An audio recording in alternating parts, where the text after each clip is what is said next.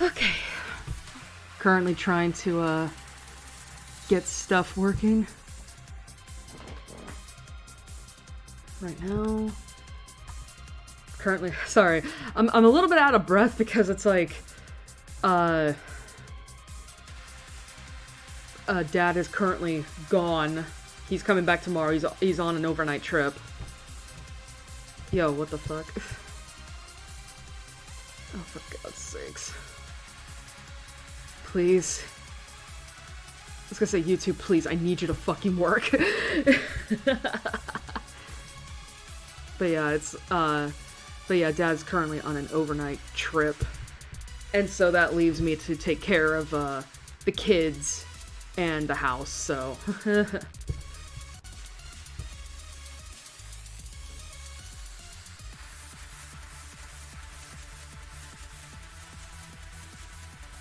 But, you know, so, you know, and basically it's like, I was like rushing to get stuff done before I had to get back here. And obviously, it's like, normally I wouldn't be in such a rush, because it's like, okay, we got like a few minutes to spare, you know? But obviously, because this is a tier list stream, we have to, like, get as much time, I have to get as much time in as possible before, we start. But, hello, everybody. It's been... Oh, it's been a couple weeks. It's been a couple weeks. Okay.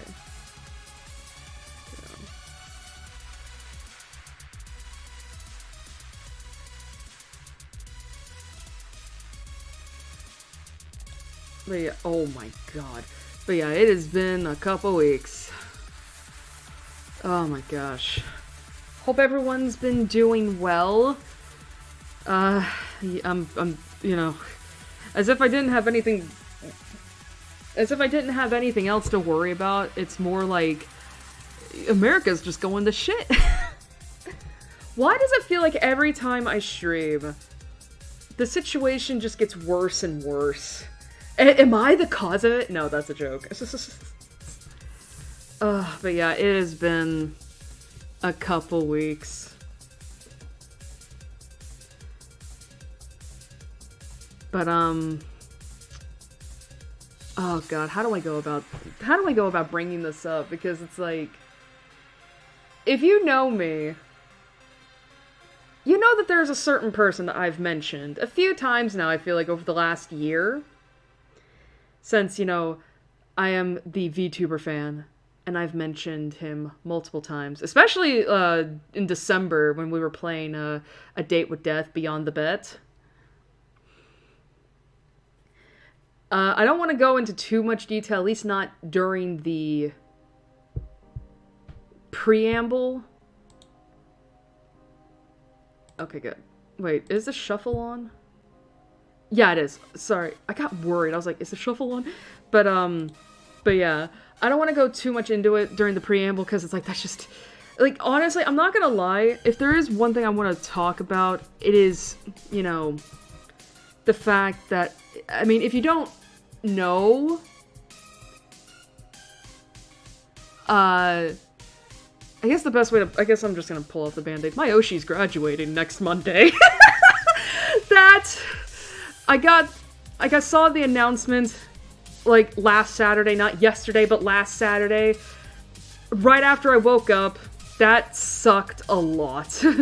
That was probably one of the worst things I could ever wake up to. But as I said, I don't want to go too deeply into it during the preamble, because, you know, I don't want to take up as much time as I've already spent. But, yeah. That happened. So, that just,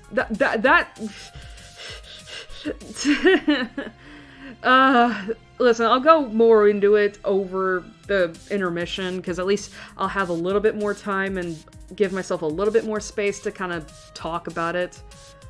But, yeah, so I've been dealing with that. That was,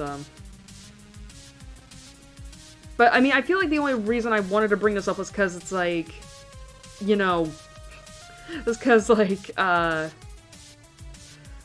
I brought this up like multiple times last year as well. Like, you know, the moment that my Oshi graduates, that's like, because I remember saying that the day, if that announcement drops on the day I'm streaming, I'm canceling the stream that day because I'm gonna be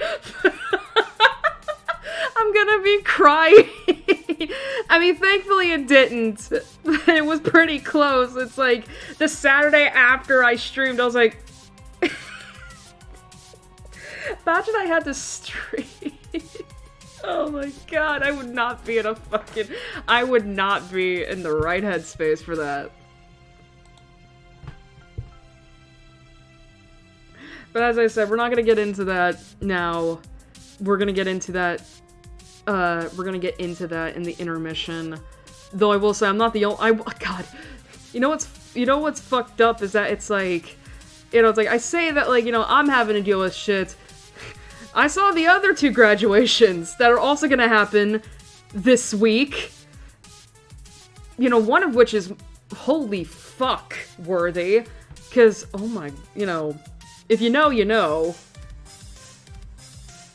You know, she's graduating, like, later on this week. Like, today's the 27th, so, like what, Thursday, if I'm reading the calendar right?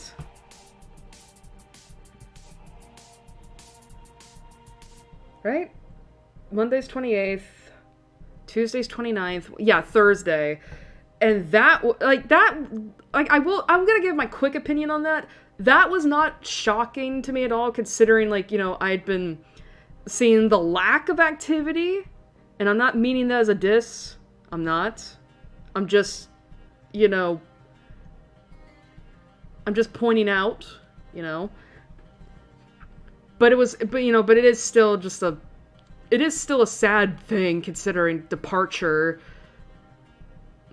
You know, considering, like, you know, she was, you know, Gura was, you know, was one of the integral members to bring VTubing over to the Western community, you know? I mean, don't get me wrong, like, all of Hollow Myth was integral and all that, but Gura, you know, was obviously, like, one of the big ones. You know, and it's like, you know, and as I said, like, her graduation to me was expected in a way. But it's still very much like, oh my god, you know, like, end of an era, right?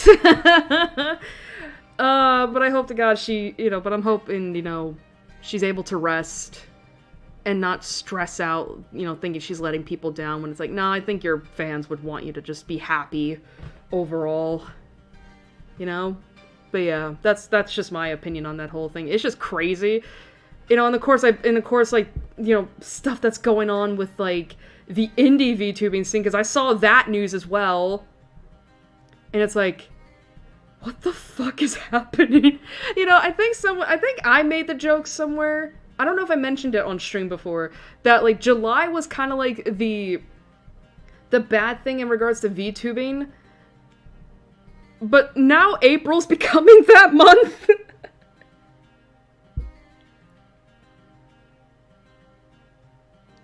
Anyway, we're almost 15 minutes in.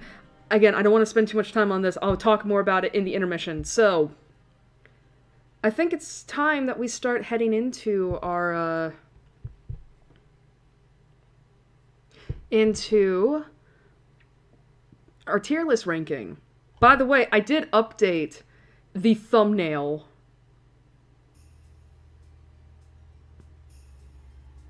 Oh, okay. I was like, what is this song? But yeah, I did update the thumbnail for the last tier list ranking stream. So now that's been updated. And speaking of which, I know the thumbnail hasn't been updated for this one. You want to know what's funny? I took the thumbnail like 15 minutes before I was supposed to stream. But I guess while we're here...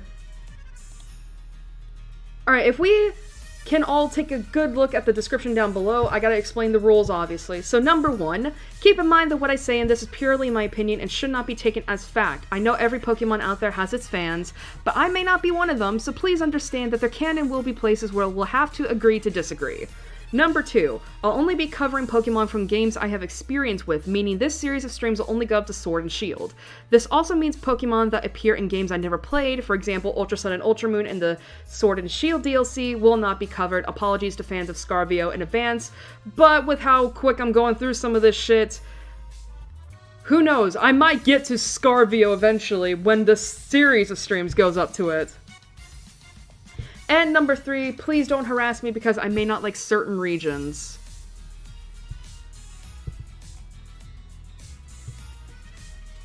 Alright, so let me... Can I... Oh, I can't... Okay, I can't edit the thumbnail. Wait, can I? I can! Okay. I was like, can I not do this? Alright, this is gonna result in maybe some lag. So, chotomate. Onegai. There we go. Okay.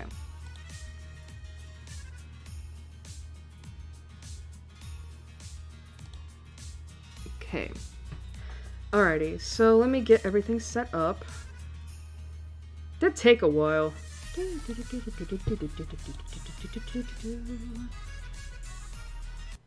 Oh. Oh, I didn't update. I forgot to change the thing back. Whoopsie. Alright, say goodbye to Twitter real quick.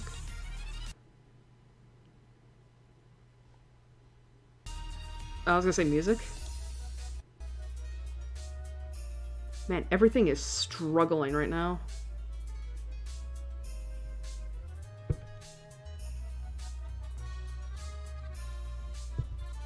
Sorry, my browser is currently struggling to run shit. So, sorry about that. Okay. I forgot to change the zoom settings back. Oh, for God's sakes. There we go. Alright, now we're back here. Alrighty. So, quick recap. We did the first half of the Hoenn Dex, as you can see here. So, we'll quickly list off the Pokemon that are in each tier. So, for the S tier, we only have Gardevoir. In the A tier, we have Blaziken, Swellow, Ralts, Kirlia, Whismur, Makuhita, Azurill, Nosepass, Skitty, Mawile, Aron, Aggron, and Roselia. In the upper B tier, we have Grovyle, Sceptile, Torchic, Combusken, Poochyena, Mightyena, Beautifly, Masquerain, Breloom, Hariyama, Dalcatty, Lairon, Plusle, Minun, and Sharpedo. In the lower B tier, we have Trico, Mudkip, Marshtomp, Zigzagoon, Dustox, Ludicolo, Shiftry, Talos, Surskit, Shroomish, Slaking, Ninjask, Shedinja, Loudred, Sableye, Meditite, Medicham, Electrike, Illumise, Swalot, and Cravana. And in the C tier, we have Swampert, Linoom, Wurmple, Silcoon, Cascoon, Lotad, Lombre, Seedot, Nuzleaf, Wingull, Pelipper, Slackoth, Vigoroth, Nincada, Explode, Manectric, Volbeat, and Gulpin. And the last Pokemon that we entered here, I actually remember, was Sharpedo. So, quick recap on what the tiers mean. We have S tier, which is basically Pokemon that will always be on my team no matter fucking what. That's why Gardevoir is in here, because I'll always have her on my team no matter what. A tier is basically Pokemon that, like, that if it weren't... How do I put this? So A tier... I can't focus for some reason. My mind is fucked. A tier is basically for Pokemon that may or may not be on my team no matter what. But most... you get what I mean, though. Like, basically, you can tell, like, these are Pokemon that, like, I always go out of my way to catch and or, you know, I really like. So there's that.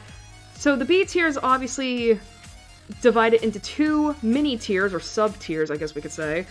We have the upper B tier where it's like, I can acknowledge why people like them, I can acknowledge the appeal of them, and even then I might even get them myself, but, you know, like, basically towards the higher end of want. And then we have the lower B tier, which is Pokemon... It's pretty much the same as the upper B tier, but these Pokemon are trailing more towards the lower end of not want. And then C tier is obviously the Pokemon that, like, I absolutely just leave alone. Would not ever want on my team. And this is where probably the scrubs are going to be at, as you can see with a lot of these.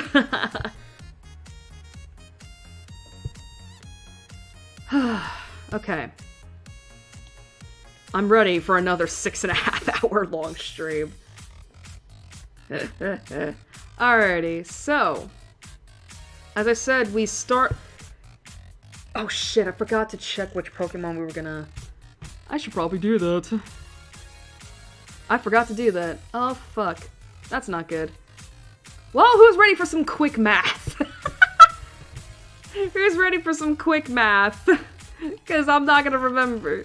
Because I forgot to calculate what Pokemon we're supposed to be taking a break at. Alrighty. Alright, who's ready for quick math? I think if I remember right, this should be 134, right? Okay. Half of 34 is 27, rounding up, obviously. And then half of 27 is...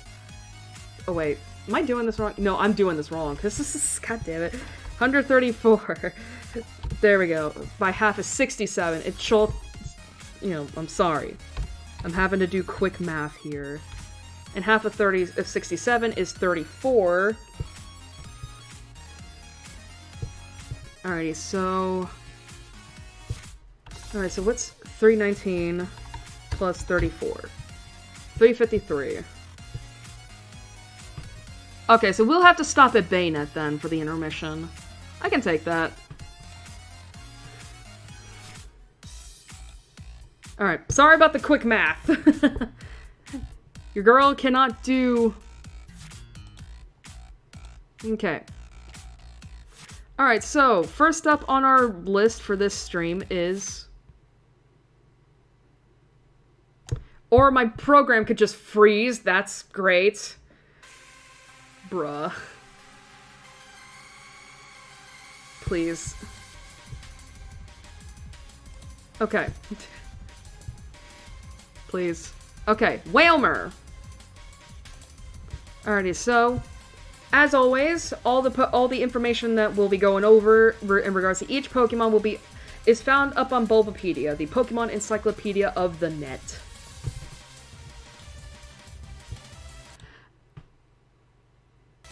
God, I wish my music wasn't doing that. Alright, so Wailmer, or Hoeruko, is known as the Ball Whale Pokemon. It is purely water type. It evolves into Wailord at level 40. It can have either Water Veil or Oblivious as a normal ability, with Pressure as a hidden ability, and the biology for it is as follows. Wailmer is a spherical whale Pokemon with no tail. Alright, checking OBS real quick just to make sure everything's alright. It has a dark blue top side and a tan underbelly with grooves. It has two fins that have finger-like appendages, baleen plates that resemble teeth, and a pair of nostrils on the top of its head functioning as blowholes. Wailmer stores water inside its body, which it expels through its nostrils to startle people. When storing water in its body, it can turn into a bouncing ball. The more water filling its body, the higher it can bounce. It becomes lethargic when it is dry. It swims with its mouth open and eats tons of food a day, such as wishy-washy. It lives in the sea and can only live on land for a short amount of time. It occasionally bounces onto the beaches to play. On rare occasions, pods can be seen washed up on shore, a result of genetic memories of having once lived on land. What? Okay. Delmise and Sharpedo are natural predators to Wailmer, and Citadel is thought to be its close relative. Citadel's a Gen 9 Pokemon. Alright, so moving on to the stats. Okay, so highest stat is HP at 130. Keep in mind, this is the pre-evolved form of Wailmer. With physical attack and special attack both at 70, speed at 60, and defense and special defense at a measly 35.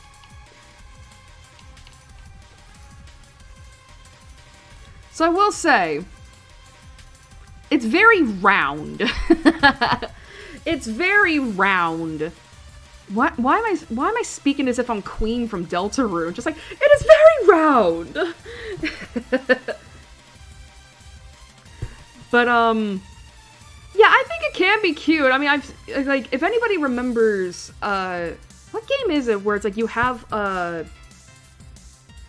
because you know when you're watering stuff in some Pokemon games, like they'll give you like a Wailmer pail, you know, the water pail for that. I always think of that, and honestly, it's a really cute design. In terms of the watering can, not this thing. I mean, it can be cute. It can be cute. I mean, just imagining, like, can you just imagine, like, what this would look like life size? Like, actually, how big is it? Holy shit. It's a little taller than my dad. Or it's I mean, the height is 6'7". And my dad's 6'4". That's why I'm being taller. But it's like, imagine this thing life size. Like, holy, like imagine, like, you get this thing as, like, a life-size plushie. You could just bounce on it. But, yeah, it is actually kind of interesting to think about whales, because I think if I remember right, because I remember I was, like, a marine life girly back when I was a kid. I was very fascinated with, like, marine life, at least in terms of, mammals underwater, like the whales. So, I don't know. Honestly, I mean, I will say, though, it's not gonna go in C tier. I guess it's more a question of, like, where does it go in the B tier? Like, lower B, upper B?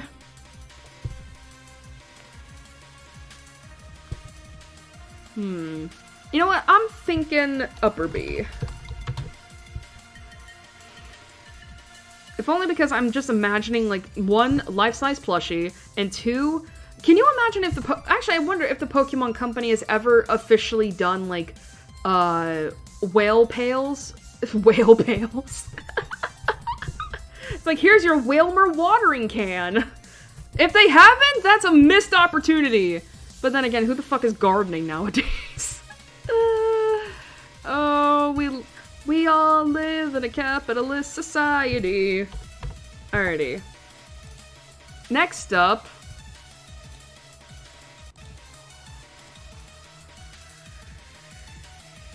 Oh boy, this blimp. The blimp! Alrighty. It is Whalmer. Checking to make sure no one is, Jesus. Alright. Whalmer, or... The hell? Whalmer slash... Hoerul. Hoerul. Sorry, I'm looking at the katakana, and it's Hoerul. But it's spelled as Wallo. I guess that could work. Known as the float whale Pokemon, it keeps on its pure water typing as it had as a Whalmer, keeps the same abilities as well, and the biology is as follows. Wailord is a huge cetacean Pokemon resembling the blue whale. It has small beady eyes, a huge mouth, and a tan throat and underbelly that are lined with grooves. Its back is blue with 4 white spots running down its spine and 2 breathing nostrils on top of its head. It has 2 pairs of blue fins along its sides, a smaller 3rd pair of tan fins on its rear, and a horizontal tail at the back. What's this song that's playing? Oh, it's Wally. Wailord is one of the largest Pokemon to have been discovered. Due to its immense size, it can make giant splashes by jumping out of the water and then crashing back down. These shockwaves allow Wailord to knock out its opponents and hurt its prey. Wailord is able to eat large quantities at one time, such as schools of Wishiwashi. However, it will flee from Wishiwashi when the latter is in its school form. That's fair. Wailord has an easygoing temperament and loves to play. Its size causes it to have almost no natural enemies. Its only known predator is Dhelmise.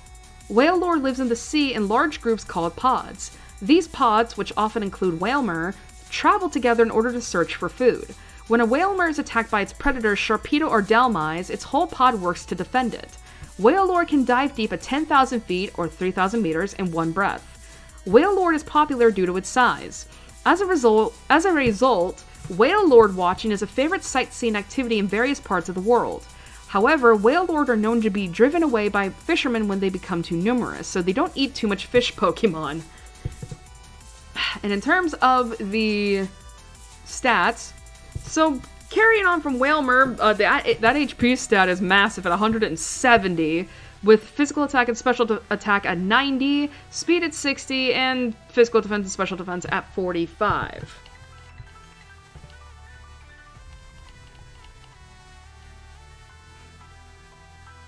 It's interesting that this is known as the float whale Pokemon, when it's like, this looks more like a blimp. Actually, you know what this... okay, here's the thing. Imagine a blimp in this design, of Whale Lord's design. Like, you have, what am I thinking of? What am I thinking of that has, like... Because you see these appendages, right? On the blue appendages, not this one. What is this reminding me of? This is reminding me of something. I don't remember where it's from, though. It reminds me... But imagine these as, like, wings, you know? Like, just imagine that... Like, this could be... Like, in this whole... This area here that... I love how they describe this as tan, and I'm like, is this brown to you? This looks white. This looks gray. But yeah, it's like... But yeah, it's like, imagine this is like, you know, the viewing party, because you know how blimps will have, like, the little, like, they'll have the balloon, but then they'll have, the actual, what is it called? The metal parts. I don't know what it's called. Like, imagine that. But overall, I think, like, I have faced off against a lot of Whale Lords, I feel like, in my various Pokemon games, and a lot of the times I get a little scared of them, because they can be very... Because, like, I know I read off the physical and special defense as, like, 45, but that doesn't mean it's not scary. Like, because mainly, I think about, water spout? It's either water spout or brine. You know, where it's, like, the animation is them blowing water out of the blowhole, and then you get hit with it and you're just one-shot it, and it's like, what the fuck?! But yeah, I will say, it is very tanky. God, I will say though, I've never seen as many Whale Lord in a competitive. Where would I put this? Okay, I would put it in the lower B tier. I think it has its place. I just don't, like... I don't know, I think it's fine. God, I'm beginning to think I really should start speeding up. Alright, next Pokemon.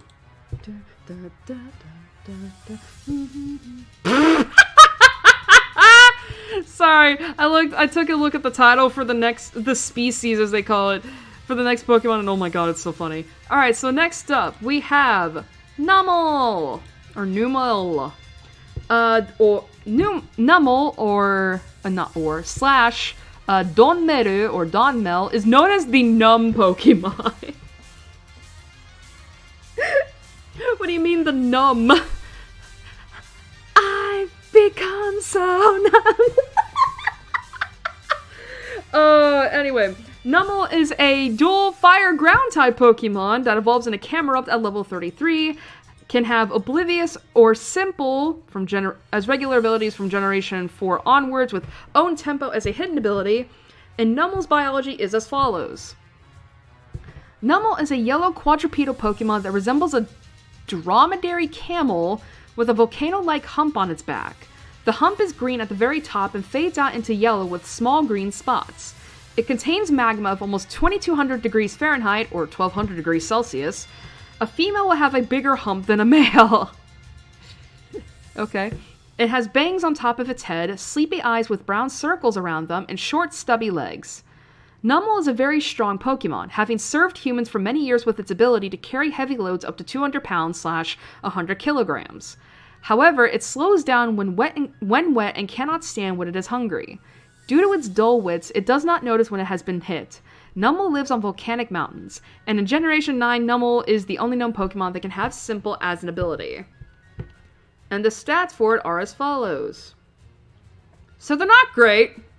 Special attack is honestly its highest stat at 65, 8 with HP and physical attack at 60, special defense at 45, physical defense at 40, and speed at 35. So it's not a speedy little camel, but then again, when have you ever known camels to be speedy?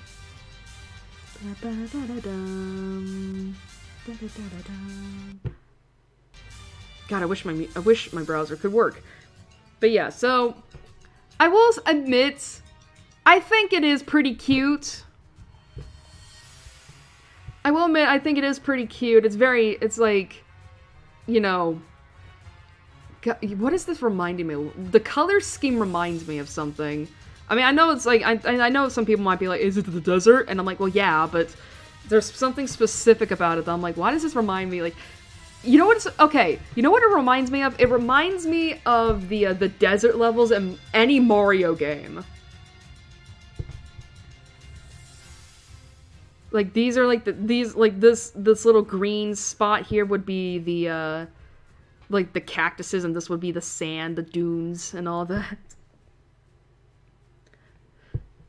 But, like, I think it can be very cute. I think it is cute. I think it is. I mean, I'm not sure if I would say it's, like, adorably cute, but it's cute. I just wish the stats were a little better and all that. Not to... I just wish the stats were a little better. But I will say it kind of does suck in terms of that, you know, that typing. Because, like, that's 4 times weak to water. But, I would probably put it up in the high B tier.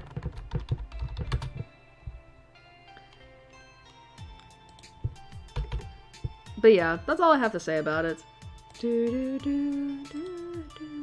Oh! Okay. Oh, that's right! I forgot this motherfucker had a Mega Evo. Alright, so next up is Camerupt. Remember how I said that this had a Mega Evo?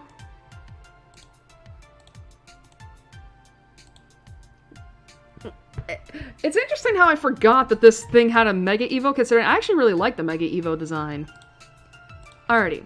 So, Camerupt, or Bakuda, is known as the Eruption Pokemon. It keeps its dual fire ground typing, even as Mega Camerupt, which is nice. However, regular abilities can be Magma Armor or Solid Rock from Generation 4 onwards, with Anger Point as a hidden ability, but when a Mega evolves, its ability changes to Sheer Force. And the biology for regular Camerupt is as follows. Camerupt is a quadrupedal Pokemon that resembles a Bactrian camel. It has 2 gray volcanoes on its back, which are bigger on a female's back than those on a male. It also has a stout body with red shaggy fur and 3 blue ring-shaped markings on both sides. It has bangs on top of its head, droopy ears, and a tan furless muzzle. Its body contains amounts of molten lava of 18,000 degrees Fahrenheit, or 10,000 degrees Celsius, which Camerupt voluntarily erupts out of its humps if it is angered. Otherwise, its humps erupt automatically every 10 years. As shown in the anime episode Candid Camerupt, it can become uncontrollably angry when it is struck in the face. It lives in the craters of volcanoes. Alright, moving on to Mega Camerupt. As Mega Camerupt, the humps on its back have transformed into one... I misread a word for something else. Okay. Have transformed into one large and very active volcano. Its fur expands and grows to a point where only its hooves can be seen, and its ears and the tufts on its head grow thicker and longer, standing on end. It gains a gray M on the front of its face and loses the 3 blue rings on its body. Magma is constantly bubbling up from within its body. It has a deep hatred of water or any moisture, with an explosive personality and a short temper. The volcano on its back erupts constantly in an effort to intimidate its foes. That's certainly terrifying. Alright, and for the stats, so... Alright, so regular Camerupt. Honestly, the stats are a lot better. Technically. Yeah, I would say they're a lot better. The Nummels, with special attack at 105, physical attack at 100, special defense at 75, HP and physical defense at 70, and speed at a measly 40. I said, oh my god, I looked at Mega Camerupt. So 40 is great, actually. However, with Mega Camerupt here... So obviously, special attack and physical attack both go up to 145 and 120 respectively, with special defense at 105 and physical defense at 100. HP remains the same. However, the speed actually decreases from 40 to 20. So this is a slow-ass motherfucker. Sorry, I started thinking of a joke. I'm not going to repeat it because it makes no sense if I bring it up. But yeah, like, I can't, that's interesting, the idea of, like, Oh yeah, the freaking, that's like, oh, stat goes down, actually. But, yeah, so, as I was saying, I actually do like Mega Camerup's design. Like, I think it's actually pretty, like, interesting, right? Like, the constantly erupting volcano, and just, and the little hoovesies being seen, like, it looks, like, I'm not gonna lie, it looks more like a dog. Like, basically, like, a very overgrown dog. Like, well, I say overgrown, but I mean, like, the fur being overgrown with a volcano on its back. Although, to be fair, that's technically Hisuian Growlithe / Arcanine, isn't it?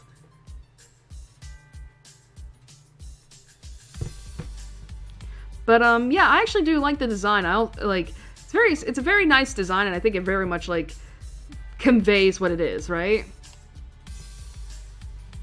Though I will say, but I actually, like, I'm not gonna lie. This is very much a case of Mega Blaziken, where it's like, I actually like the Mega design more than the regular design. Although, unlike Mega Blaziken, where it's like, I can at least acknowledge that both regular Blaziken and Mega Blaziken were cool as fuck, this I can't do. Seriously, imagine this as a mountain goat. Like, I'm not gonna lie, when you look at the rocks when you look at these rocks on the top of its back, right, the humps, you would have, like, am I crazy to think that, like, you would kind of take this as, like, a bit of a mountain goat crossed with another Pokemon?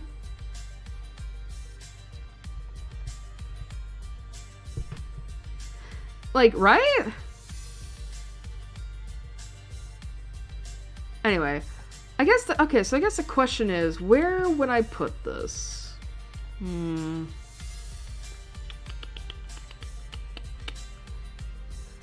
Honestly, I'm feeling lower B. Mainly because, like, I do like the Mega Evolve, the Mega Evo, but it's like, but again, like, that dual typing really kills it for me. Not to mention, like, I feel like, if anything, it probably would have been up more into upper B tier if the stats were better. Like, okay, you give me a 4 times weakness to water, fine. But at the very least, it's like, you know, I can deal with a slow Pokemon as well. I just want it to be, like, you know, like, give me some tankiness, please. Alrighty, I forgot to save real quick, so let me just do that. Alrighty. Oh, speaking of fire-type Pokemon. If you remember Flannery from RSC, well, here's Torkoal. Alrighty. Gonna check chat real quick just to make sure. Alright. Also, I'm very sorry for the occasional cuts to the music. I'm not doing anything, it's just that my browser is having a difficult time trying to keep up with everything. Anyway, so Torkoal / Kotosu, wait a minute. Kotasu, sorry. Is known as the Coal Pokemon. It is a pure fire type. It can have either White Smoke or Drought from Generation 7 onwards as a regular ability, and it has Shell Armor as a hidden ability, with the biology is as follows. Torkoal is a tortoise-like quadrupedal Pokemon. It has a large black rock-like shell with holes that glow like with a red warmth. Its skin is reddish-brown with gray-black bands on its legs and neck. It has a long neck and its eyes seem permanently closed. Torkoal lives in mountains and volcanic areas, where it looks for large deposits of coal. It uses the coal to fill the hollow spaces in its shell and then burns it for energy. Because coal is Torkoal's source of energy, it becomes weak and immobile once it runs out of coal to burn. If the fire inside of Torkoal's shell goes out, it will die! That's dark. A Torkoal is healthy if the smoke spouting from its shell has tremendous velocity. When it blows out smoke from its nostrils and the top of its back, it sounds like a locomotive horn. Oh, it goes choo-choo! If it is attacked, it blows black smoke out of its nostrils before fleeing. Torkoal's shell also serves to shield it from critical blows. Prior to Generation 5 and in Generation 9, White Smoke is its signature ability. Why is this purple? Oh, because I was looking up shell armor at some point. Okay, and as for the stats, So obviously, because it is a turtle Pokemon, its physical defense stat is amazing at 140, which is crazy. But honestly, physical attack and special attack aren't that bad either at 85 HP and special defense at 70. And of course, because it's a turtle, we expect the speed to be at 20. So yeah, do not expect this to be, you know, speedy. Okay, so I will say this.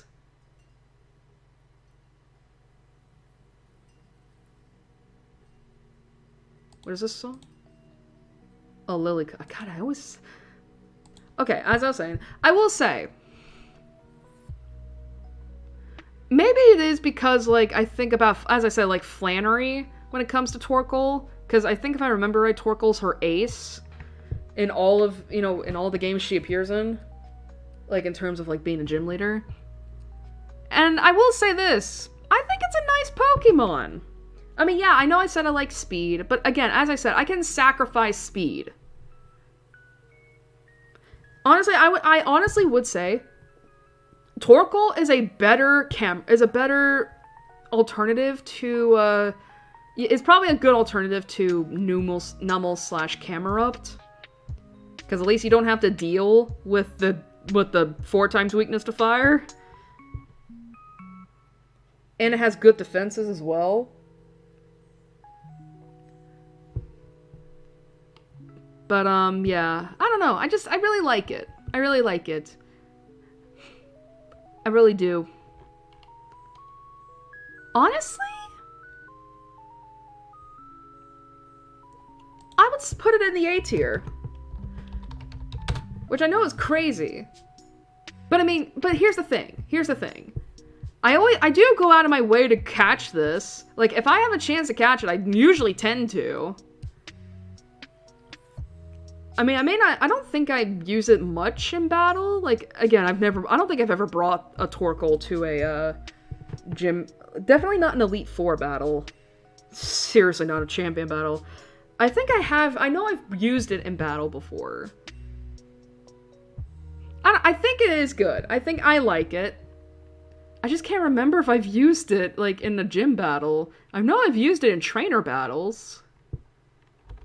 But yeah, honestly, I would put it in the A tier. I don't know, it's just... You just feel it, right? Oh my god, okay.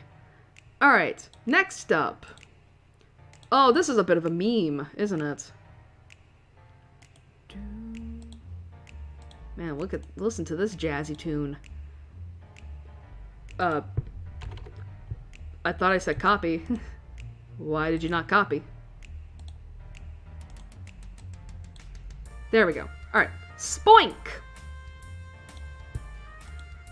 Alright, Spoink slash Banebu is known as the Bounce Pokemon. It is a pure Psychic type that evolves into Grumpig at level 32. It can have either Thick Fat or Own Temple as regular abilities, with Gluttony as a hidden ability, and the biology is as follows.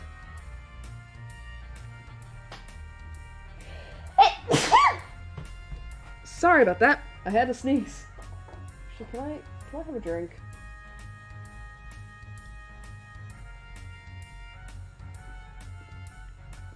Alright. Spoink is a great pig-like Pokemon. It has dark circular eyes, a large gray nose, and small ears. It has stubby arms and possesses no hind legs.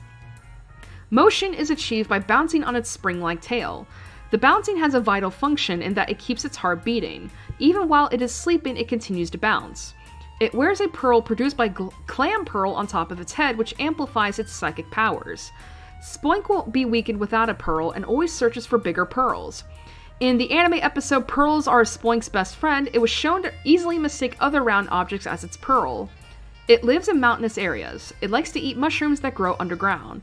And in Generation 3, Magic Coat was its signature move, but other Pokemon could still inherit it via breeding. And in terms of these stats...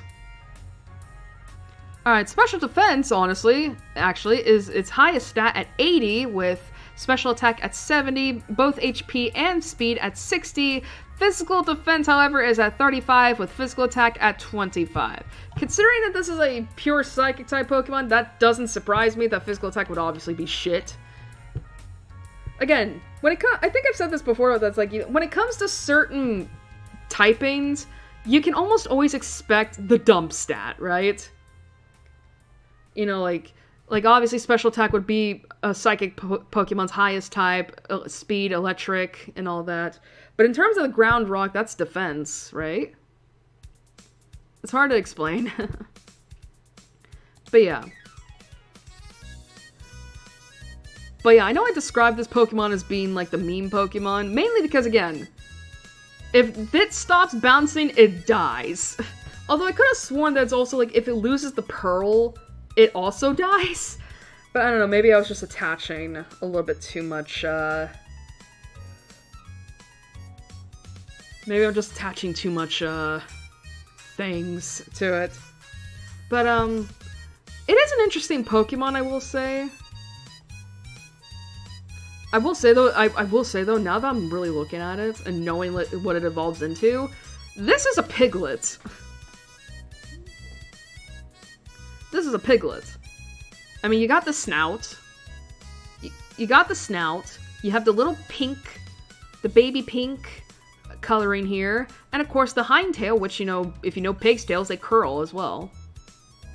Honestly, that kind of makes it even more adorable in my eyes. Like, I will say this, I've never used a Spoink. I don't know if I would even go out of my way to catch one, but it is pretty cute. And I do like the two color palette, honestly. You know, I think baby pink really works with this shade of gray. God, now that, I'm not gonna lie, actually imagining this as a Piglet, it actually makes it way more cute for me. Because, I mean, baby pigs are adorable. It's only when they grow big that they're like, oh, I don't know if I want this. How big is this motherfucker if he's on the second page? I would put him in the upper... I keep saying him. I would put them in the upper B tier. Yeah, that sounds right. Oh my god, that's a tall picture. Alrighty, next up. I'm gonna try my best to keep I'm also gonna try my best to keep the rambling to a minimum as well. Because again, we have a long stream ahead of us. Alright, next up is Grumpig. I already don't like this. Alrighty, Grumpig slash Boopig, okay, is known as the Manipulate Pokemon. Keeps its pure psychic typing with the abilities it had as a Spoink on it when it evolves, and the biology is as follows. Grumpig is a bipedal pig-like Pokemon. It has large ears, a pink snout, and oval eyes. The lower half of its body is black while the upper half is purple. There are black markings on its ears and arms, while its hands and feet are purple. Its tail is pink and curly. There appear to be 3 shining black pearls on its body, 2 small ones on its head, and a larger but nearly flat pearl on its midsection where the black meets the purple. These pearls are used to amplify its psychic powers, which allow it to control its opponents. The dance it performs while using its powers is very popular. It lives on mountains, and in Generation 3 Magic Coat was its signature move, but other Pokemon could still inherit it via breeding. And in terms of these stats, so special defense is still its highest stat, now at 110, with special attack at 90, HP and speed at 80. Physical defense is actually really good at 65, with physical attack at 45.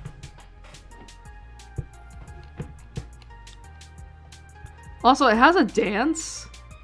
What dance is it? What dance is it? What's a Grumpig dance? I mean, to be fair though, even with the way that it looks in this art, it's very like, I'm a dancer, you know, I'm a dancer.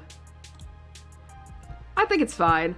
But, yeah, I'm not gonna lie, there's something, like, remember how I said that, like, baby pigs are adorable, but it's when they're adults that it becomes a little bit more, like, harder to justify to yourself to keep them?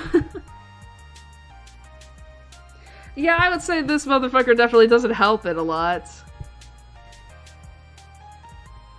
I will say, I'm not gonna, it's not so, I will say this. I have nothing against pigs as an animal, but there's a part of me that is kind of like, I don't know if I would ever want to be near them, right? Baby pigs are fine, as I said, they're adorable.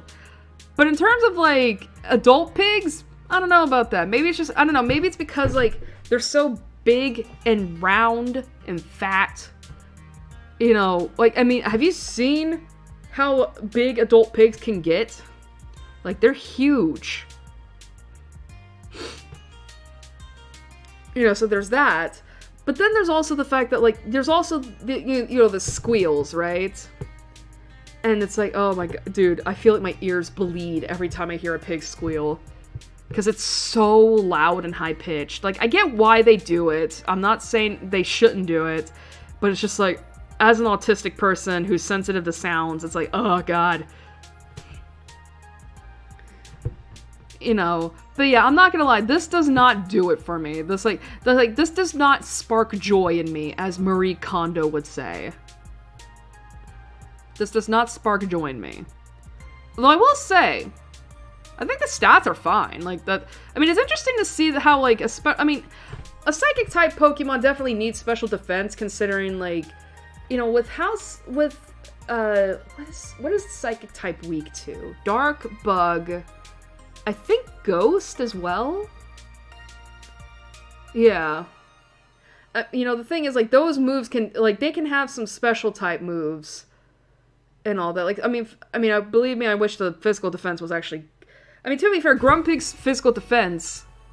Oh, hi, Zinnia. I mean, physical defense stat for Grumpig is great, honestly, for pure psychic type. But yeah, I don't know, I think the stats are fine. And the fact that it dances, it's like, okay, I'll put you in the lower B tier.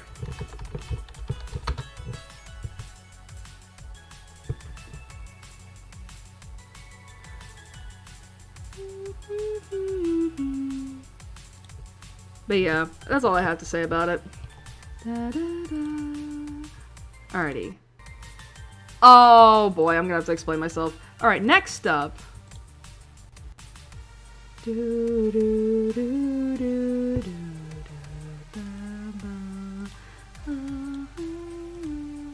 Alright, next up is Spinda. We'll never give up all our hopes and dreams. Alright. Spinda slash Pachiru, or Pachil, is known as the Spot Panda Pokemon. It is a pure normal type It is a pure normal type with own temple or tangled feet from Generation 4 onwards as regular abilities, with Contrary as a hidden ability.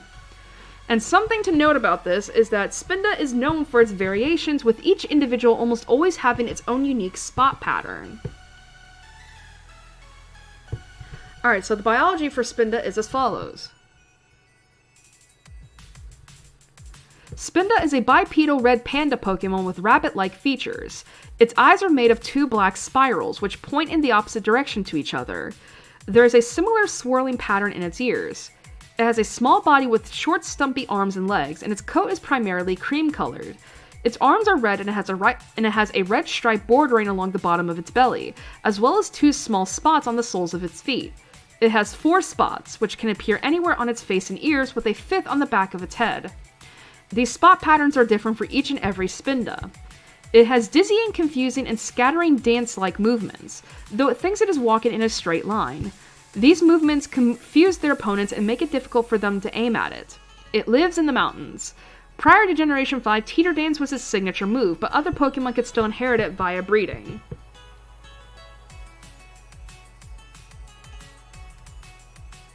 Wait, what's the difference? No, as I scroll down, I see pictures, right? And it's like, I got a male and female Spinda from the Alolan Pokedex I'm watching here, and I'm like, what's the difference between them?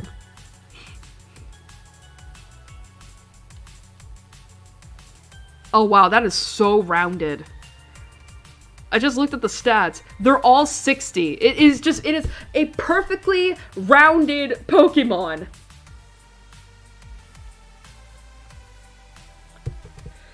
It is just a round Pokemon.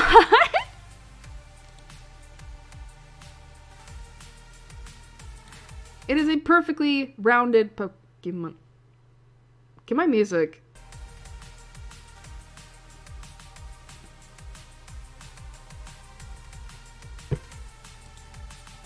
Alrighty. Spinda. I'm not gonna lie, I think it's really cute. I do like the design, honestly. Like, I mean, it's a bear rabbit. It's a rabbit bear. Bear rabbit? Bear rabbit. And it's like, it's just a it's very confusy, you know? I don't know, I can't describe. Sorry, my phone just went off. Oh, okay. It's nothing. But yeah, it's just, I like it. I can't deny it. I will say, I don't ever use this in battle, because again, I don't like normal types in general. They're not strong to anything. And it's like, oh, that annoys me. Although I will say, I tend to usually use normal types. I think it's because they're not strong to anything that I use them whenever, like, I have to catch, like, a low-level Pokemon. Because it's like, well, I can guarantee that it's not gonna kill anything, but I also get stabbed for using normal type moves. But, yeah, so I do go out of my way to catch a Spinda and all that. And I will say this too, I also really like the fact that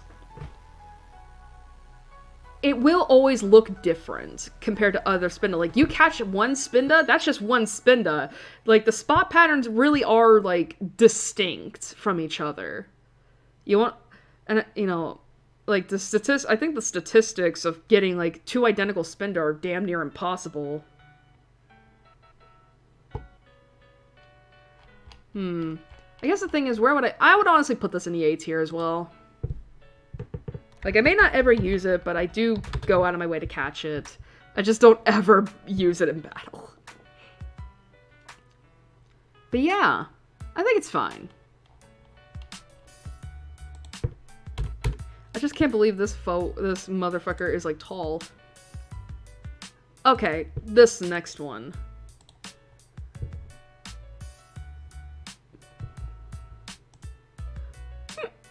Excuse me. Alrighty. Next up is Trapinch.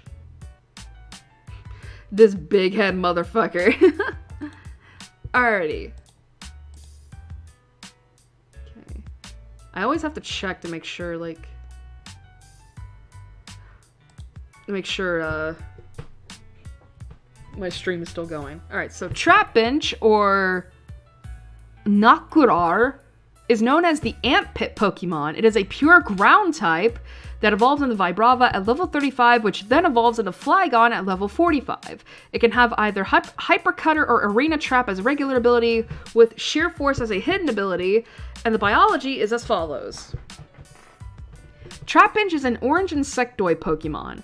It has a round body with a white underside and 4 stumpy legs. It also has a proportionally large head, small black eyes with twinkle-shaped pupils, and a zigzaggy mouth. Trapinch's large jaws are powerful enough to crush any boulders that get in its way as it digs through the sand of the arid deserts in which it lives. It can go a week without water or food. Instead of actively hunting prey, it digs into the sand to build its bowl or cone-shaped nests, waiting for prey to tumble inside and become trapped. When night falls, Trapinch will dig itself a spot underneath the sand and go to sleep. Due to the size of its head in contrast to its small body, Trapinch will be unable to get up after flipping over onto its back, making it vulnerable to natural predators such as Sandile. Oh my god, it's like a turtle. Alrighty.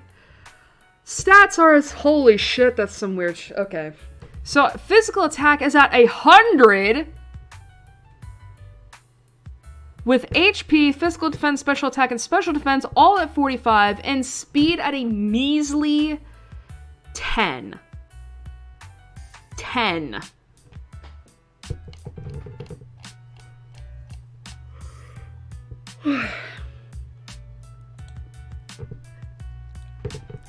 Okay.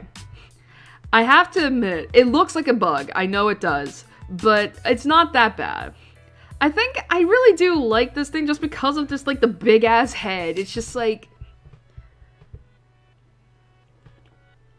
It's just because of the big-ass head. Like, I think back to, like, the, Pokemon and Me / Refresh thing with Trapinch and how it's, like, it just swings its head to you whenever you, like, please it.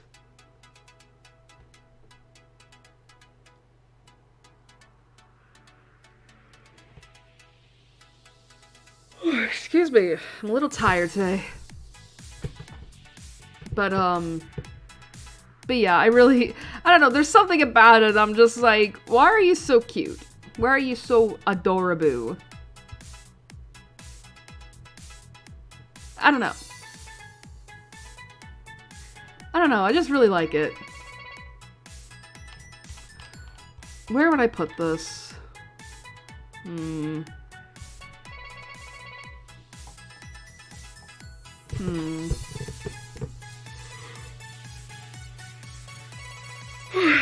Honestly, I would put you in the B tier. Higher B tier, at least. God, I'm already, like, my ADHD, I think my ADHD is really making me not want to focus. I can't lock in right now. That's not good, honestly. Alright, that's it for Trapinch.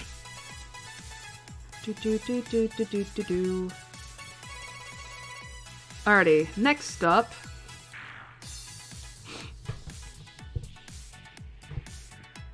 That was weird.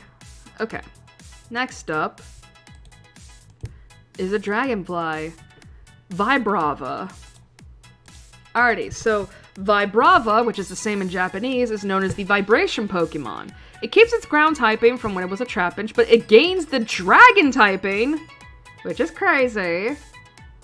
And it can only have levitate as an ability. Biology is as follows. Vibrava is a dragonfly-like Pokemon. It has a small head with 2 yellow antennae and green bulging eyes with black oval-shaped pupils. Its mouth has 2 large white teeth protruding from each side. It has a skinny yellow body, 4 skinny black legs with slender feet, and 4 green rhombus-shaped wings with black edges. There are similarly colored rhombus shapes at the end of its tail. Vibrava's wings are not fully developed, so it is unable to fly very far. However, it is able to create vibrations and ultrasonic waves with its wings. Humans get headaches from these waves. After causing the prey to faint as a sapatroph, it spits stomach acid to melt its prey before consumption. That's disturbing. It continues this eating process every day to help its wings grow. Vibrava calls the desert home and is also known to preserve its captured prey in the desert's hot sands.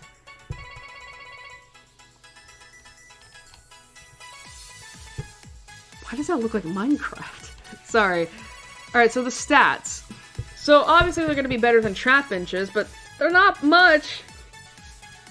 Because unfortunately, that physical attack stat that Trapinch boasted at 100, it drops down to 70. However, its speed does go up tremendously to 70 as well, whereas all the other stats, meaning HP, physical defense, special attack, and special defense, go at 50. Excuse me? Sorry, I'm looking at something and I'm like, huh? Violetta Palace? I was looking at game locations, I was like, huh? What do you mean Violetta Palace? It's not purple! Actually, is the shiny purple? Can I find the shiny? No, it's orange! Oh my god, it is a ferret Pokemon. Anyway, Vibrava. I do not have as many fond memories of Vibrava as I do Trapinch and Flygon. I'm not, like, it's a little freaky looking, not gonna lie, but it's a good freaky. It's like Masquerain in that regard, which, you know, you can see I put here. But I will say this. How do I put this? Vibrava is very much a Pokemon that, like, I think has screwed me over more than it's actually helped me. Like, maybe it is just because I keep getting, like, you know, Pokemon that have shit nature, but, like...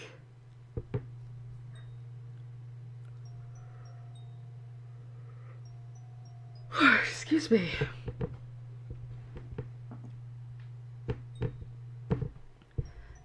But, like, I can never get this Pokemon to kill anybody one shot. I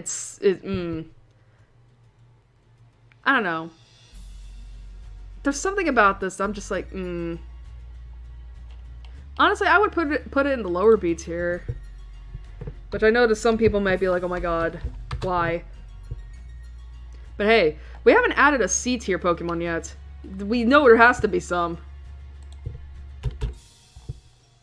Anyway, I'm sorry if I'm going through this too quickly. It's like, my mind is not, like, focusing right now, and I'm trying to force it to.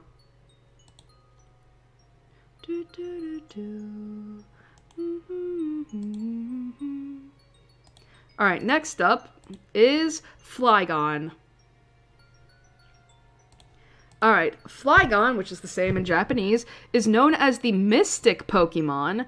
It carries on with its regular ability of Levitate, and the biology is as follows.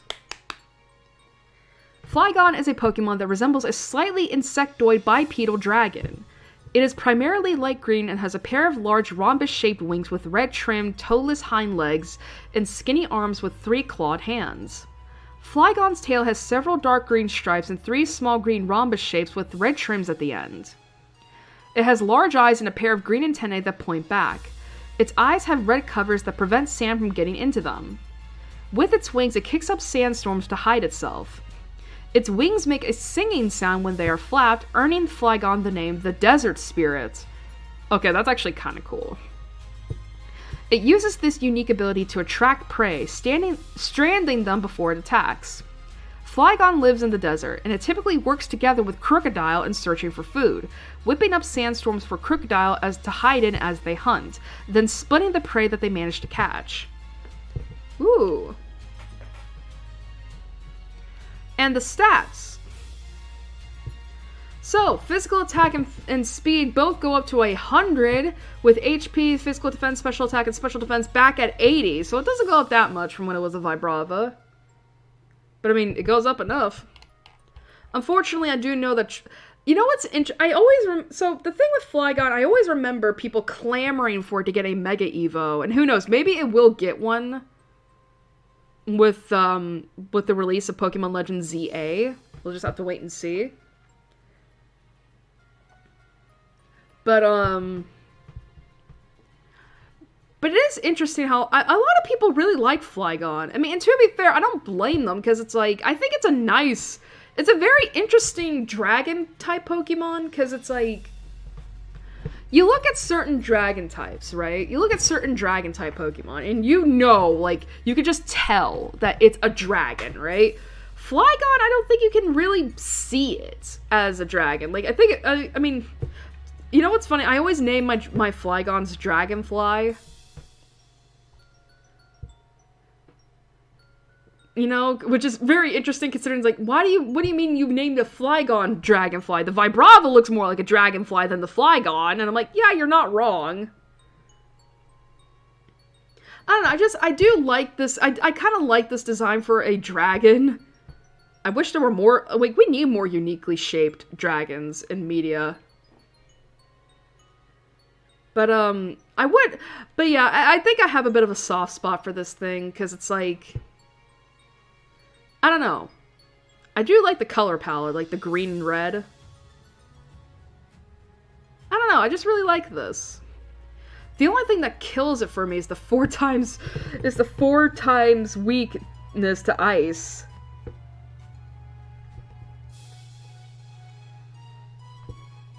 I mean, the stats aren't exactly great for it either, because it's like, you know, for a dragon-type Pokemon, they're not super great, honestly.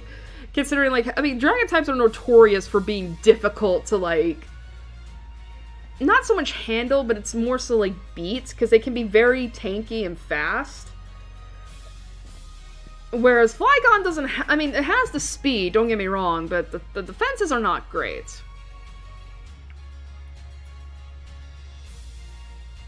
But yeah, Honestly, I think I would put this... I'm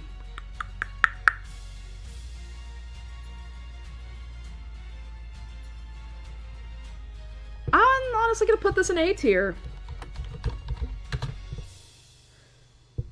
Hopefully Pokemon Legends ZA does give this thing a Mega Evo. Because that would be interesting to see, like, what the design would be. Because, again, like, I remember when Oraz was a thing. So many people wanted a Mega Evo for Flygon, and were so disappointed that it wasn't getting one.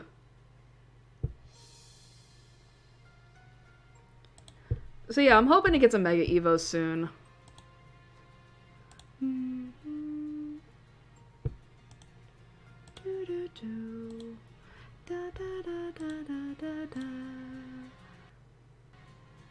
Alright, next up is... It did it again. I don't know why it's not copying the pictures. Like, I know... Like, listen, I know my brain is currently elsewhere right now, but... Alright, Cacnea. Cacnea! Alright, Cacnea, or...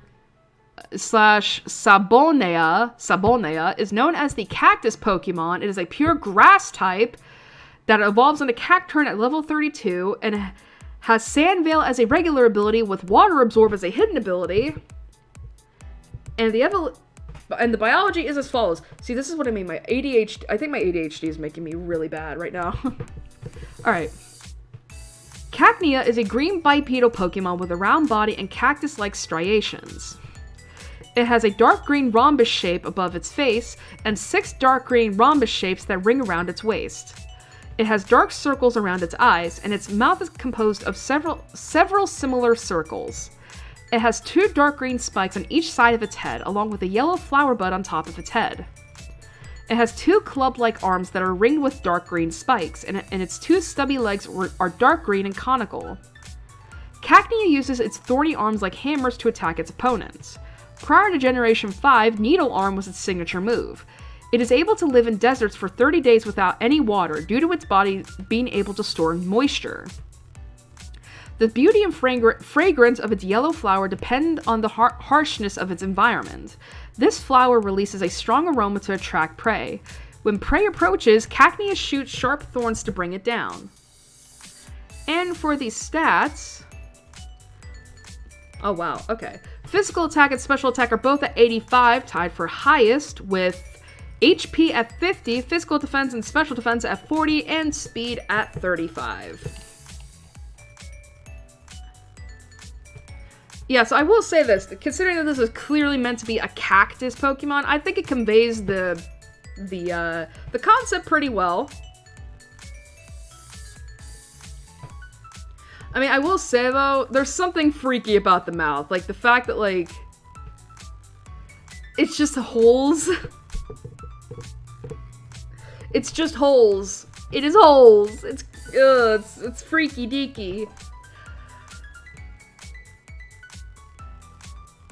Oh my god, I need to wake up. But yeah, and I think if I remember correctly, like, even the idle, like, the idle animation for Cacnea is kind of cute, because it's, like, it's swinging its arms in front of it as it, like, just waddles around, and it's kind of cute, not gonna lie, it's pretty cute.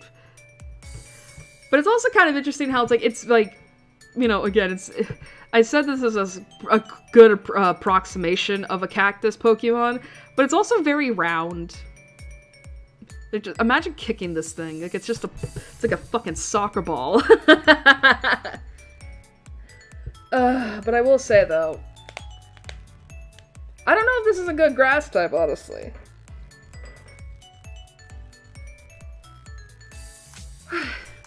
I don't know. But yeah, I think it's fine. Where would I put this? I'm thinking lower B.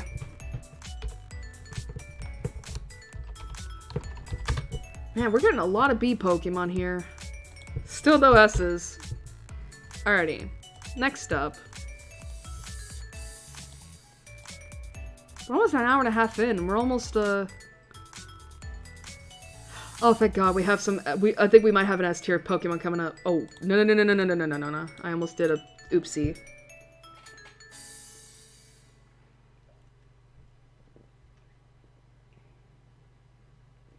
Alrighty. Next up is Cacturn.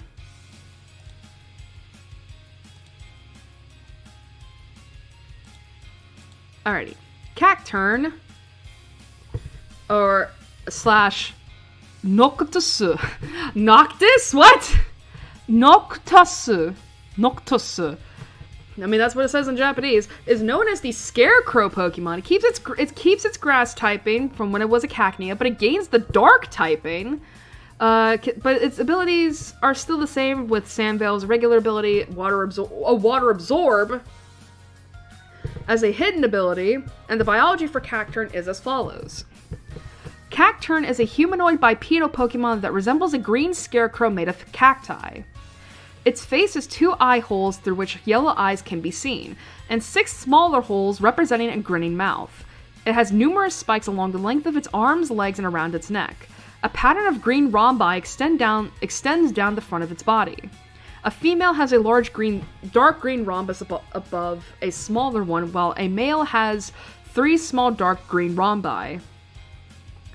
There is a triangular dark green feature on its head that resembles a hat with spiky tips. Cacturn is a nocturnal Pokemon that rarely moves during the day, which allows it to hold moisture.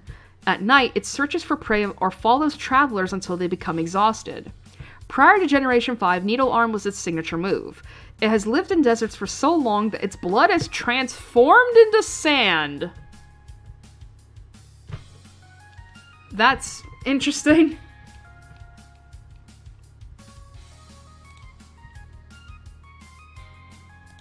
Okay, and as for the stats, oh my god. Okay, so physical attack and special attack skyrocket to 115, with HP at 70, physical defense and special defense at 60, and speed at 55.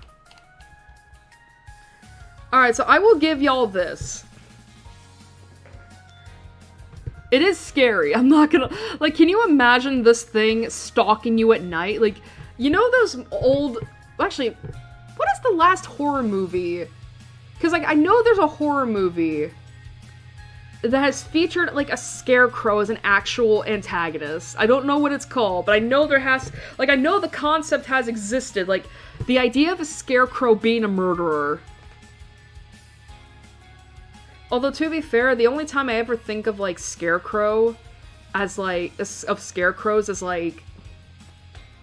You know, as a antagonist is, like, in that one Courage the Cowardly Dog episode, where it literally had, like, a scarecrow becoming a military drill sergeant and becoming, like, the antagonist, but then he just quickly takes a chill pill after getting mowed down by one of those, I don't know what the vehicle is called, but you've seen those, like, you see those big trucks in, like, farms where they're, like, rolling the hay up? Like, that's what I mean.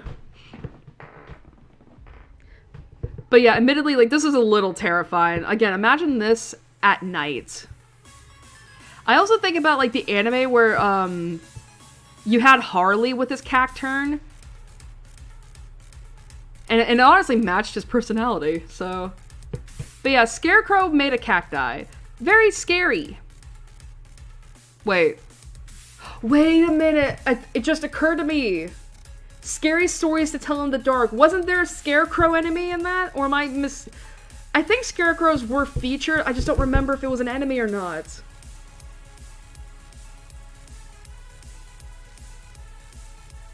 I swear there was a scarecrow in Scary Stories to Tell in the Dark. I don't know, maybe y'all can tell me, because I never read that book series.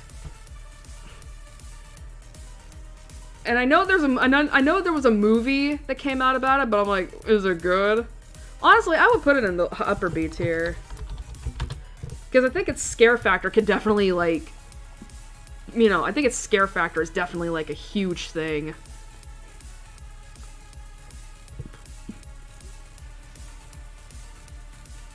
But yeah, I mean, I do like the concept, I do like the design. I think it's very simple, but it's very nice. But yeah, I don't know, it's just, I like it. I like it. I like it a lot.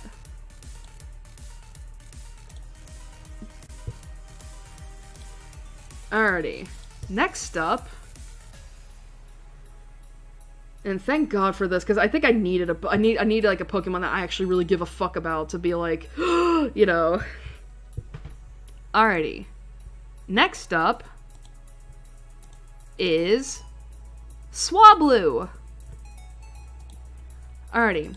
Swablu, or Chiruto, is known as the Cotton Bird Pokemon. It is a dual normal flying type that evolves in Altaria at level 35 with Natural Cure as a regular ability and Cloud 9 as a hidden ability.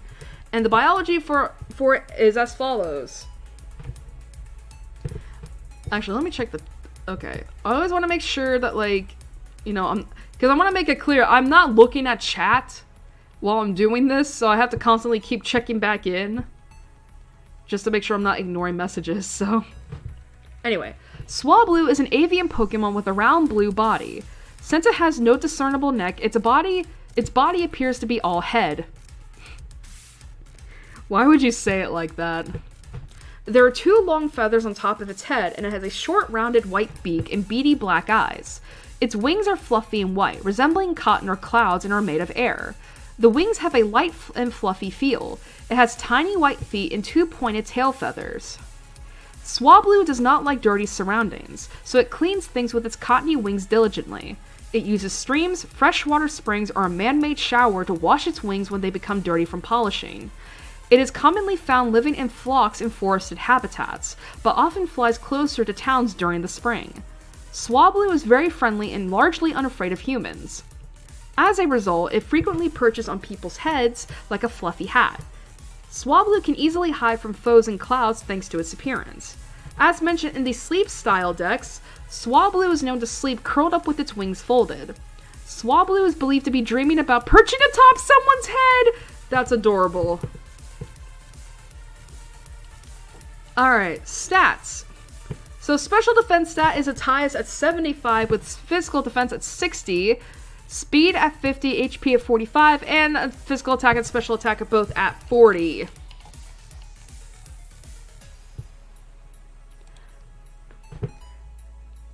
Alright, I do really like Swablu. I love the color scheme. Again, I'm really seeming to find just like really good, like, you know, color schemes with that are just 2 colors, right? You got you got this very nice shade of blue, and then you have like this bluish white for the wings. But honestly, I really like the idea of like cotton, right? Like these are cloudy wings. Can you imagine if there was a Pokemon type called Cloud Wings, or like, you know, or Cloudy? Hi Route 113. But yeah, I don't know, I really do like this. And the fact is, and the fact that it just dreams of like, you know, I want to perch atop a head and give him a hat. But yeah, I don't know. I don't have much to say, but I do really like this Pokemon. I think it's adorable. Again, can you imagine this thing like as an actual bird? Can you imagine what it would be like if more birds had like cotton wings? Honestly, I would put this in the A tier. It's great. I love it. I think it's great. I think it's neat. That one meme.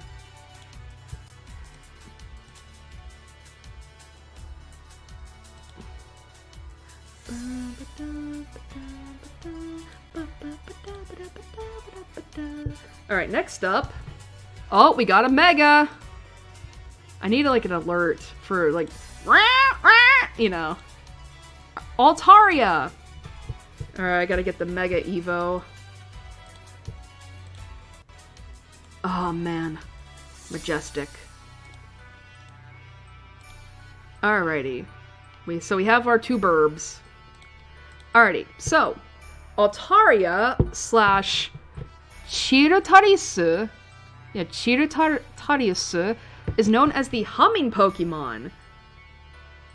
So it keeps its flying type from when it was a Swablu, but it swaps normal for dragon. However, when it Mega Evolves, that flying type gets swapped out again for Fairy. Which, I do love that type combo. Type combo. Thank you, Game Freak.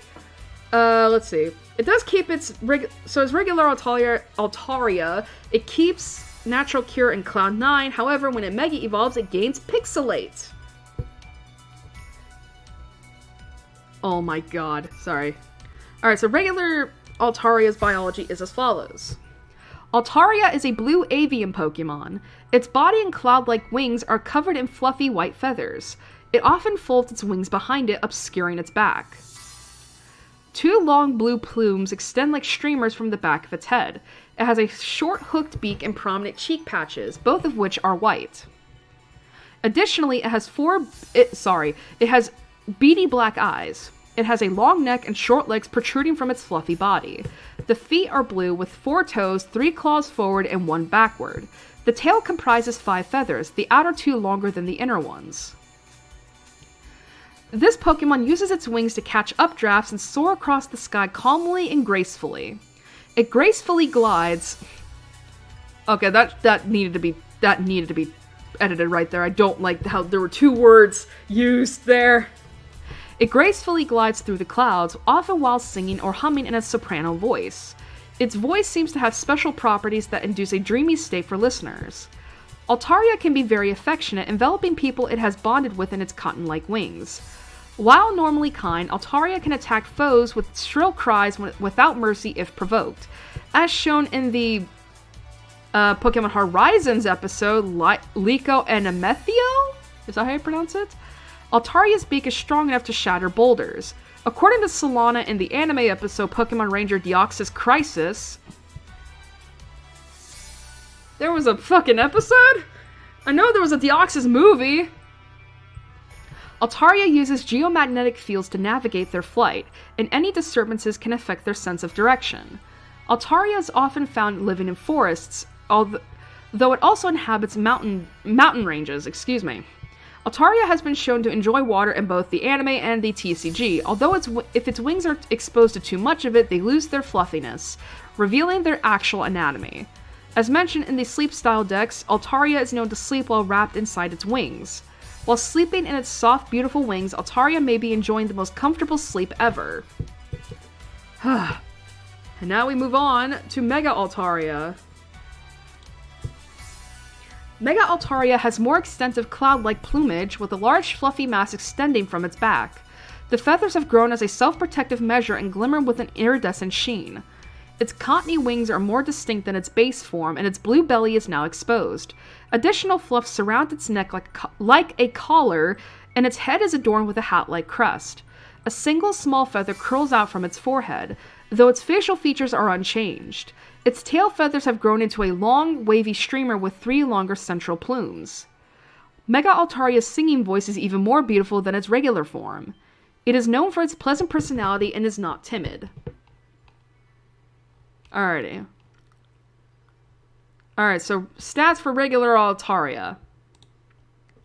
So special defense goes up to 105 with physical defense at 90, speed at 80, HP at 75 with physical attack and special attack both at 70. However, as Mega Altaria, obviously we know those stats increase. So, physical attack, physical attacks, physical defense, special attack all go up to 110, with special defense remaining the same at 105, speed at 80, and HP at 75. So yeah, it mainly looks like it just gets... So it looks like... Yeah, so like... The attack stats mainly benefit from Mega Evo, which is great. Alrighty. I genuinely love Altaria. Like, I do. I love the design of it. Again, it keeps on with that, like, it keeps on with that, 2-color palette that I like, which is the blue and white, or bluish white here, sorry. But I also like the streamers, like, it's very much like ribbons. You know? And I love, again, like, it's so much fluffy. But the Mega form, though, oh my god. I love how the blue just, like, what's the word? It feels weird to say it loses its saturation, but that's what it is. Like, it becomes a much lighter gray blue, but I honestly think it works with the cotton and all that. Like, seriously, the tail becomes longer, it gains more fluff on its head and neck, like, and it's, look at this, look at all this fluff, and it's, I'm thinking of the meme, like, look at all this junk inside, look at all this junk inside its trunk, look at all the fluff inside this guff. That doesn't make sense. But yeah, I also really like, I mean, don't get me wrong, like, obviously, like, I know I was talking about Flygon having, like, a 4x weakness to ice. I know Altaria also has that, but you Mega Evolve it, like, I think, I could be wrong, because I think if I remember right, like, don't get me wrong, I love the dual typing of Dragon Fairy for Mega Altaria, like, that's amazing, and it completely negates the Dragon weakness that Mega Altaria would have otherwise. However, I would have to look up to see, like, if that means it would be weak to steel and poison, because I would imagine that the ice weakness is still there, but it just negates the 4x to 2x. But I would have to look up the steel and poison, because I think if I remember right, steel is strong against dragon, so maybe, like... Well, I say steel is strong against dragon, I mean more like, dragon is, it's not super effective against steel. That's what I meant. It's not weak. I don't know. But yeah, I honestly do, I remember having, like, a Mega Altaria on my champion team. It was either my champion team, my Elite Four team. I remember using Mega Altaria a lot, because I was like, I just love it so much. And I remember I named it Fluffbutt. And I'm still surprised to this day how that name managed to get past the censors. Because for those who are not in the know, the GTS, the Global Trade Station, or Service, I don't know what it's called, that was introduced, I believe, in X and Y. Remember how you could search up Pokemon through that? The problem, obviously, is that, like, Nintendo also put in censors, which makes sense because it's a family-friendly game, right? But this unfortunately led to some Pokemon getting completely excluded from the search function because of their names, like Frostlass having ass in the name, despite the fact that it's like, no one's calling it that. Although it wouldn't surprise me if you also couldn't look up Sharpedo in the search function as well because of the word pedo.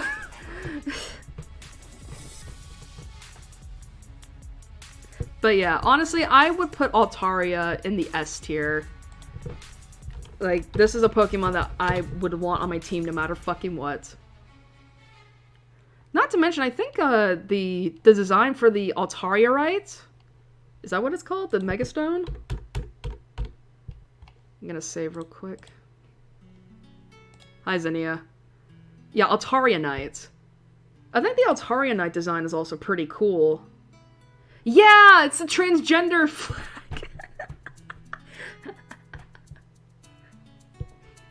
Yeah, like, here, I'm gonna show y'all real quick if I can. Yeah, look at that. It's the trans flag, basically. This is the Altaria Knight. I really do like the design. Alright, I gotta fix my thing real quick.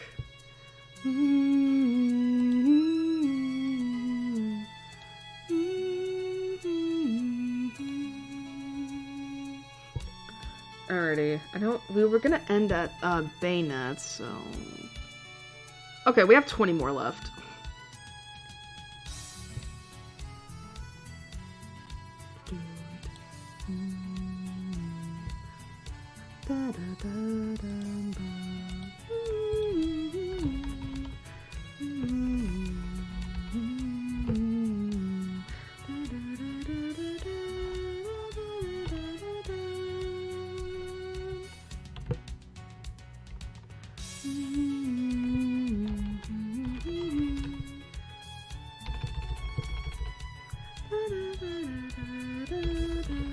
So I'm currently trying to get the next Pokemon up.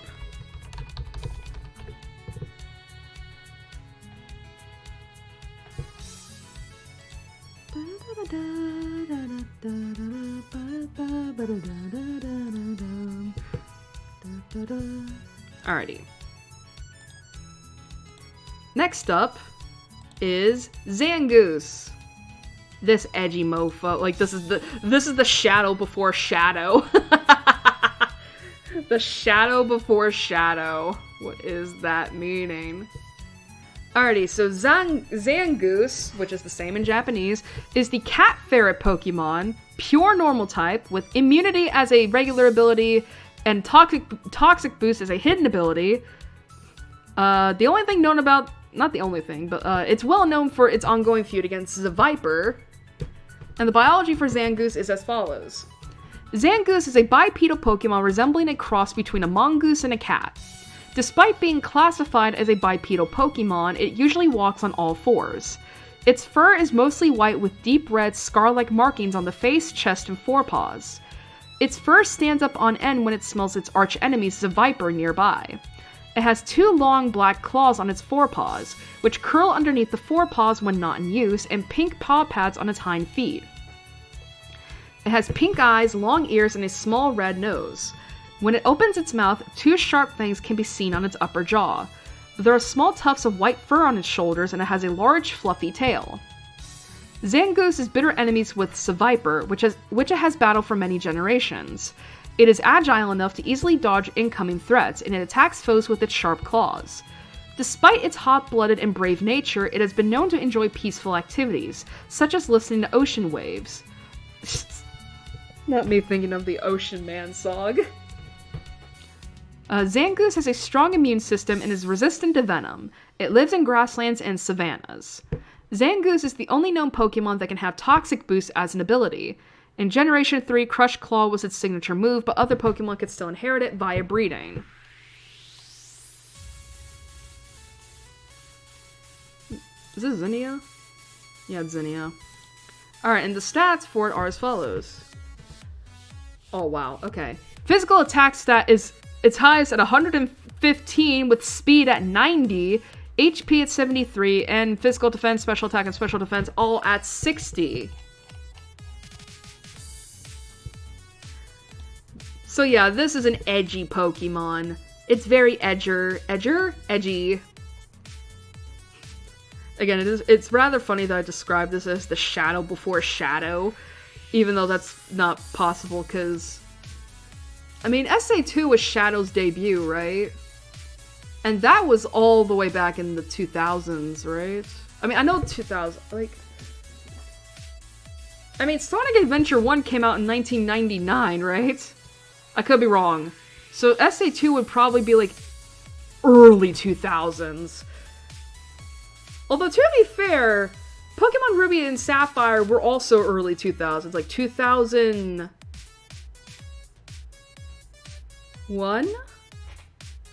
Like 2001? I don't know. But yeah.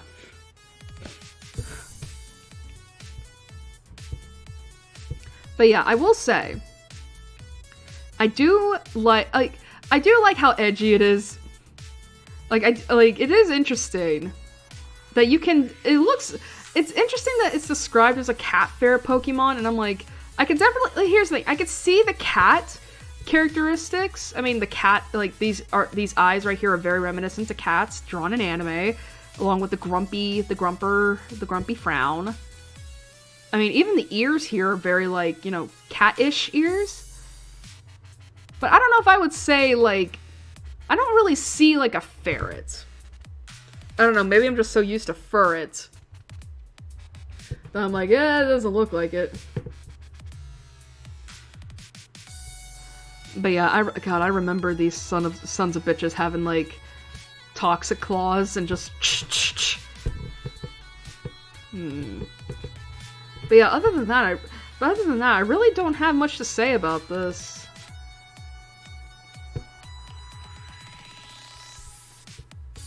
Where would I put this?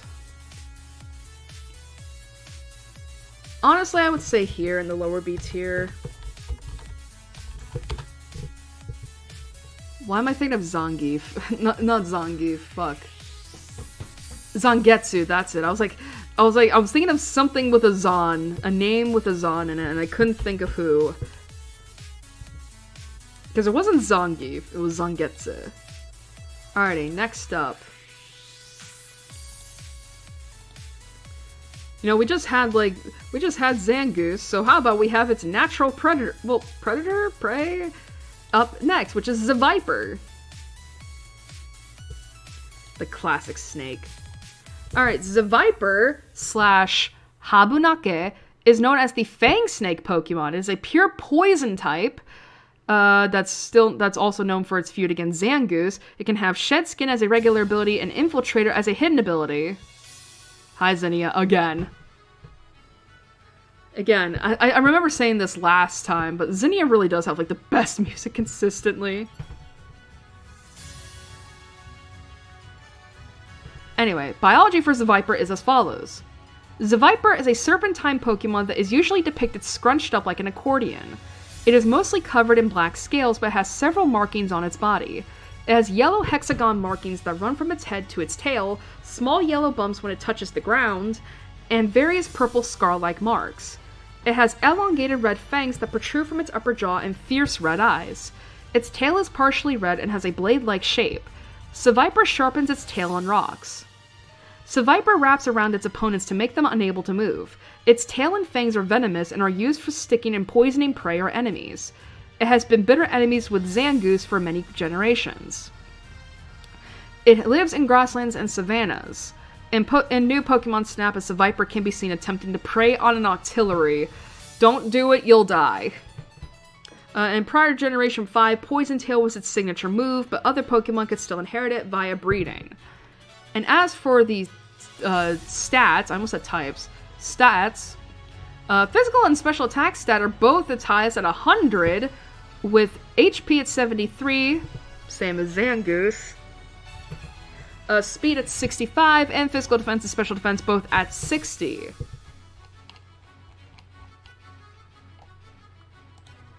So obviously Zangoose and Viper being enemies, that's pretty much a reference to how mongoose and snakes are natural enemies.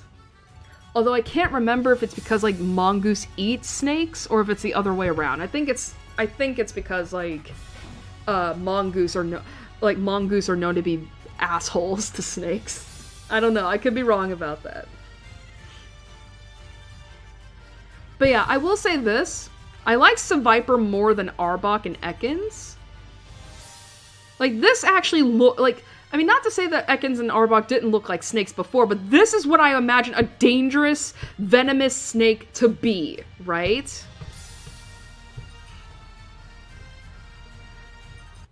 I also, but yeah, I don't know, there's just something about it. I'm like, yeah, this seems cool.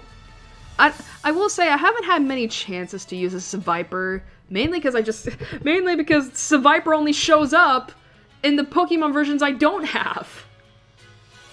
Story of my life.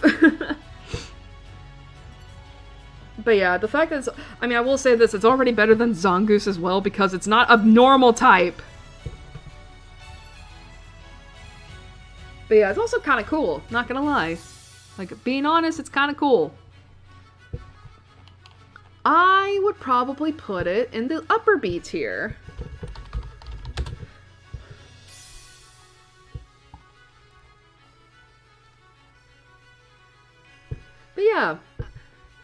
But yeah, I will say too, I also do like the color palette, like the gold, violet, red markings with the, I mean, is this black or a very dark greenish blue? Yeah, I think it's nice. I think it's neat.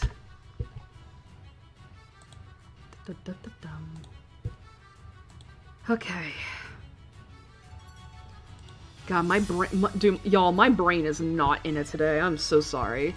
Like, it is just constantly, like, wanting me to stop. Alright, next up is Lunatone. Alright, so Lunatone, which is the same in Japanese, is the Meteorite Pokemon. It is a dual rock psychic type. But it is considered a counterpart of Solrock, which we'll get to in a little bit. And it can only have levitate as an ability, and the biology is as follows. Lunatone is a cream-colored rock Pokemon that with a crescent moon shape. In the center of the crescent is a pointed beak-like structure. It has deep-set red eyes, which can cause paralyzing fear or induce sleep. Lunatone lives in caves and becomes active under a full moon. The moon increases its power, and its health is tied to the lunar phases. Using its psychic powers, Lunatone floats through the air. It was first discovered at the site of a meteor crash. There is a theory that Lunatone may have originated from outer space. And as for the stats... Alright, so special attack... Oh, there's 2 stat blocks, excuse me.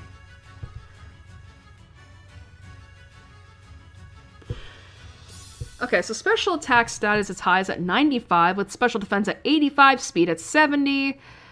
HP, however, is different, because you have the first stat block, which is from Generation 3 to Generation 6, is at 70, whereas from Generation 7 onward, it increases to 90, with physical defense at 65 and physical attack at 55.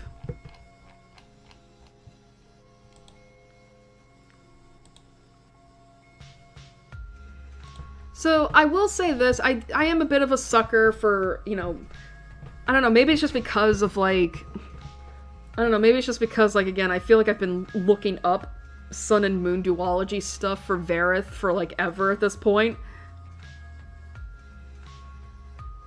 That, you know, but you know, I mean, considering how much of a night owl I am, it's like, I would probably have a bit more of a natural affinity for the moon as opposed to the sun.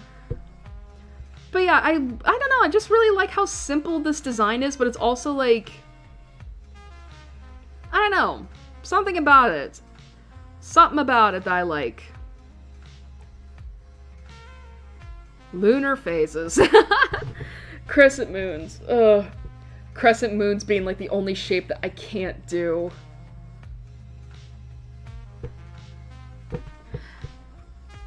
I always fuck up on a crescent moon shape when drawing it, you know? But yeah, honestly, I don't have much else to say about this. I think I would honestly put it in the upper B tier. That's not a letter. Irie, I know you're tired, but you can't be doing this. God, it's another big one. Okay. Again, I know we're going through these quickly, but it's like, my brain is legitimately like just... It's not locked in. I feel like it's taking everything I have to try and lock in.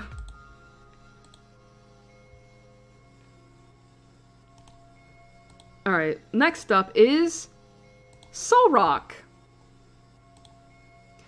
Our solar counterpart, our solar opposite of Lunatone. I couldn't think of a pun, alright? Solrock, which is the same in Japanese, is also known as the Meteorite Pokemon. Keeps its rock psychic dual typing with Levitate as an ability, but the biology says Solrock is a primarily orange spherical Pokemon. It has 8 yellow rocky spines extending from the sides of its body, and multiple small yellow stony bumps running vertically along its center. On its back are dual rocky mounds, situated to the sides of the midline. Its large eyes consist of thick, semicircular yellow eyelids through which black sclera and red pupils can be seen. A black ring with 6 extensions surrounds each eye. Solrock relies on solar energy, which it absorbs in groups during daylight. While it is always expressionless, it is able to sense the emotions and thoughts of others. It spins its body to produce intense heat and a blinding light. It is able to stay silent while floating in the air and can be found in caves. It is believed Solrock originated from space, specifically the sun. Interesting how Lunatone said that, like, there was a theory that it was theorized to have originated from outer space. But then we have Solrock where it's like, nah, it's mostly believed at this point. It's like, hello? Alright, much like Lunatone, it also has 2 stat blocks. I mean, basically the only difference between the two is that HP is different. With at 90. However, wow, I'm losing my space here. Physical attack is actually different at 95, with physical defense at 85, speed at 70, special defense at 65, and special attack at 55. So Lunatone is more a special attack or special defense oriented, you know? Whereas Solrock is more physical. Kind of makes sense if you think about, like, the differences between Sun and Moon characters, where it's like... Moon, where it's like, Moon characters are more like, it makes sense, right? If you think about it. But yeah, I do like this as well. Like, it's, like, much like Lunatone, it's like, it's supposed to be a sun. These are the rays of it right here, the spines here. So I will say, I think Solrock's a little more unsettling compared to Lunatone. But I still like the concept. It's very simple as well. I'm trying to remember if I had more trouble against a Solrock or a Lunatone.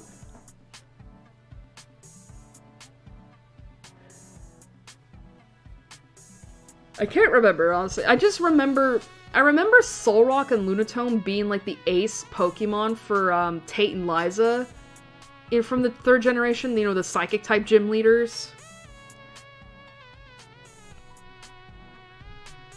Which I guess makes sense. I mean,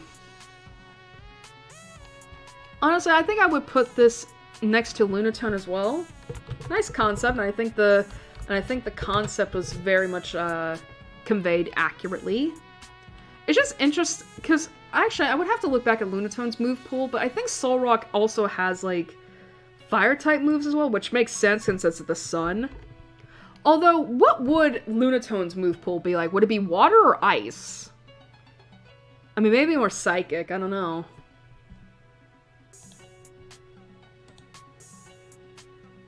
Alrighty, next up.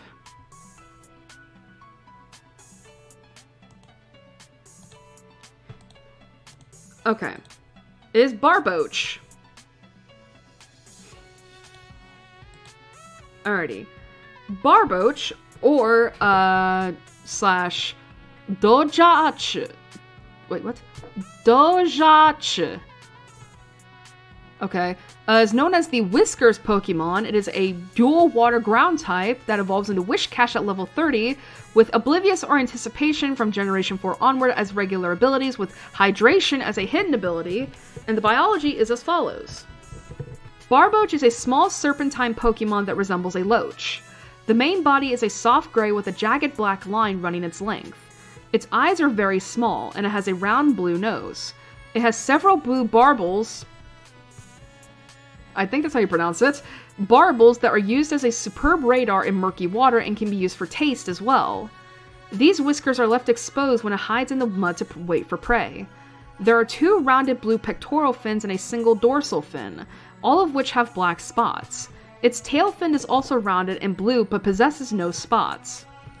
A slimy film covers its body, which protects Barboach from bacteria and allows it to easily escape from predators like bird Pokemon. Barboach remains in its aquatic environment to prevent itself from drying out and becoming weak. Barboach can use its whiskers to detect the location of its prey, and to detect both smell and flavor similar to a human. That's weird. Alright, stats. So, speed is surprisingly its highest at 60, HP is at 50, physical attack is at 48, special attack at 46, physical defense at 43, and special defense at 41. So speed is great, but everything else is a little, like, middling, which makes sense, I guess. So I remember, I have been using Barboach lately in my copy of Ultramoon. Honestly, it's not that bad. It's actually been helping me quite a lot. It was only recently I got it to evolve into Whiscash. Whiscash.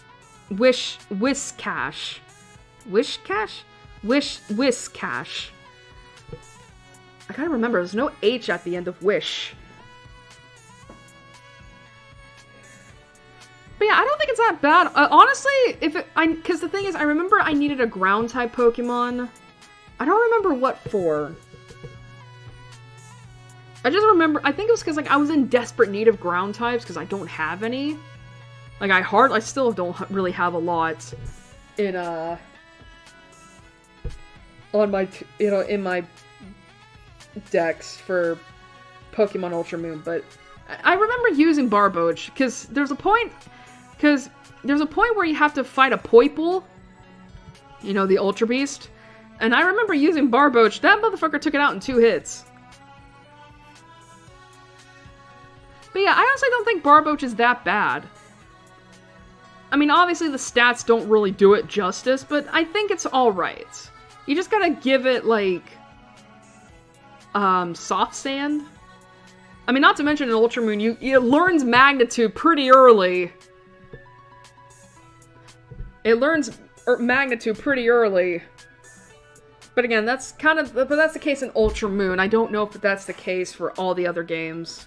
Because I know move pools change. But, I would honestly say it's in the upper B tier. Because again, it just helped me a lot.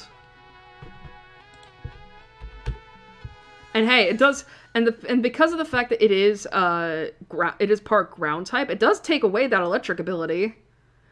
It just completely makes you super weak to grass types. But hey, I mean, hey, trade-offs are great. Alrighty. Next up.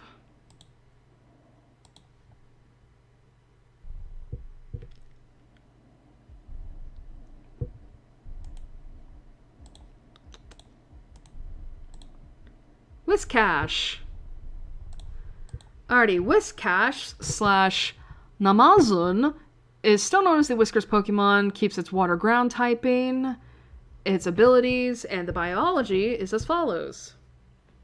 Also, we're 2 hours in. And this, like, we're at 340, so we got 14 Pokemon left. I think we can get that done. Alright, Whiscash is a dark blue catfish-like Pokemon with a yellow underbelly. It has a cavernous mouth with light blue lips that have short, thin whiskers growing from the lower lips. Long yellow barbels grow from its cheeks, and there is a yellow marking on its forehead that resembles a W. The light blue dorsal fin has a pattern of 3 spots arranged in a triangle, while its horizontal tail fin lacks spots. Its pectoral fins and belly fins match its main body color. Whiscash uses its caudal fin? Is that how you pronounce it? To cause earthquakes that can extend for over 3 miles by hitting the bottom of the swamp beds. Whiscash can predict when natural earthquakes will occur. It also uses these massive earthquakes to drive away any foes that come near it, going on rampages in the process. This behavior, along with sightings of Whiscash's leaping from lakes, has caused people to mistaken it for starting earthquakes. It lives in a nest at the bottom of ponds and swamps and is territorial over them. Whiscash tends to wait silently for prey to come to it. This gluttonous fish will eat anything that is alive, sometimes whole, and was shown in the anime episode Whiscash and Ash to eat inanimate objects as well. Whiscash also has a diet of consuming mud. Whiscash has poor eyesight, so it has to use its whiskers to detect a prey's vibration. Good vibrations! What is the stats? Let's see. Okay, so in a complete turnaround, HP is its highest stat at 110, with physical attack at 78, special attack at 76, physical defense at 73, special defense at 71, and speed at 60. So complete turnaround from Barboach.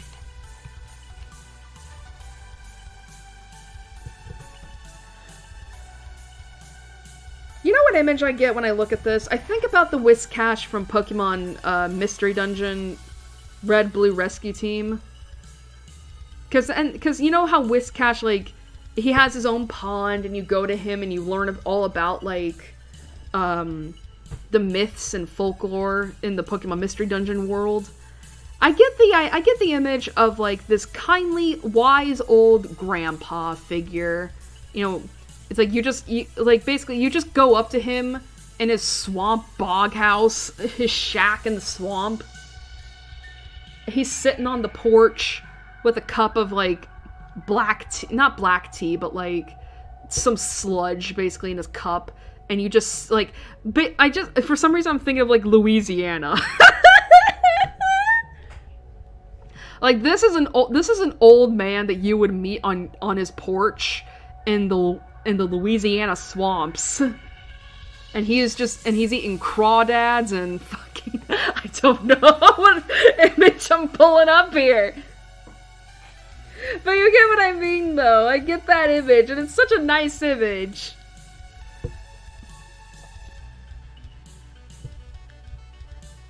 But yeah, it's just, I don't know.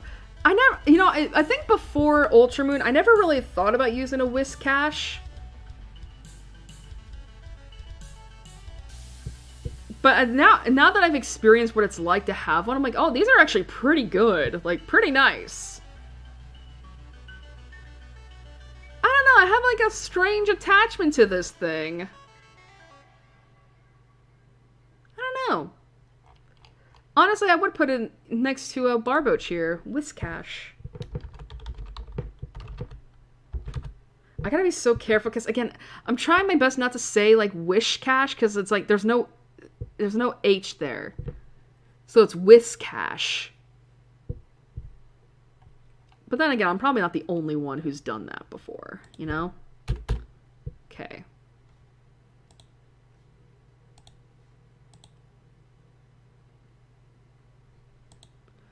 Okay, next one.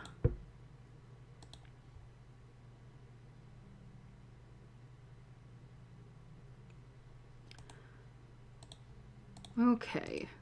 Next one is Corfish. Corfish.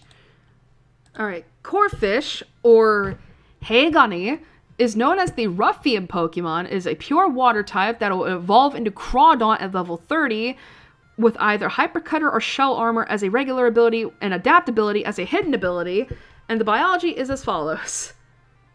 Lots of billies, huh? Billies? Abilities!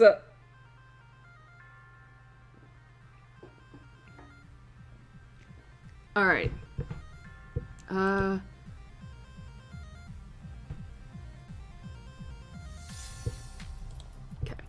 Corfish is a red-shelled crustacean Pokemon with a short tail similar to a lobster. Its eyes are saucer-like with small pupils, and it has 3 spikes on top of its head. It possesses 4 pairs of limbs in total, 2 large pincers used for gripping prey, and 3 pairs of legs used for walking. The upper segments of its legs, the underside of its body, and lower halves of its pincers are cream-colored. A hardy creature, Corfish is able to live in polluted water and eat nearly anything. Though not native to Alola, Corfish are set free by trainers, have easily adapted and thrived in the region.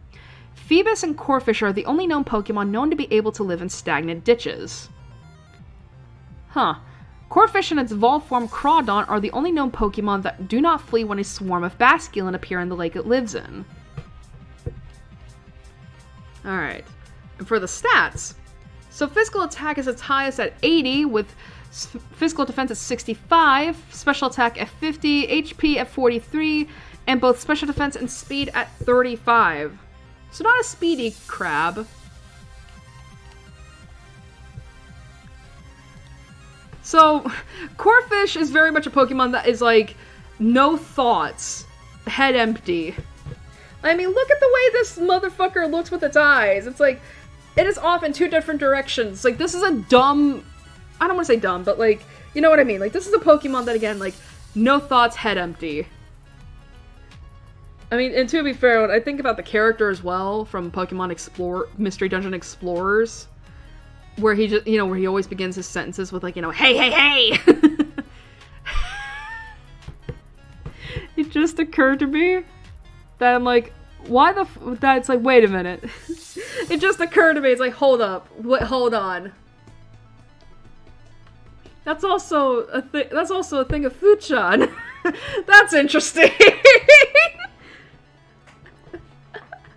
That's interesting. Anyway, but yeah, I've never used a Corfish, nor do I have any real desire to.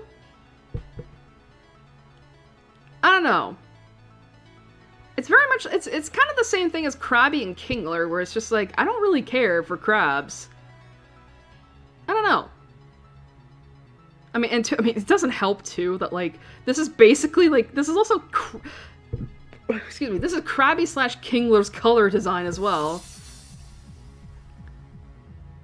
Like, maybe the red is a little lighter, but this is pretty similar.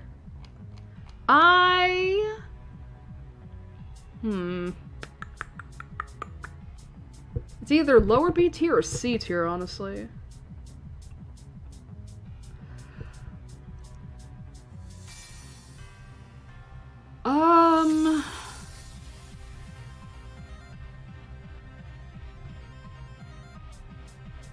I'm gonna say lower B.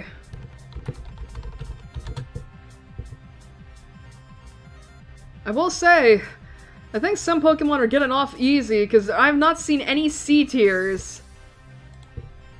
Which I imagine is great for some people. Okay. Next up is...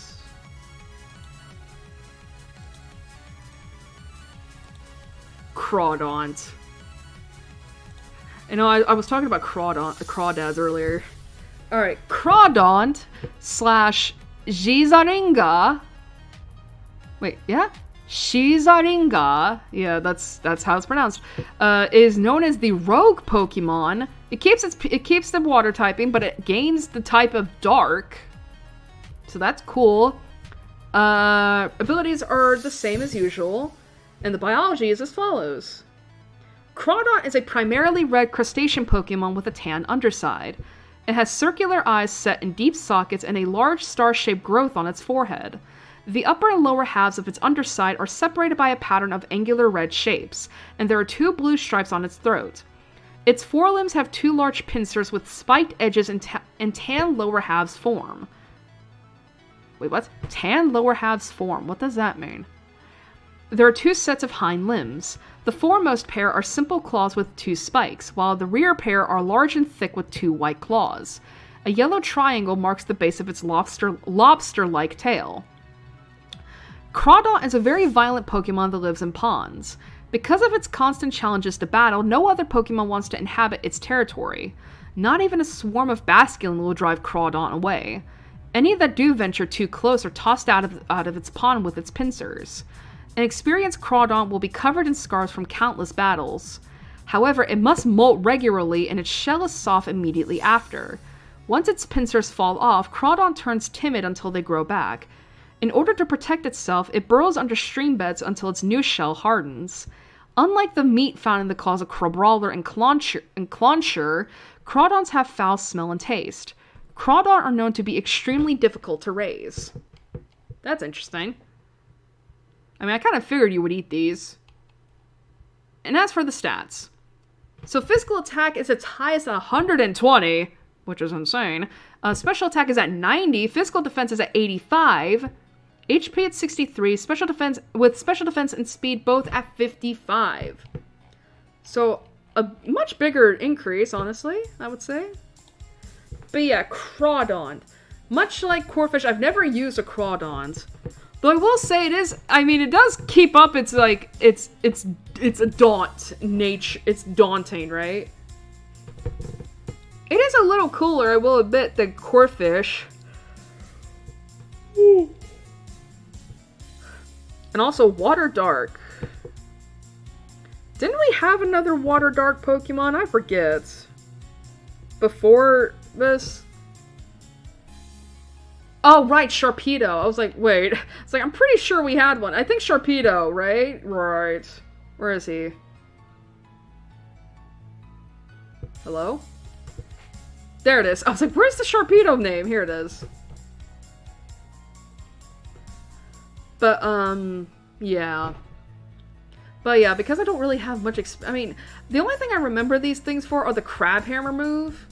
Which, I mean, again, that's a Krabby Kingler thing as well.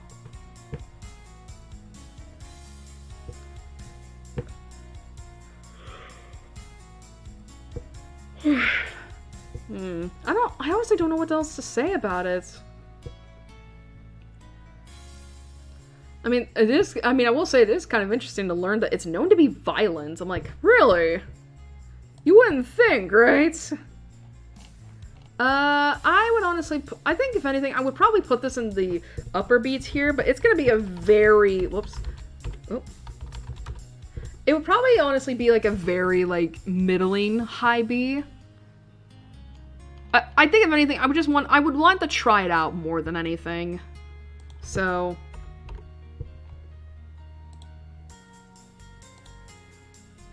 Okay. Next up. Oh boy, these motherfuckers are so... Fuck, I'm yawning so much. Alright, next up is Ball Toy. Dreidel, dreidel, dreidel. Didn't I make that joke before? I forget. Alright, Ball Toy slash Yajiron is known as the Clay Doll Pokemon. It is a dual ground psychic type that evolves in the Clay Doll at level 36 with Levitate as an ability, and the biology is as follows. Ball Toy is a small Pokemon that resembles a tan figurine made out of clay or mud. There are arching red markings over its eyes, which usually appear closed. A red stripe encircles its body and forms a ring on its belly. It has flat appendages that resemble arms. A spike protrudes from the top of its head, and another smaller spike under its body acts as its foot. It moves by spinning on this single pointed foot and balances upright to sleep. Ball Toy is usually found in ruins and old graveyards, where it assembles with its kind and unleashes loud cries. Old cave wall paintings depict it living with people in ancient times. As seen in the anime episode Me, Myself, and Time, an ancient civilization used Ball Toy for time travel when spinning on a magic circle artifact. Alright, so stats. Special defense is at 70 with physical defense at 55. Oh, physical defense and speed are both at 55, excuse me. With HP, physical attack, and special attack all at 40. So I mainly call these motherfuckers annoying because I think back to my days when I was young playing Pokemon Blue Rescue Team. Pokemon Blue Rescue Team. Pokemon Mystery Dungeon Blue Rescue Team. And how these were... I used to hate going up against these fuckers because they were so tough.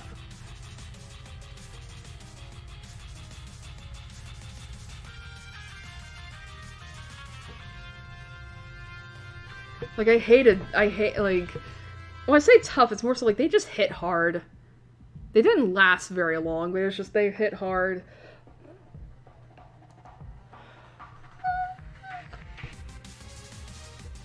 But as a, you know, but if anything, these kind of remind me of dreidels, you know, like the Jewish,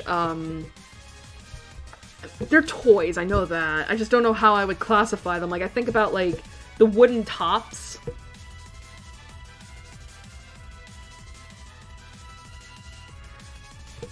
I think about, like, the wooden tops that, you know, you see, like, the not older children, you know, like, back in the olden days of, like, the 70s, probably, the 60s, you know what I mean? Like, God, people that are younger than me will probably have no idea what the hell I'm talking about. But at the very least, if you're Jewish, you'll know what I'm talking about.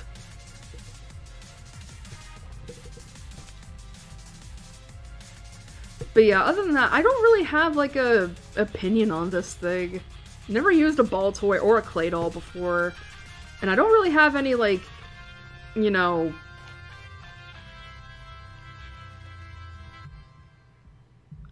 Any, like, inclination towards it. Honestly, I'm not gonna lie, I'm feeling C tier for this. Our first C tier! Our first C tier! It took us, like, 2 hours! That's a new record! Alright, with this new Pokemon, we'll have only 10 left to do, which is great, because I'm probably gonna need a rest after a little bit.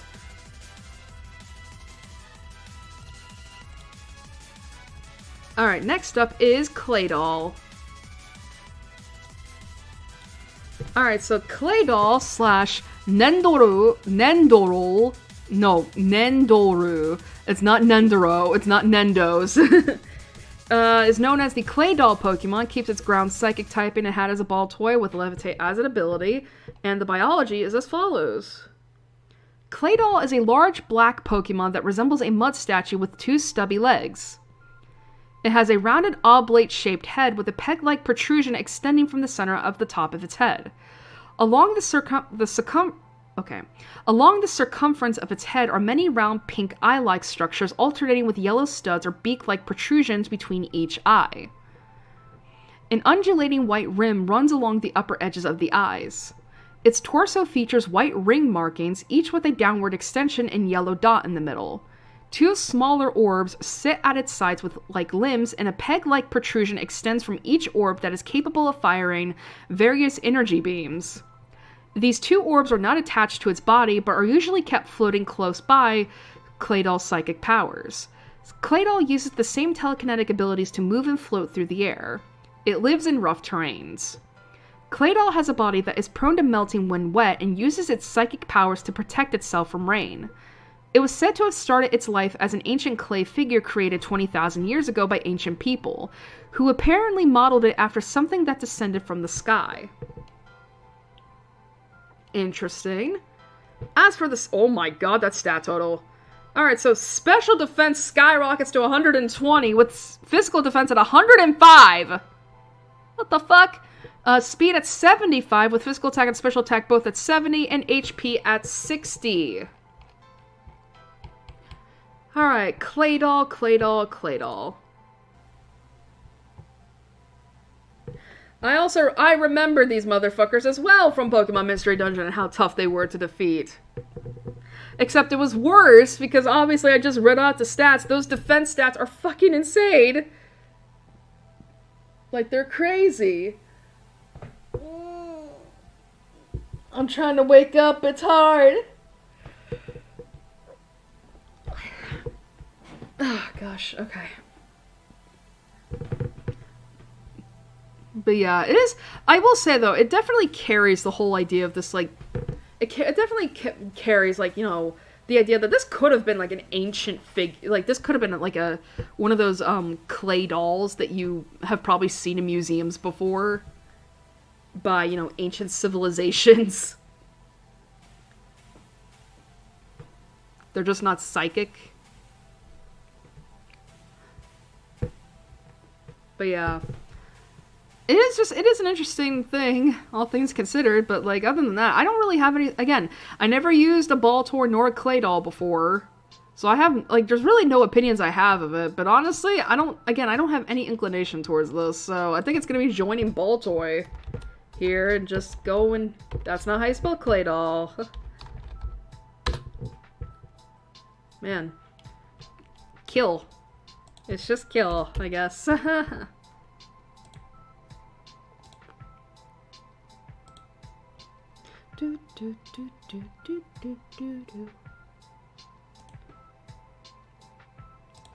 Okay. Next up is Lileep. Alrighty, Lileep, or Ririra, oh god, that's so hard to pronounce, that's so hard to say with my accent, is known as the Sea Lily Pokemon. It is a dual rock grass type Pokemon, it's also fossil, that evolves into Cradily for level 40 with Suction Cups as a regular ability and Storm Drain as a hidden ability. Why is this song so loud? And the biology is as follows. Oh, I think we're gonna have a surprise guest soon.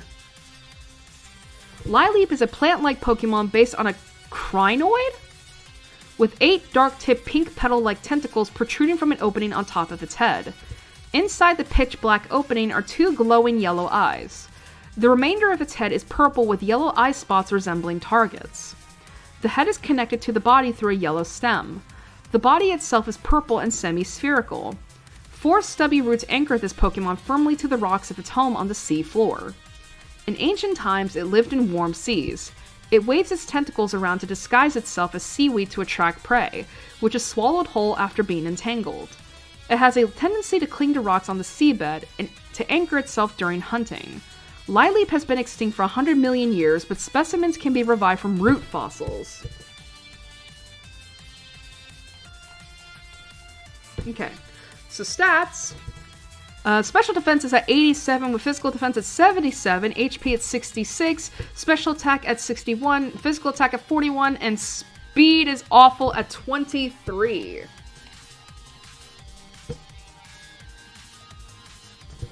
So, I will say, I think the color palette is alright. I mean, pink, purple, and yellow are a fine color combo. That's great. I mean, it's rock grass, right? Yeah, rock grass. But yeah, I don't have any feelings towards this thing. Like, I've never had a Lileap, nor do I have, like, any inclination towards it. I mean, unfortunately, I think this is the case for a lot of, like, fossil Pokemon. It's like, I don't necessarily like, I don't like a lot of fossils. But then again, I think that kind of helps. I think it is kind of just the whole thing with rock-type Pokemon in general. It's like, I don't have a lot that I like. Which I imagine that for some rock-type enthusiasts, it's probably a miracle that I like any rock types in general. But yeah, honestly, I don't think anything of this. I think it's going to go in C tier. Oh man, I think we're approaching the C list.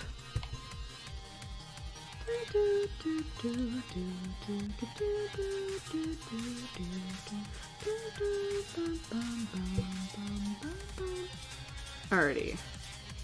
Next up is Cradily.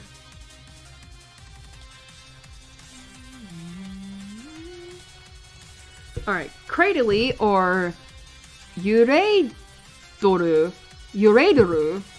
is known as the barnacle Pokemon, keeping its rock grass typing from when it was a Lileap, with even the regular abilities as well.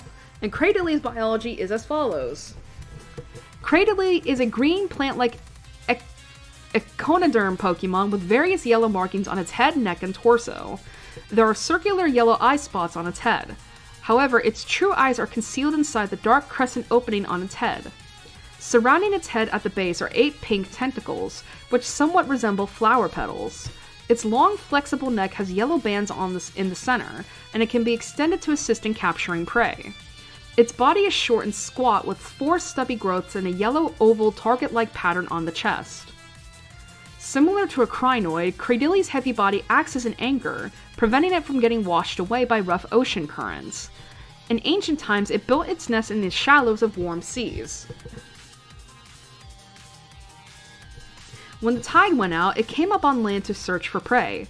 However, Cradily cannot move very fast due to its short legs.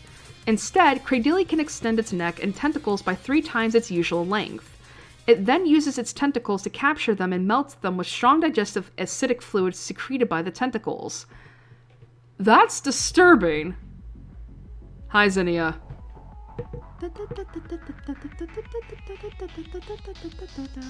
Alright, stats. Alright, so special defense is high at 107, with physical defense at 97. HP at 86, both physical attack and special attack at 81, and speed at 43. Keeping that the same as well. I'm not gonna lie, I find this freakier than Lileap. If only because, like, obviously we know these right here are the true eyes, but it's like, if you didn't know that, like, if you just, like, took a quick glance at this, you would think these are the eyes and this is the mouth, and that's the tongue. You know what I mean? Although, I'm not gonna lie, it would probably look a lot more sillier if that was the case. I'm not gonna lie, though, looking at this really makes me think, like, damn, green and pink actually do work together. I mean, yellow and pink can definitely work too. I mean, there's such a thing as rose gold after all. But honestly, but yeah, like, but aside from that, like, this thing is a little freakier. And now knowing that, like, it's just, like, it can, like, extend its tentacles 3 times as normal as its regular length to capture food and then melt it before eating it. It's like, oh my god. That's disturbing.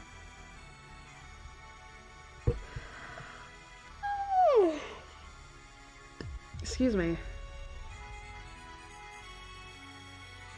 But yeah, that's a little weird. That's disturbing, my guy. Yeah, I think it's gonna be here. Because again, I don't have any use for Cradilly. Not to mention, I always get confused. I'm like, what the hell do I hit this thing with? Because it's like, it can't be weak to water because grass nullifies that. It can't be grass because obviously grass nullifies that. But it can't be fire either because of the rock. So it's like, what is this thing weak to?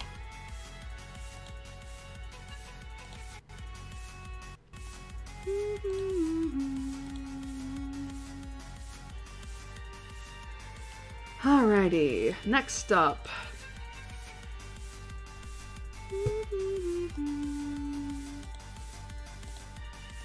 Alright, Honorith. These freaky things. I don't like the eyes already, you can tell. Alright, Honorith, or... Oh my god, that's so cute. Anopisu is the old shrimp Pokemon.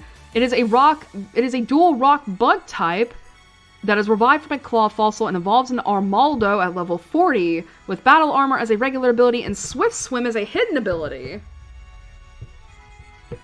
And the biology for Honorith is as follows. Honorith is a greenish-gray arthropod Pokemon that resembles an Anomalocaris? Anomalocaris. I don't know how to pronounce that. A stalk extends from either side of its head with large spherical eyes at the tips. The middle of its head is black with 2 red teardrop-shaped markings, and an X-shaped mouth is visible on the underside of its torso. Beneath its head are 2 large segmented claws that serve as weapons and are used to capture prey. On each side of its body are 4 white appendages with red tips. These wing-like projections are used to propel Honorith through the water. Now extinct in the wild, it lived in the seas of ancient times 100 million years ago. While still extinct, it has been seen under the ownership of trainers as a result of being revived from claw fossils. Despite this, Honorith can no longer thrive in today's oceans because the water composition has changed since ancient times. You know, for a minute I was gonna be like, oh, is it because of climate change? It's probably because of climate change. Although that can happen too. Honorith can swim easily through the seas using its 8 wings like oars from a boat. Honorith is considered the ancestor of modern bug Pokemon. And as for the stats, so physical attack is crazy high at 95, with speed at 75. Physical defense and special defense are both at 50. HP is at 45, and special attack is at 40. Let me see the defense again. Okay, never mind. I was like, oh, are they good? No. So I'm not gonna lie, I do find these a little freaky because, again, it's the fact that it's a bug. I don't like bugs, obviously. I think, like... Actually, what would be, like... If I had to pick which is the worser type between normal or bug, which would it be? And it's like... Oh... That is a hard question, because... Bugs are weak to so many, but they're also good. Yeah, but there's a lot of bug Pokemon that I do like. But then there's normal, where it's like... I mean, to be fair, normals aren't strong against anything, but their only weakness is fighting type. And I also use them for and I also use them for capturing low levels, so who knows, I guess. Anyway. But yeah, I will say this is a little freaky for me. I like the fact that these are considered like wings, like there are wings. But it is kind of, I mean, obviously they're not meant for flying, they're meant more for gliding. It's like fins more than anything. Or actually oars, they did say that. So in the biology, it's oars. But, yeah, I don't know.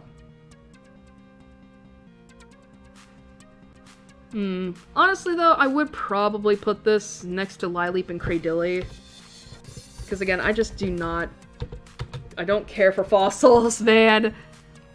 Like, listen, we'll get to Gen 6. Like, listen, we'll get to Gen 6 with Amara, and we'll see how that goes. Alrighty.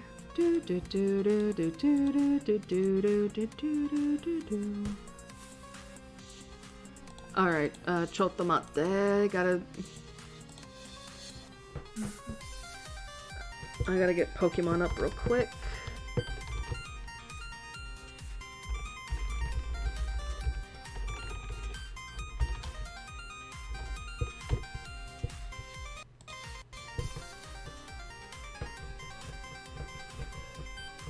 I'm dancing right now. Alrighty.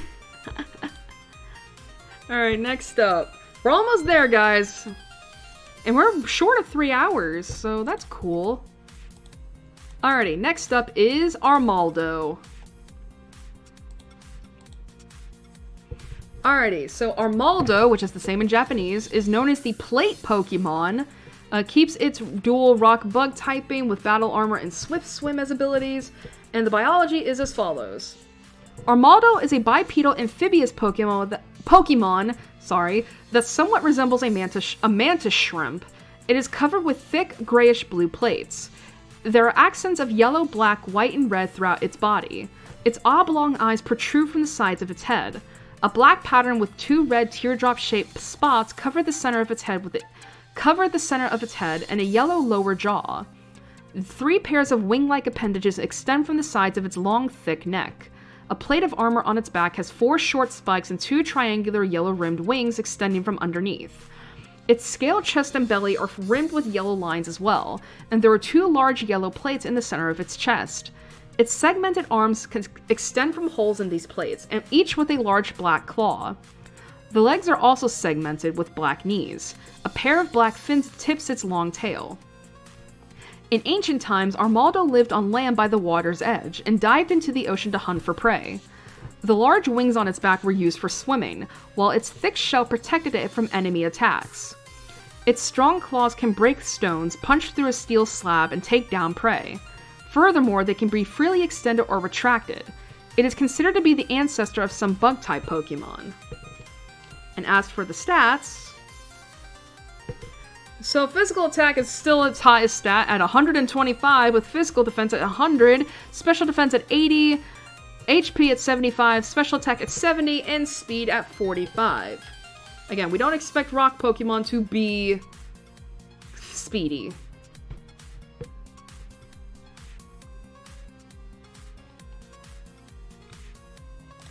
Armaldo. I'm not gonna lie. I don't think it's that bad. I mean, it definitely still resembles a bug, but it's a lot more, like, humanoid-esque, quote-unquote.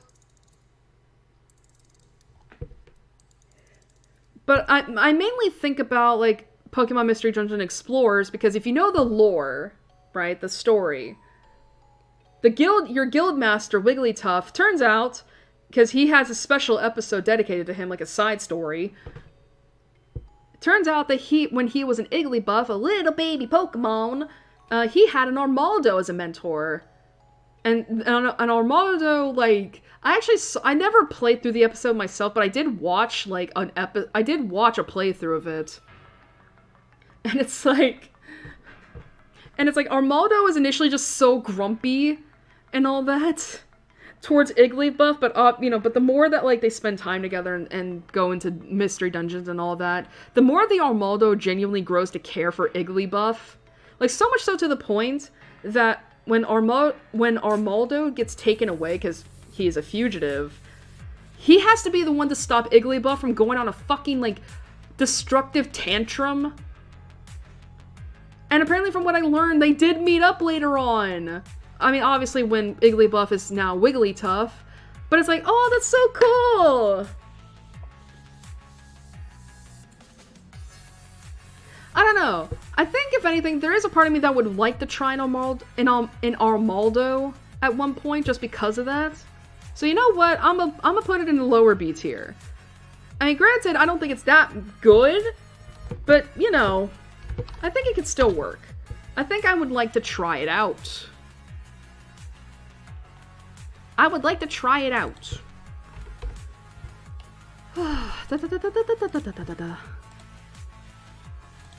Oh, okay.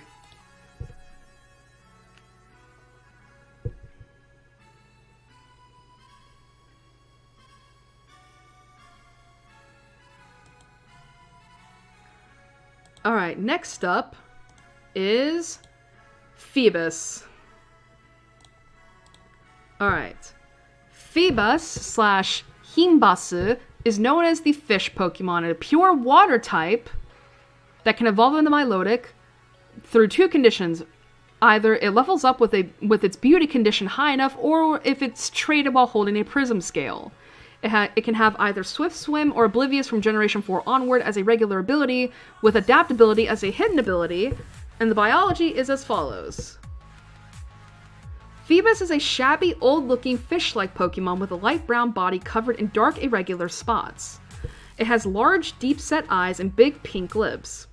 The tail and pectoral fins are dull blue and tattered in appearance. The dorsal fin is triangular with a hole in the middle. Phoebus is famous for its shabby appearance and is considered the shabbiest Pokemon. Due to its poor appearance, it is largely ignored by predators, trainers, and researchers alike. However, this hardy Pokemon is capable of eating anything and living anywhere.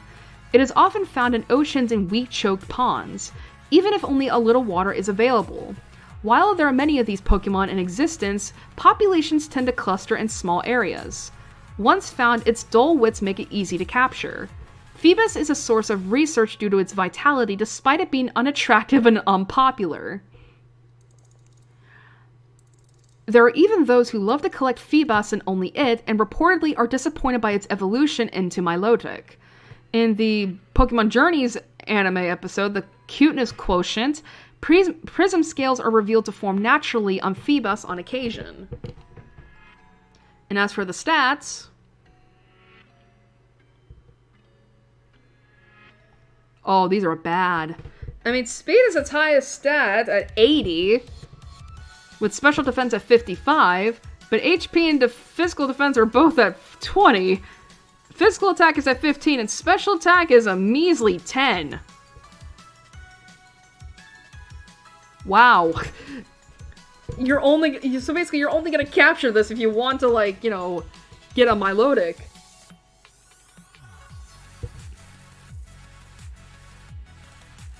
So yeah, it doesn't look great.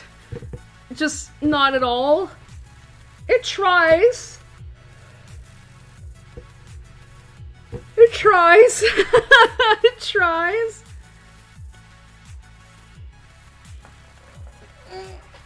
My back. It tries. But yeah, even with those stats, it's like, oh my god, you really are only viable for, like, evolution, huh? Because, you know, God, you know what's fucked up? Is the fact that, like, not only would it be hard for me, honestly, to get a Milotic, but I'm playing through Brilliant Diamond, right? And I know that Phoebus are available in BDSP because Cynthia has a Milotic. But you want to know what's fucked up that I found out? Is that you can only get Phoebus in Mount Coronet, and it's like, okay. But what the fuck do you, like... Game Freak, I have to ask you. What madness were you thinking of when you decided that if trainers wanted to catch Phoebus in Mount Coronet, it had to be through 4... Not just a specific pond or body of water in the mountain. No, it had to be 4 tiles within that body of water to capture Phoebus in.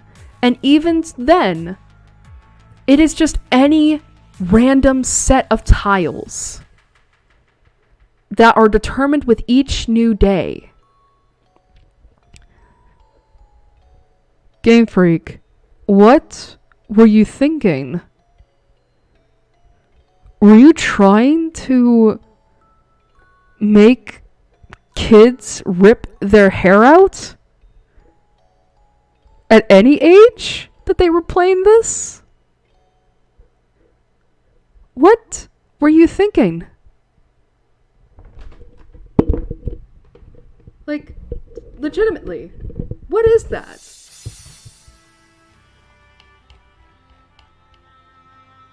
So yeah, I would probably put Phoebus in C tier.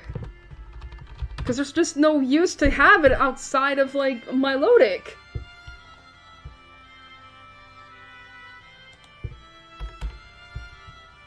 Speaking of which, number 350.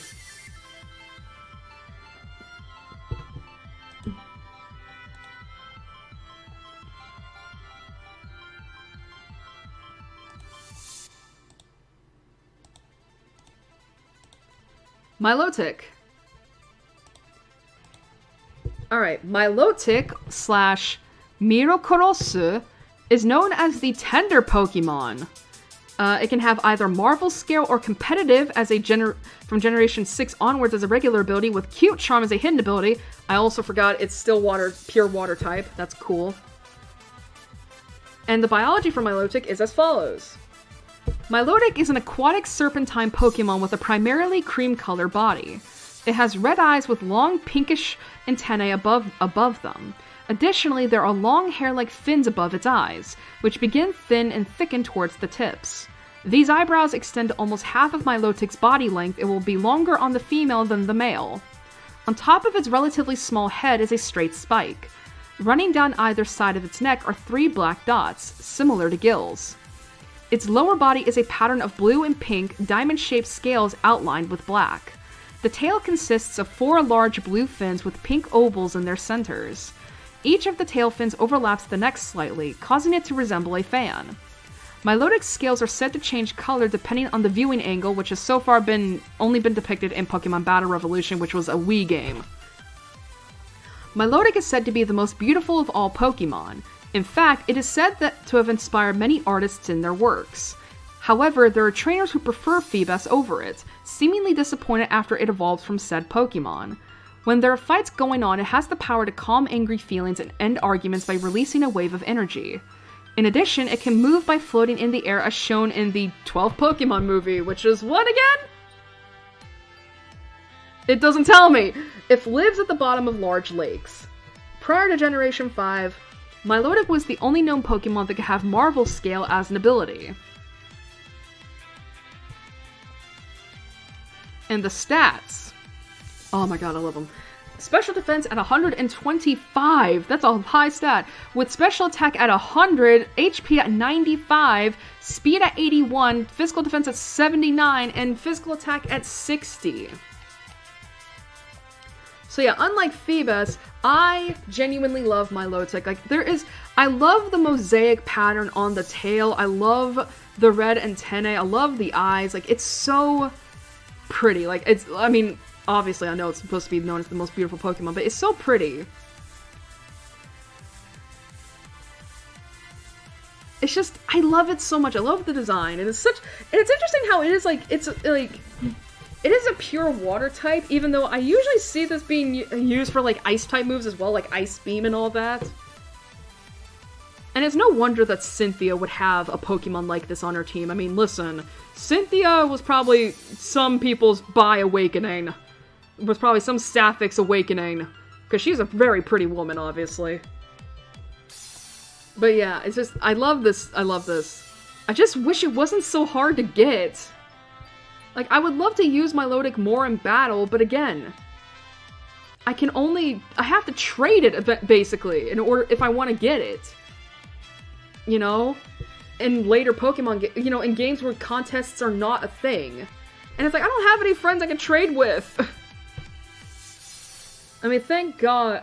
Yeah, and I was talking about earlier, it's like, why is Game Freak so fucked up in making Phoebus notoriously hard to catch in BDSP? It was probably the same way in Diamond, Pearl, Platinum, too. It's like, I mean, basically, they basically make you work for this shit. But yeah, honestly, this is another S tier. I love this Pokemon to death. Oop. I love how we're only getting, like fully evolved forms for the S tier. That's not great. Alrighty.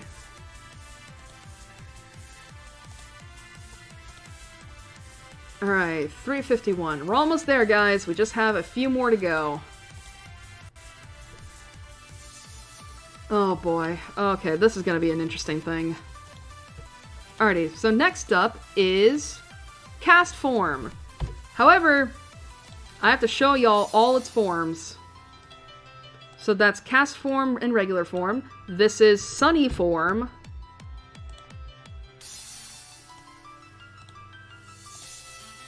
This is rainy form. And this is snowy form. We have 4 different types, so... because they were really trying to play gimmicks here. Alrighty, so... cast form slash Powaren is known as the weather Pokemon. It is a pure normal type. And while it is not known to evolve into or from any other Pokemon, cast form changes forms depending on the current weather. Alright, so obviously, as you can see here, this is its regular form. This happens when the weather is sunny. This happens when it's rainy. And this is when it's hailing. Interesting that we don't have anything for, like, what's the thing? For, sandstorms. So yeah, sunny form is fire type, rainy form is water type, and snowy form is ice type. However, they all have the ability of forecast. And the biology is as follows. Cast form is an artificial Pokemon that changes appearance and attitude based on the weather. Its body is made of cells exactly like those of water molecules, causing its cellular structure to be chemically altered by temperature and humidity. Though not of its free will, cast form uses this ability to protect its tiny body. In its normal form, it resembles a plain gray cloud with a single wisp extending from the top of its head. Regardless of the form it takes, it will always have a large spherical head and a lighter colored mask-like marking over its eyes. Various experiments were conducted to change its form in artificial conditions, but all have failed. In Generation 3, Weather Ball was its signature move. Despite its man-made origins, it can be found in grassland areas. Cast form is the only known Pokemon that can have forecast as an ability. Alright, so now we gotta go over the forms. So sunny form. Under harsh sunlight, it takes on its sunny form. Its lower half becomes pure white, while the head turns orange and develops small orange spheres around it. This gives it the overall appearance of the sun above a small cloud. Its skin glows and dries and becomes hot to the touch. As for rainy form, when it is soaked in rain, it takes on its rainy form. It has a dark gray lower half resembling a storm cloud.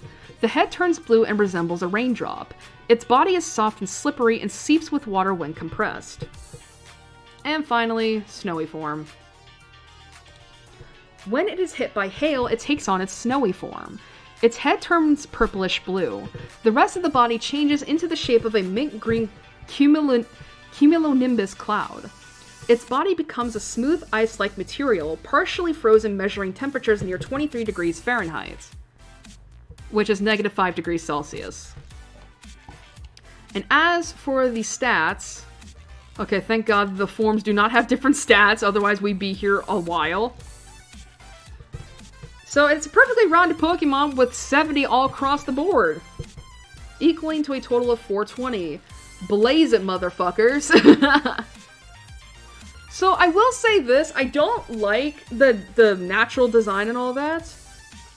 I mean, but I do like how the form I like the concept, right? The fact that the form changes depending on what the weather is like. And at least you can tell, like, okay, this is what it's supposed to represent. Although it is interesting, again, as I stated before, how it doesn't have, like, a sandstorm variant. But then again, it did say it's meant to be... Then again, cast form is said to be made of water molecules, and it's like, well, sandstorms don't have that, do they? So yeah, it kind of makes sense.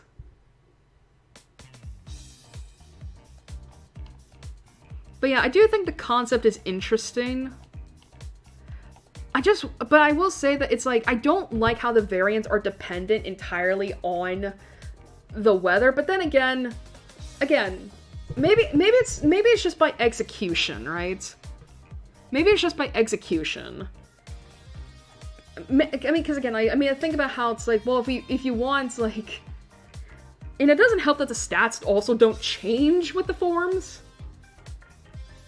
Because that would mean then that it's like, well, you would probably have to rely on another Pokemon having, like, you know, sunny day, rainy, sunny day, hail, or rainstorm? What is the move that gives you rain? Because I know sunny day is for a harsh sunlight, and hail is hail. Is it rain? I don't remember.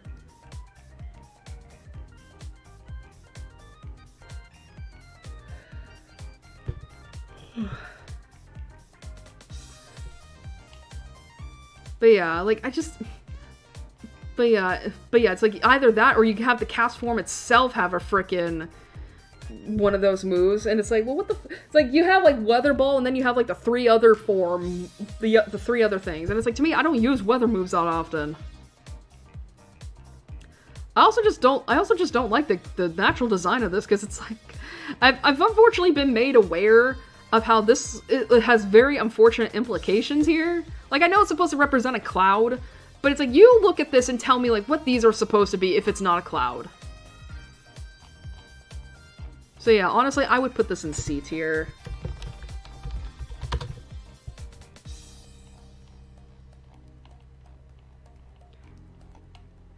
Okay.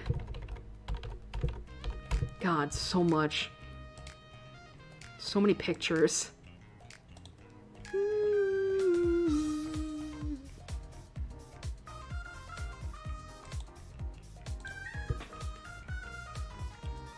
Okay.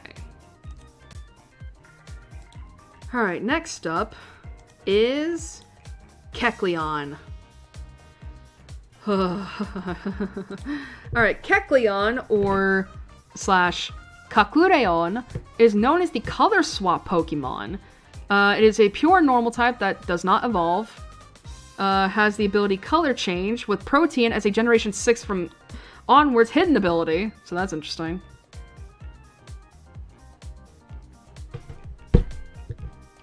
And the biology is as follows. Kecleon is a bipedal reptilian Pokemon that is usually green.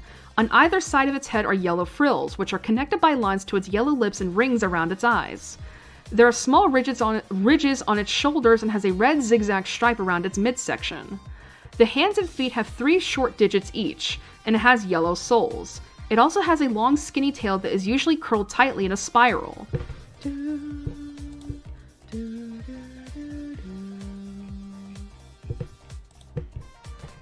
Kecleon is able to change the colors of its body at will and is known for frequently using this ability to camouflage itself.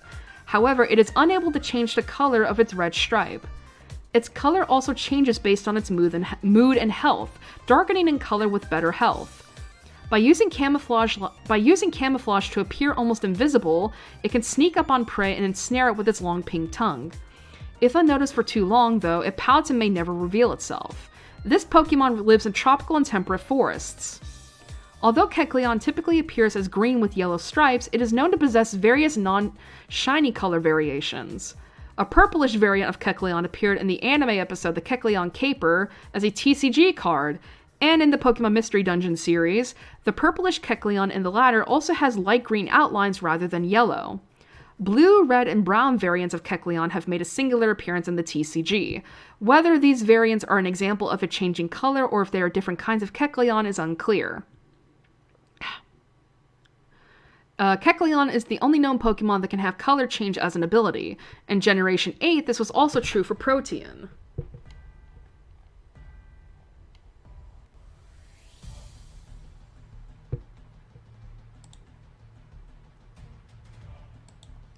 And as for the stats, the special defense is crazy high at 120, with physical attack at 90, physical defense at 70, both HP and special attack at 60, and speed at 40. So I'm a little scared of this Pokemon. You wouldn't think it, but I am. Because I remember... Like, if any of you remember when I streamed Pokemon Mystery Dungeon, Explorers of Sky, I would almost always avoid these motherfuckers. Because because you go into shops in the dungeons, right? You better have the fucking money to pay that bitch. Otherwise, he is going to hunt you down and kill you. Like, oh my god, this motherfucker scares me.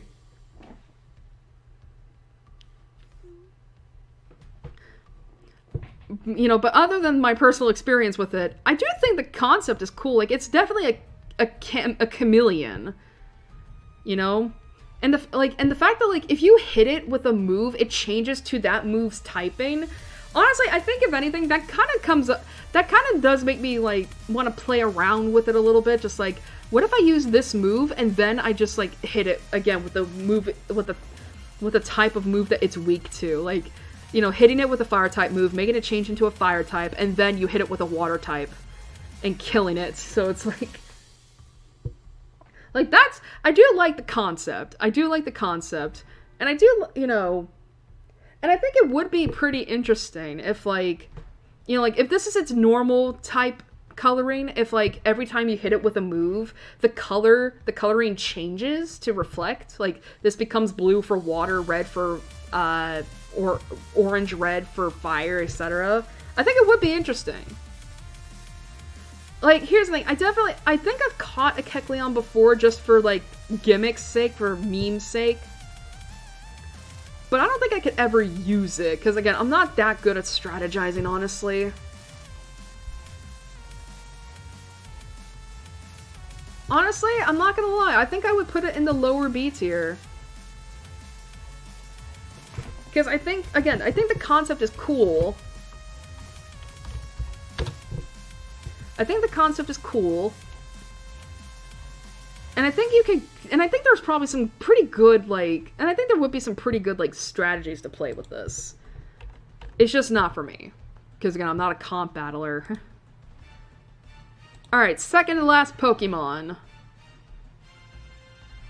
Da-dum, bum, bum, ba-da, bum. Alright, second to last Pokemon. Shuppet! And I should express, second to last Pokemon before we head off for break. Alrighty, Shuppet. Shuppet / Kagebozu is known as the Puppet Pokemon. It is a pure ghost type that can evolve into Banette at level 37. It can have either Insomnia or Frisk from Generation 4 onward as regular abilities, with Cursed Body as a hidden ability, and the biology is as follows. Shuppet is a spherical levitating Pokemon that appears to be covered by a gray cloth. Black rings surround its multicolored eyes, which have light blue sclera, dark blue irises, and yellow pupils. Occasionally, it will display a large pink tongue. Extending from the top of its head is a long pointed horn. The horn collects the negative emotions of people on which this Pokemon feeds. The emotions it feeds on include anger, jealousy, resentment, and malice, so some people are grateful for its presence. This also helps Shuppet become slowly stronger. A nocturnal Pokemon, Shuppet will appear in swarms beneath the eaves of houses with negative people. As such, there exists a proverb that says, "Shun the house where Shuppet gather in the growing dusk." It is most commonly found in cities and other urban settings, and will retreat to the nest in which it lives when the sun rises. As mentioned in the sleep style decks, a Shuppet sleeping near the sleeping person will eat up their dark feelings. As a result, the person will wake up in the morning with their mood improved.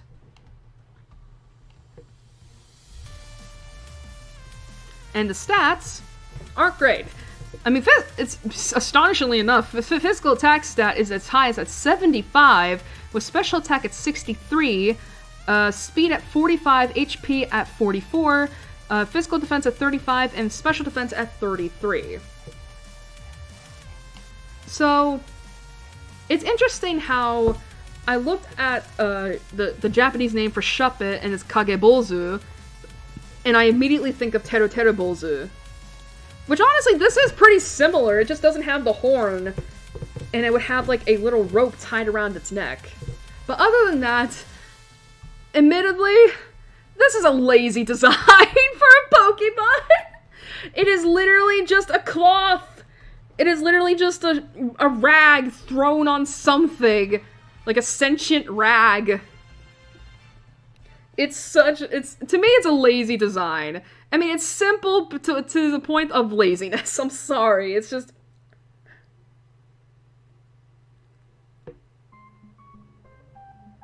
Like, it just looks so silly.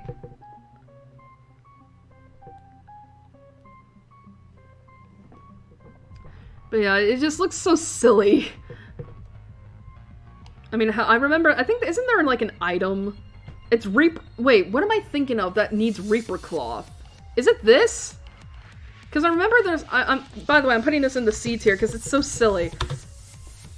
It's a Shoopit. It's a Shoopit. Little liver joke. But, yeah, isn't, like, Shuppet's item like a Reaper Cloth? Alrighty. Oh, right, this also has a Mega. Shit. Alright, last Pokemon before we go off to break, and it's, of course, one that ends with a Mega. It is Banette.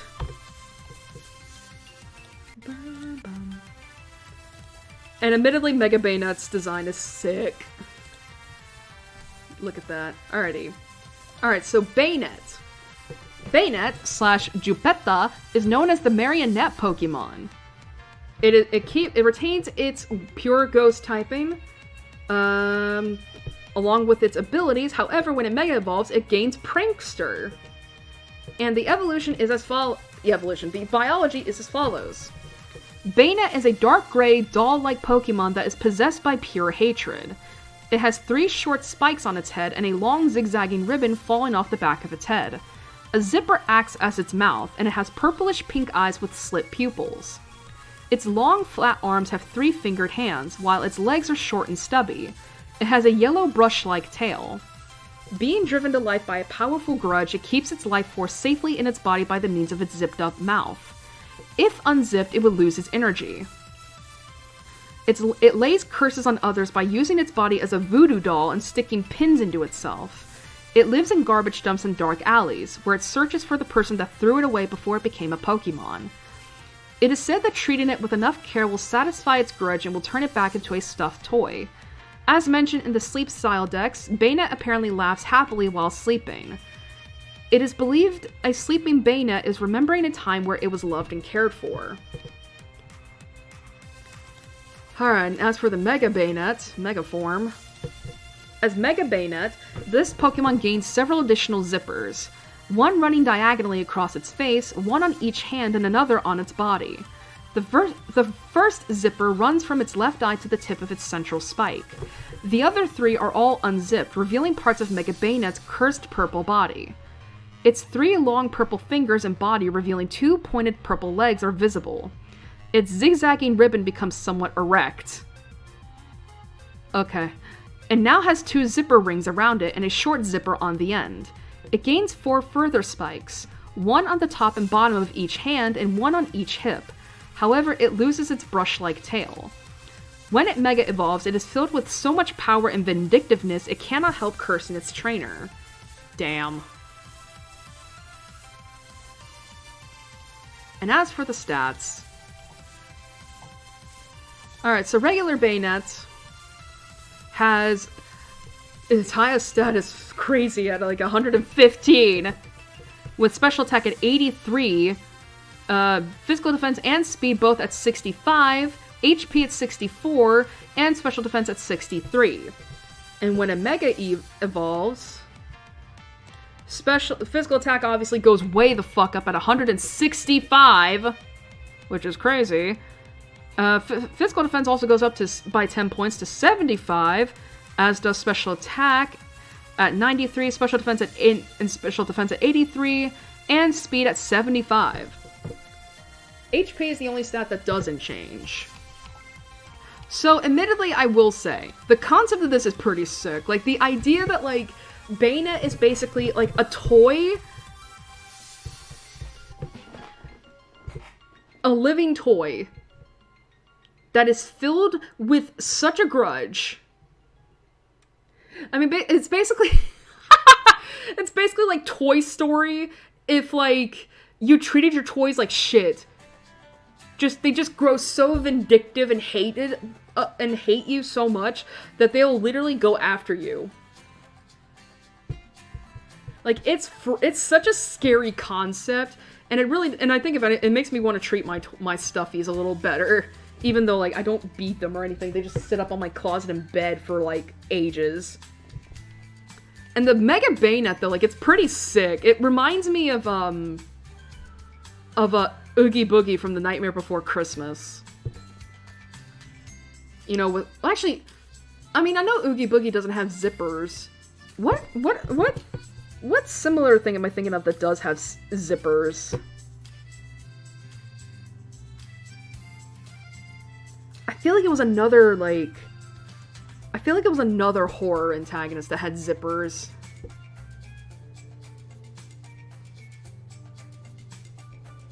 I can't remember. I mean, I think there was a creature... I think there was a monster in The Nightmare Before Christmas where it had zippers. Because Oogie Boogie was just like a cloth. It was a sack full of bugs.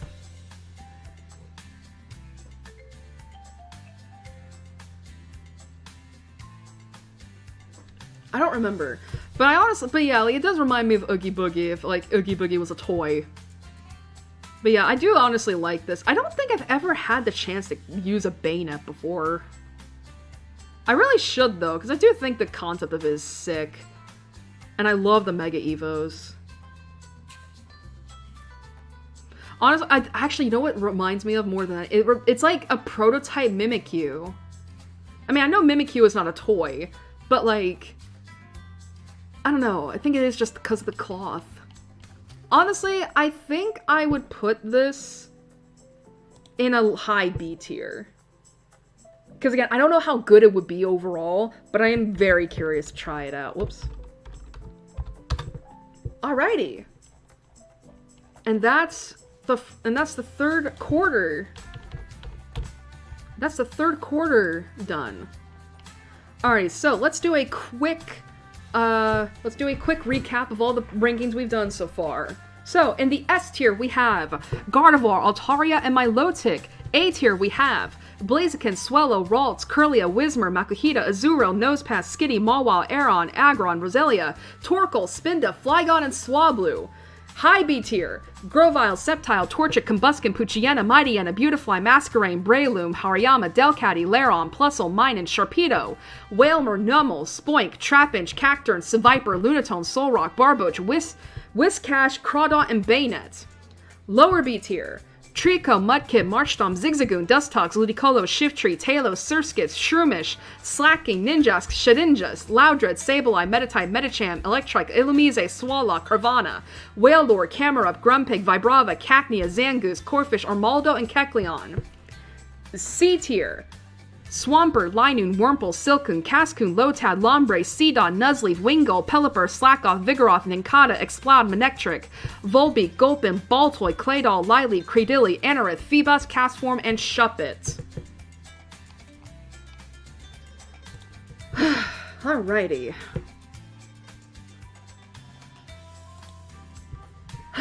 Okay.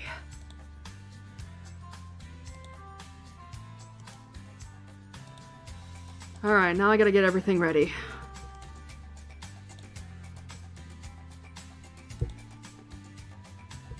Alright, music is gonna be off for a little bit. Just for a little bit.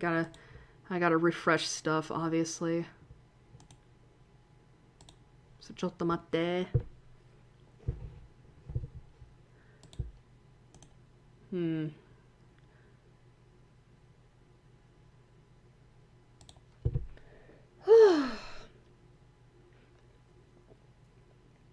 Alright, I think we got this done roughly around the same time as last time.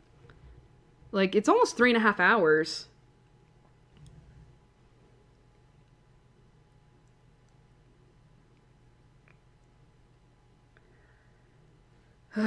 Normally I would put on the same track I've been putting on, but I think I want to go a little bit, oh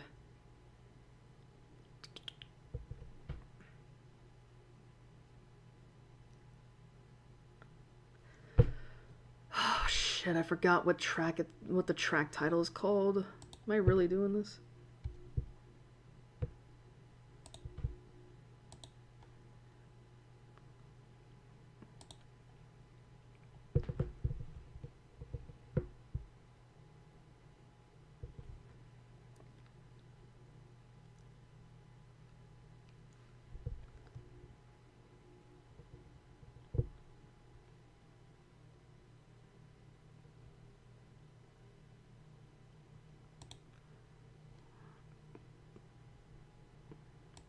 God, my fucking...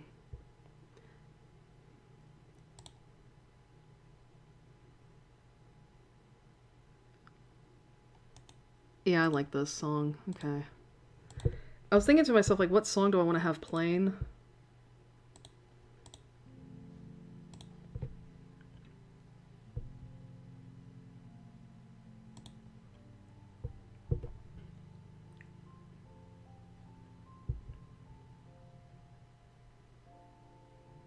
But yeah, I needed something a little bit more melancholic, considering what I wanted to talk about.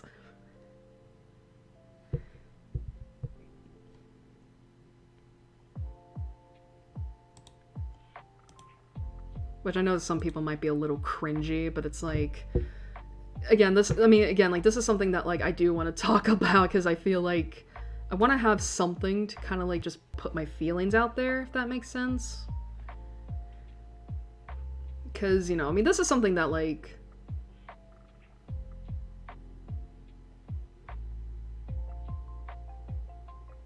that I do want to talk about.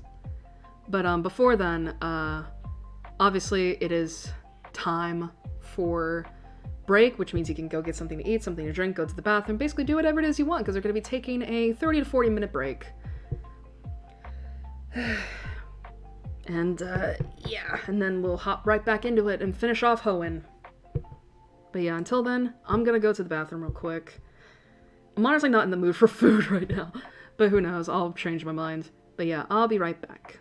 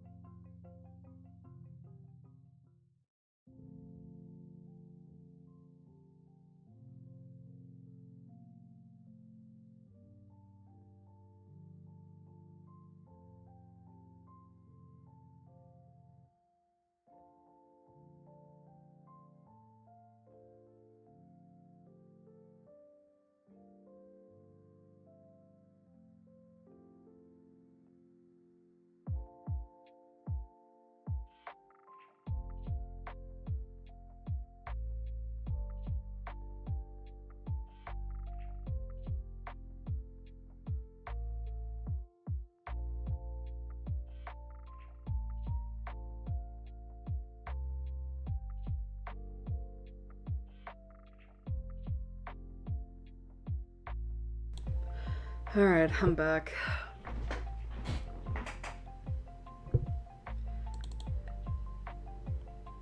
Oh, that's not it. Oh, this is it. Whoopsie. I'm gonna... Before I start talking about sappy stuff, I do want to make it, like, I want to make it easy for people to skip ahead if they don't want to watch this, obviously.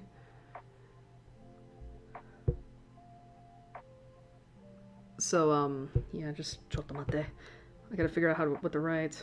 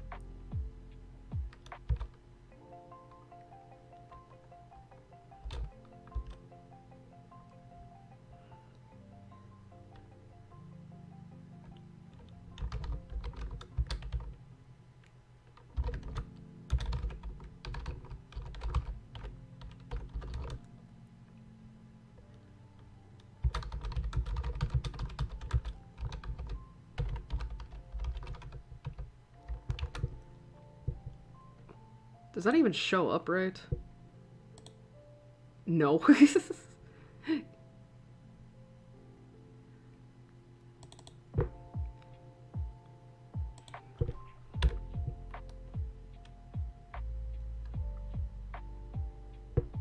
not centered.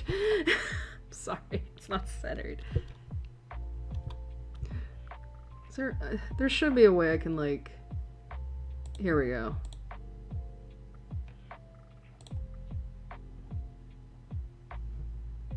That should be good. I think. Yeah, that way y'all don't have to, like...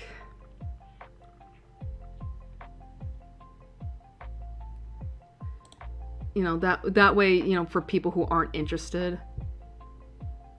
Actually, I think is there a way I can bold this? I should be able to. Oh, I am. Oh, wait, maybe there isn't. I don't know. Ah, fuck it. Anyway, but yeah, that way if no one's interested in this, they can just skip ahead to when when this text disappears. But oh gosh.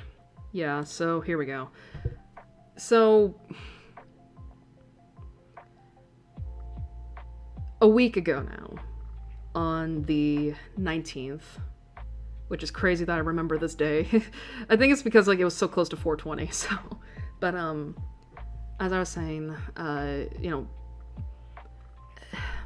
April 19th of the afternoon of that day, as I hinted at in the beginning, I woke up to probably one of the worst things that could have ever happened. And I should express, before anyone's worried, don't worry, I'm fine. I'm fine. Like, physically, like, this is just, like, if you're a VTuber fan, you would know what this is like. But, you know, but the reason I bring all this up is that multiple times throughout the last year at least, maybe couple years, is me joking about how, like, when Mayoshi drops the graduation announcement that I would, on a stream day, I would cancel it, right? Now, granted, that didn't happen, but the sentiment is still there, that, like, obviously I would be bawling my eyes out when that happened. And I remember saying, and I've remembered saying before, that it was never a matter of if, but when, because obviously I know this doesn't last forever, and the only thing I can hope for is that it doesn't happen for a long time yet, right? And, you know, and obviously, you know, and I haven't been super shy about who Mayoshi is, like, it's Fulgurovid from Nijisanji En, and all that. Like, I haven't been shy about it. Like, I've never been super loud about it, but I've mentioned him a few times, especially in December with the a date with death DLC stream. But yeah, so April 19th was when it was announced that he was going to be graduating. And again, I woke up to that, and it sucked a lot to hear that, because it's, because, again, I mean, and I should express that it's like, because I did see a tweet about this, like, immediately, after, just shortly after waking up, from someone who's a popular VTuber. I won't mention their name, because I think they've gotten dragged enough for their opinion, and I don't want to add on to that, especially since it's now been over a week since this happened. But this tweet mentioned how it's weird how a lot of VTuber fans will treat graduations as if, like, the person behind them is dying. Like, it's, like, basically saying, like, it's not that big of a deal. And to be fair, it did sound a lot like this VTuber, was belittling, Mayoshi's fans' feelings and all that by saying, like, well, he's not dying. Like, maybe that was, and to be fair, I would have agreed with the message if if the timing just wasn't off. Like, if they had just waited a day or two afterwards to say that, I would have been fine with it. I think everybody would have been fine with it. But it is what it is. And the thing is with that tweet is that, rationally, yes, no one's dying. I mean, and all that. Like, I get it. No, like, yeah, I know Mayoshi is not dying and all that. He's not gonna be dead after May 5th. I know this, But the thing is with graduations is that in some ways it is like a death, because at least, I mean, now I don't know what it's like for indie VTubers to graduate, so I'm not going to comment on that, but with corpo VTubers graduating, it is like a death in some ways, because you're losing the because for those who are not aware of how corpo VTubing works, once you graduate, publicly, you're not allowed to interact with your coworker. Like, you're not allowed to interact with your former coworkers again. And I say publicly because obviously there's nothing stopping them doing it privately. And that's fine. But publicly, like, obviously me and a lot of other people, we love those public interactions. We love, we love Aroshis interacting with each other, being friends, and just doing these stupid, silly, goofy moments, right? And when a corpo VTuber graduates, publicly, we're not allowed to see any more of that. We're lucky if, like, you may get lucky if you get stories from afterwards, but even then, like, it can be very tricky because because probably they want to maintain privacy. And that's fine. I'm not saying that's a bad thing. It's just, and for me personally, it's like, it's going, and for a lot of people, like, it is a loss of something good. It's a loss of a lot of opportunities and memories to be made, And it is in some ways a death because of that, but also because it's a big change. Not just to the fans, but also to, the people closest to the VTuber that is graduating, and the VTuber that's graduating themselves. It's a big change. One that doesn't, I mean, and I should express, like, this kind of decision does take a lot of thought put into it. And it's not an easy decision to make, even if you know it's the right one for you. Like, you really do have to, like, think, like, is this the best thing for me? And obviously for mine, it is. For Mayoshi, it is. And And obviously, I mean, and I'm not gonna lie, I'm a little envious of people, because he announced it in a stream before the official Niji Sanji Twitter announced it, like an hour before the Twitter announced it.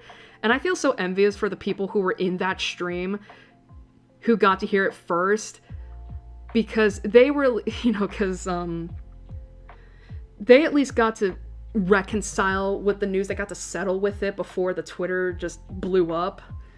Whereas I didn't get to have that. I had to find out because of Twitter. But, I did spend most of that day on and off crying. Because, I mean, as someone who already doesn't do well with change, this was definitely a big change that, like, isn't... Again, it was never unexpected. It's just like, it's very much like the human feeling of like, I wish there was more time. I wish we had more time. But throughout that day as well, in between all the bouts of crying, I obviously learned of like why he was graduating, and I get it. Like, it's basically just it's just creative differences. And I get it. It's like, again, I've watched this man for almost 3 years. Like, it'll be 3 years in a few weeks. I know what his tastes are. And him, like, he basically wants to make content that is wholly and entirely his, without management, I guess, without someone needing to approve or disapprove it, Which, as a writer, I understand. I get it, And,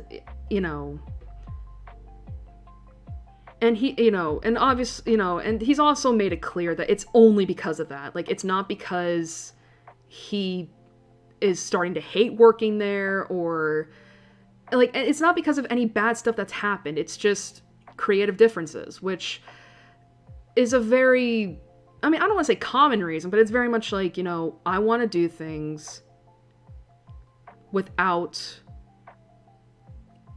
somebody above me, making those decisions for me, which makes sense, right? Especially for a creative like him. And...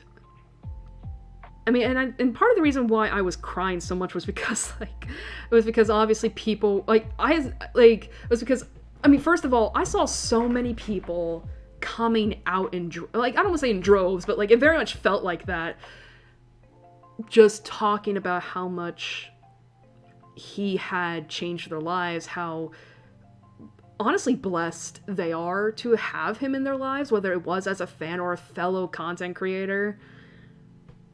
And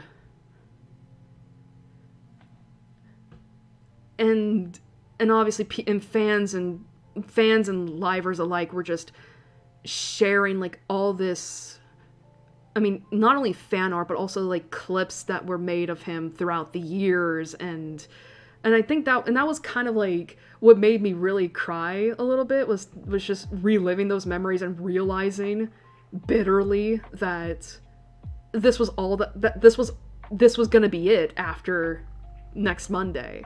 This was all I would have, And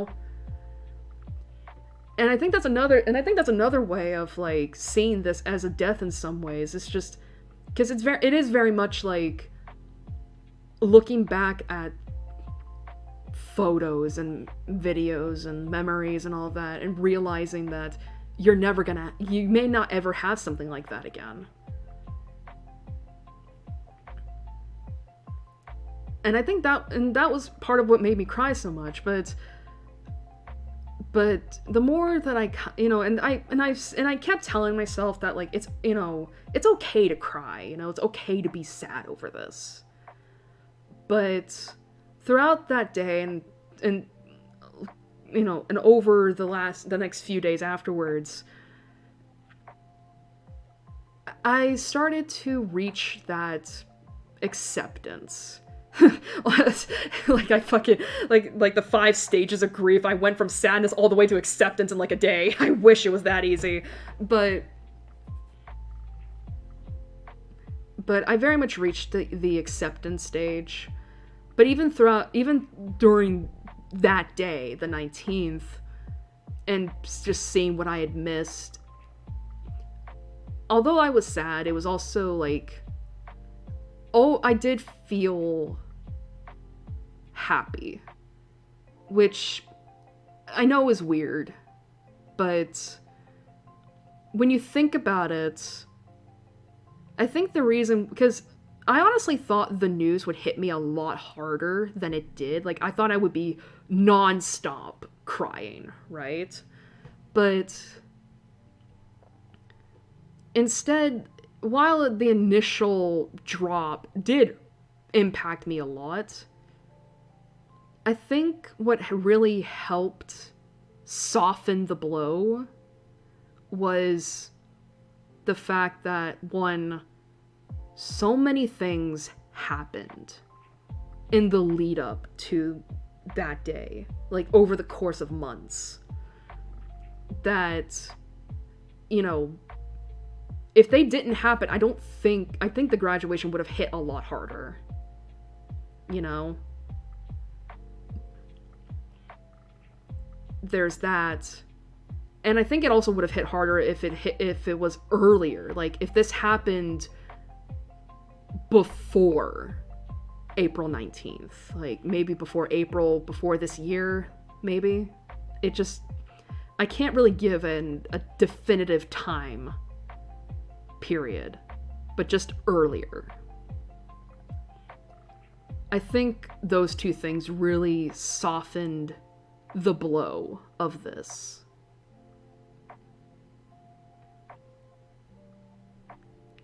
But I think what really helped me just reach that acceptance was the fact that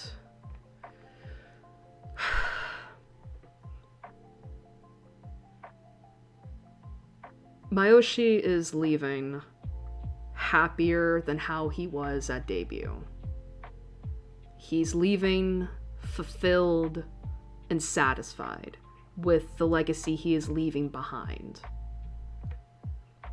He had a list of goals that he wanted to do at debut, and he accomplished all of them within 3 years. And I can't be too sad about that. That, like, yeah, this time is coming to an end. But overall, it's a time that I wouldn't trade. It's a time I wouldn't give up. It's a time I wouldn't forget. And I'm sorry if you're hearing me like take some more breaths. I'm actually starting to tear up a little bit. And I don't want to be crying.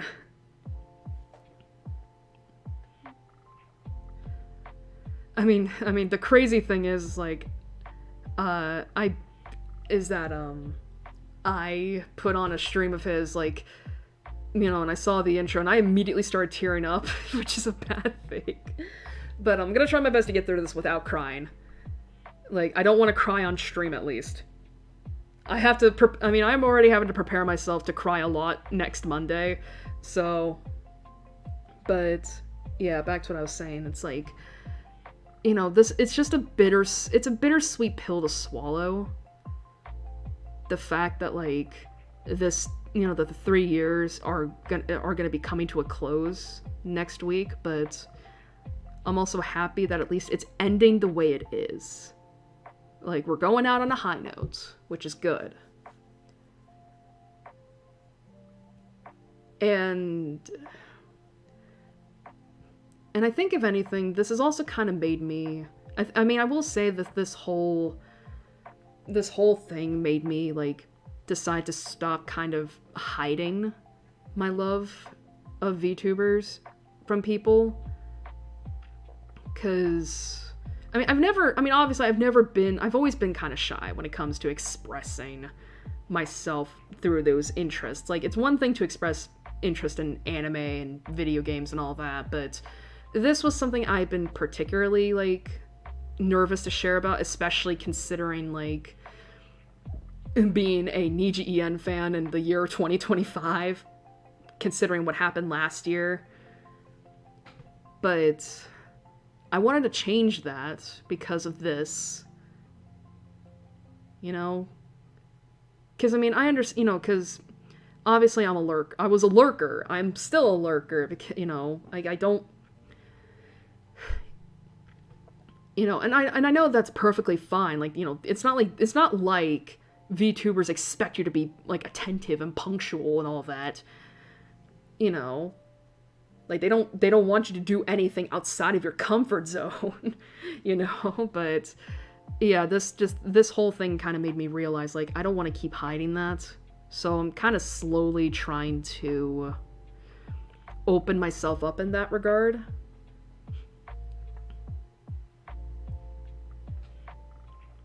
But, overall, like, as I said, like, the last 3 years with this man, I don't want to say it's been up and down. Like, it's honestly been really up, you know. I mean, I always joke, like, you know, that there are moments where it's like, I want to wring this man's neck. It's like, I mean that both affectionately and also, like, I'm gonna kill this man. But overall, like, the last 3 years have just been very... I mean, this man has very... Like, this is a man that I do respect a lot and I admire a lot.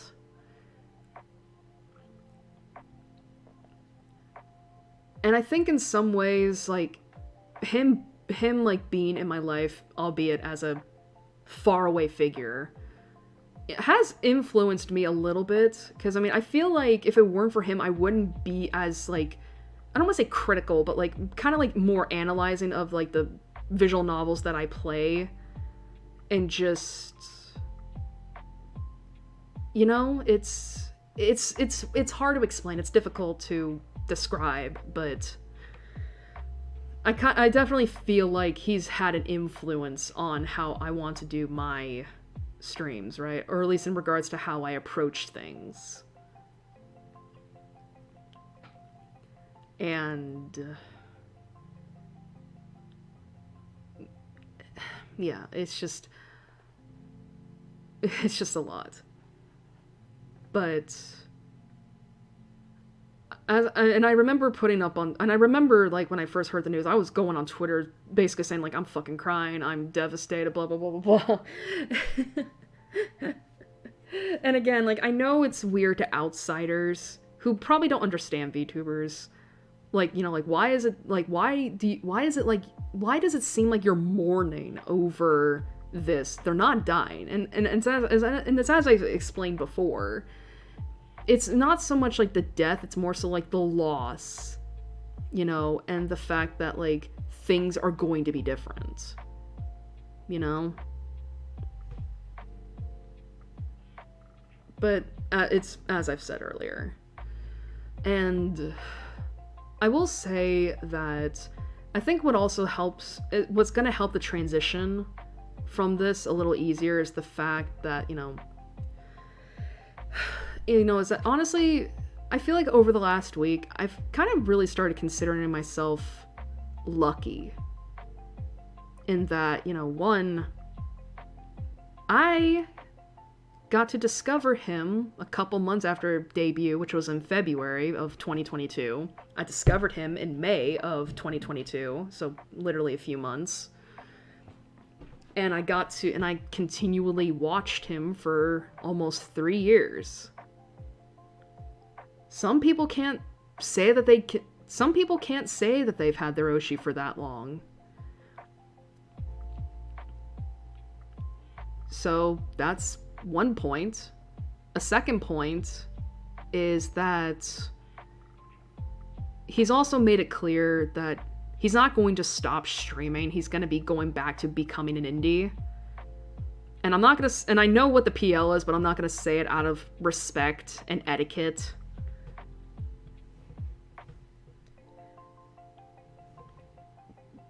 But regardless, I do have that going for me, that I know he's not gonna be retiring overall, he's just gonna be going back to being an indie. And to be fair, I mean, considering like because remember how I mentioned earlier that like Gura was graduating, and then before that it was Mume, who I think is graduating today. I have been hearing through the grapevine that like, that there's not even, that no one knows whether or not they'll even go back to content creation. And I'm not going to weigh in on that, whether or not they should, because it's like, I'm not them. That's their decisions to make. But I think about their fans who are very much grieving over the loss of their Oshi. And, but unlike me, they don't even have that comfort of like knowing if they'll see them again after they retire, they graduate. And I'm not saying this as a way to demean those. I'm not. I'm not. I'm just saying that like I'm lucky in that I at least know my Oshi is coming back. And that's a hope I have, at least I'm going to be seeing him again. Different name, different face, obviously, but different, but still.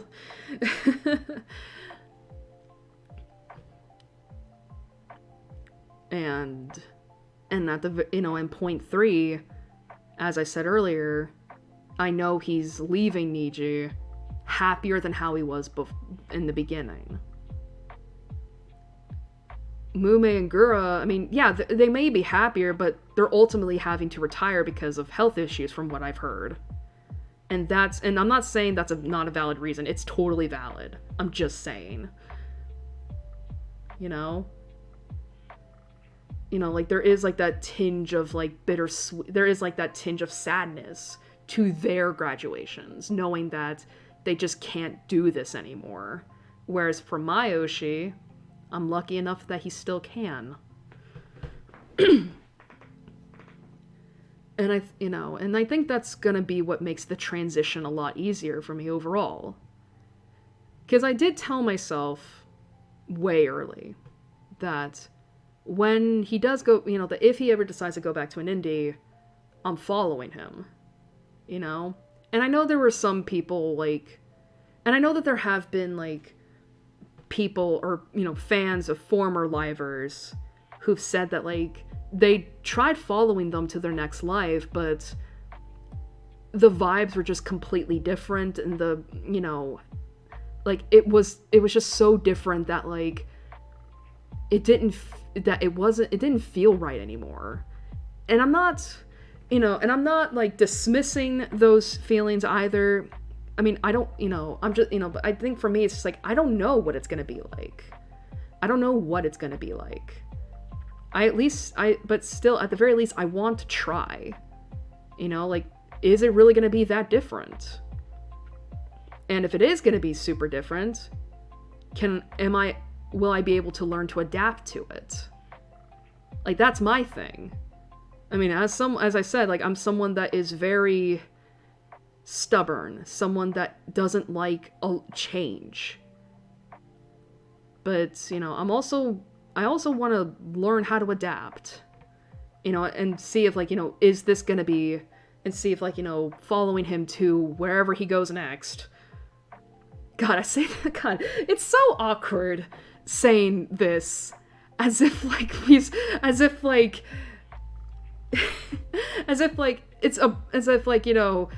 he's super close to me, when it's no, I've always, believe me when I say that I've never once considered this man as anybody closer than just this is just a fan content creator relationship. It's not, I've been very careful, right, with making sure I'm not being too parasocial. I know better. But regardless, I just, like, maybe it will be different, but who's to say that, like, that the different isn't gonna be good as well? Obviously, I'm not gonna know that until whenever the fuck he pops back up, and I don't know when that'll be. Which, I mean, to be fair, that's on purpose. It's like, of course we're not gonna know. It might, it's like, I mean, who knows? He may come back the week after, or maybe a month after. 2 months at least, who knows? It just depends, I guess.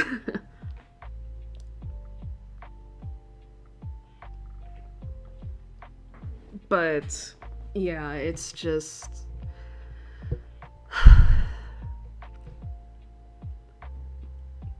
But yeah, I just wanted to talk about this, because I felt like I had to with how often I had brought this up over the last year, especially, and especially with how unabashedly got excited over seeing his name appear in the fucking Kickstarter fund for the Beyond the Bed DLC in my stream.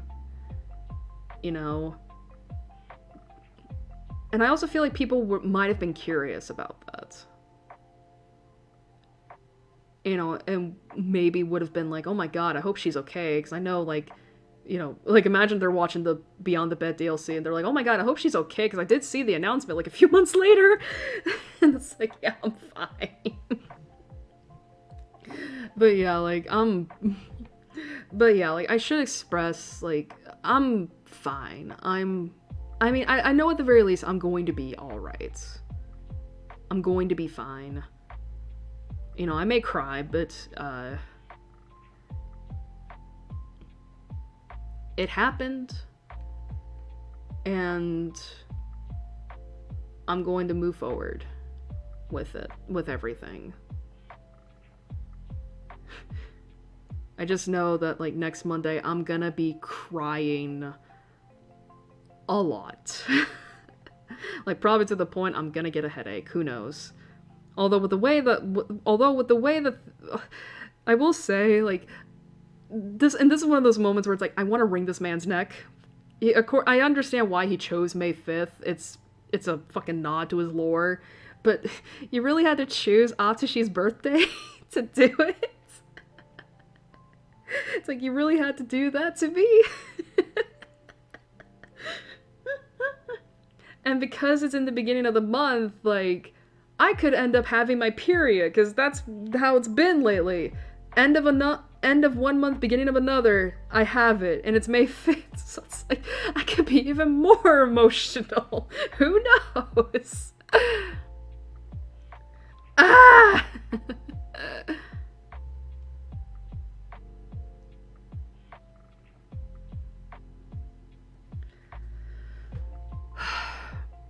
But I will say, I will say, though, that, like, even though I'm gonna be technically saying goodbye to him next Monday, I still have a shit ton of VODs to go through. And I will say, too, I'm also happy that he's keeping the VODs up, and I'm like, oh, thank God, because, y'all, I brought this up before, but, you know how YouTube has the watch later playlist and all that, where you can save videos on there, to watch later. I've been doing that for the last, like, couple years, because there's just so many things, because there's so many VTubers now I'm keeping up with.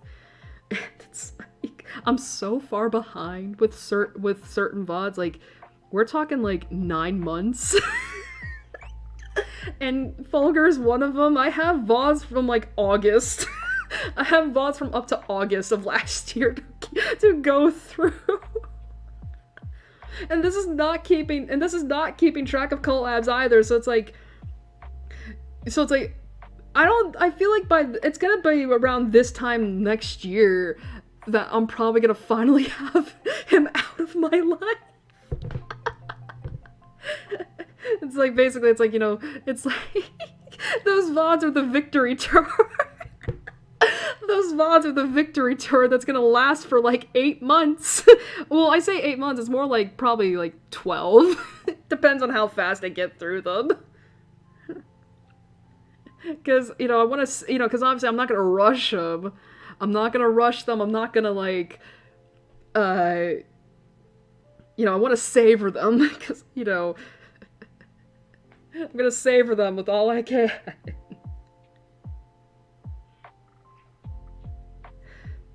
It's just still, it's like, I feel like people are gonna be like, I don't know if that's gonna make the grieving process easier or worse. And it's like, listen, talk back to me in a year and we'll find out.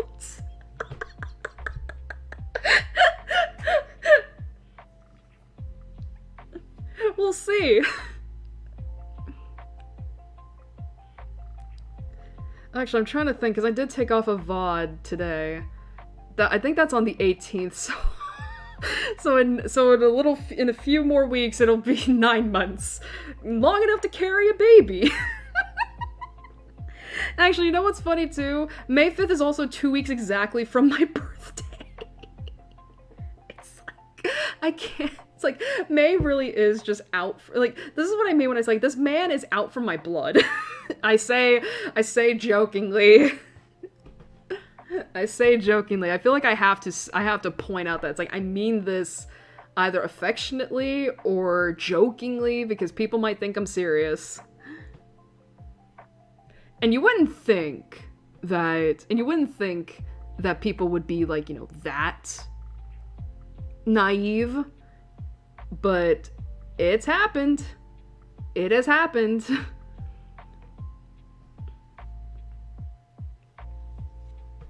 So yeah. But yeah, that's all I wanted to say, because and if you did stick around to listen to me just talk about this, first of all, why?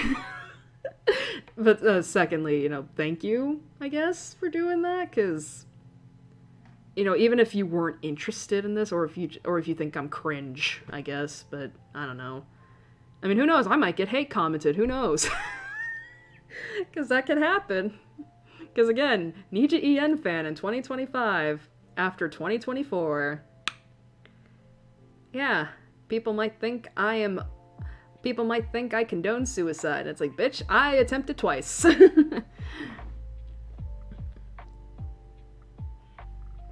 Anyway.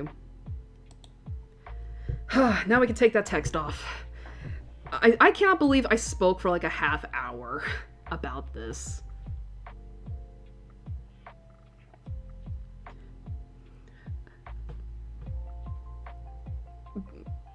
God, you know what's funny is that like this music is that the song that's playing right now is titled Journey, and I'm like, man, the last 3 years definitely were that. Anyway, I think I'm getting hungry. I think I'm gonna quickly eat a Pop-Tart.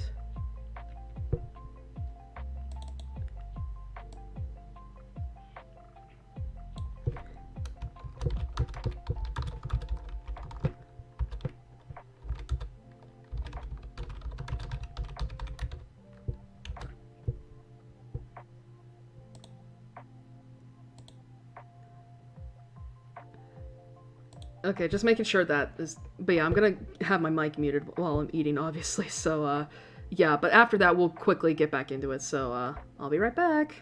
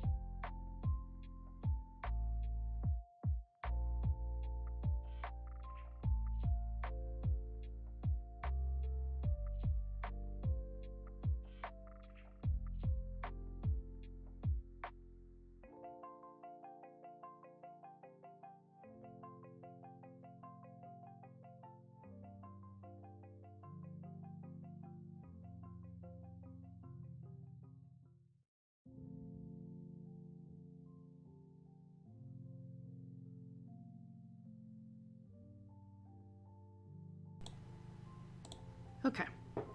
Got that done.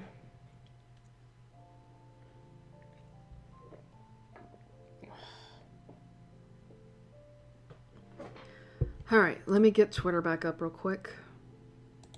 So that way I can tweet out the stream.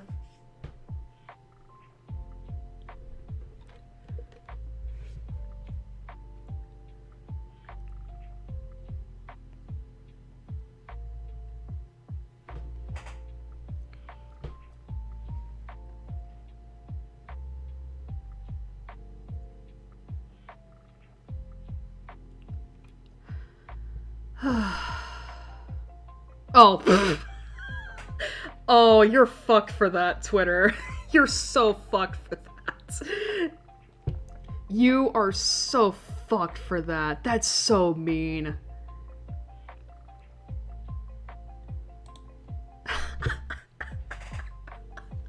Fuck you, Twitter. Fuck you, Muskrat. You son of a bitch.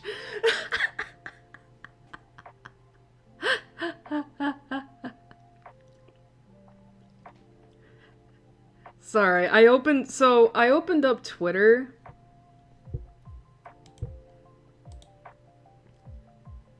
But yeah, I opened up Twitter, and you know how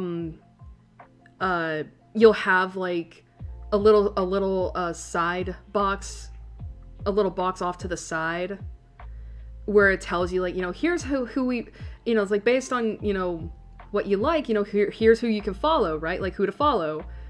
You want to know what the third fucking person it was that you know, you might like to follow?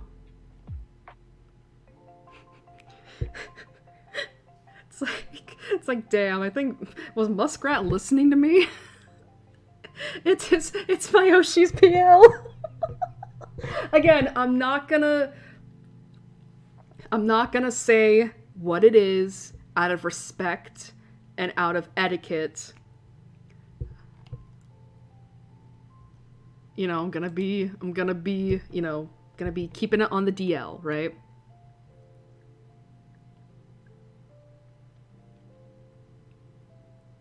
But it's like, what the fuck? What the fuck? What the fuck? I hate sometimes. You're so fucked for that, Twitter. You're an asshole. Fuck you, Muskrat. You fucking cunt.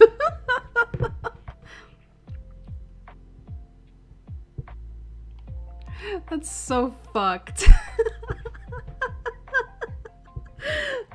Well, now I have him on my internet history.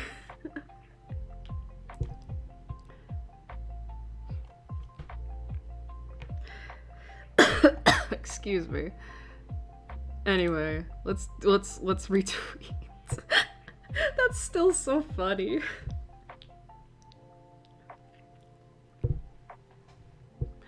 What caption do I want to put here?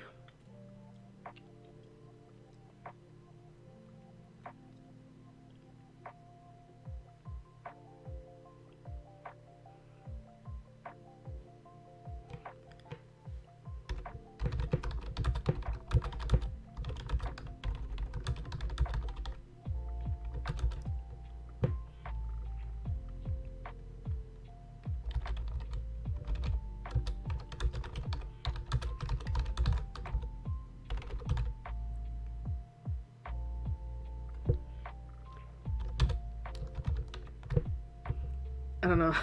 It's so stupid.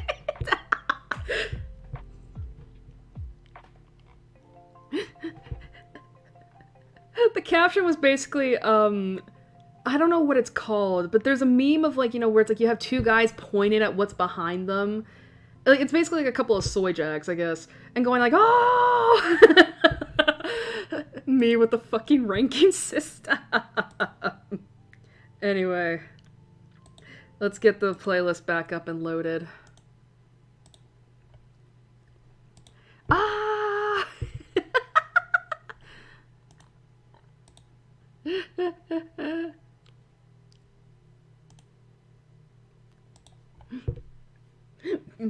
Excuse me. Excuse me.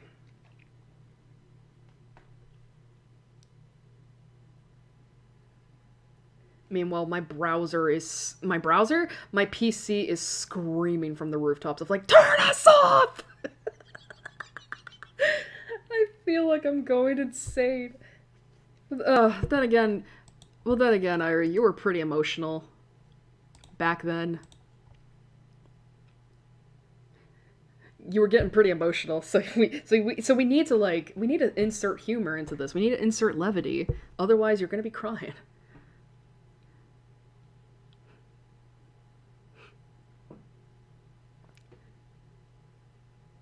I will say though, I can't believe I started because I started tearing up when I was in the middle of talking.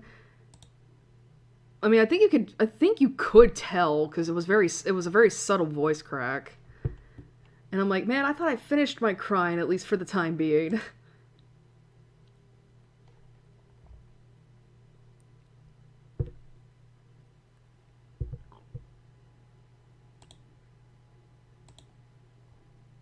Sorry, I'm currently getting,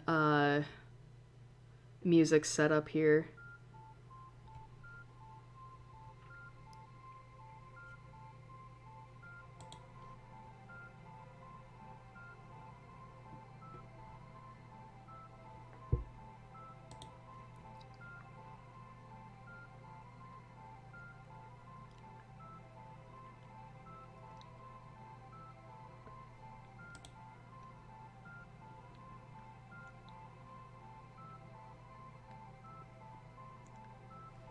Okay.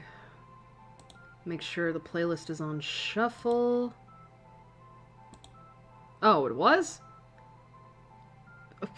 Whatever. Okay. Okay. Getting my list up. Checking to see who's next. Okay. Oh, that's a sick name.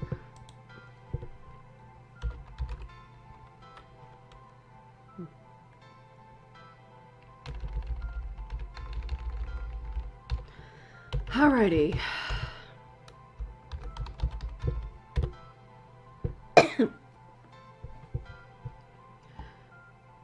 Alrighty, so, we start off... Okay. So we are at 355 and we're going up to 386.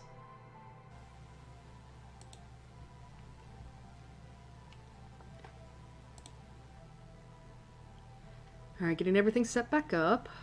And... boop! Alright, we're back. So, next up on the list is... Duskull! I almost thought my thing froze for a minute.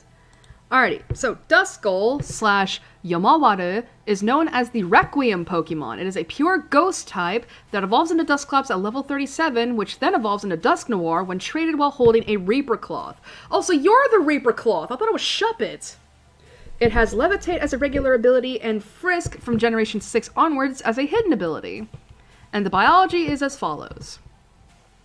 Duskull is a Pokemon which appears to be a stylized personification of the Grim Reaper. Its body resembles a black robe with two bone-shaped patterns on its back. It has a mask that resembles a skull and a single eye that floats between its eye sockets. Duskull can become invisible, sneaking up on their prey and going through walls. Duskull is primarily a nocturnal Pokemon and has been shown to live in thick forests. Once Duskull chooses a target, it will doggedly pursue the intended victim until the break of dawn. It has been described as enjoying the crying of children, and it is said that this Pokemon will spirit away disobedient children. What else is new with ghost types? This is often told to children to make them behave. Duskull's diet... Sorry, I was looking at that, it's like, there's a typo here. Duskull's diet consists of the vital energy of children. All victims of Duskull tend to suffer an intense chill after being drained of their life force. Okay. And the stats are... Ooh. Physical defense and special defense stats are tied at 90, with physical attack at 40, special attack at 30, speed at 25, and HP at 20. So it doesn't have a lot of health, but it can take a hit. I need to get this song added on my regular playlist. Like the Mount Pyre?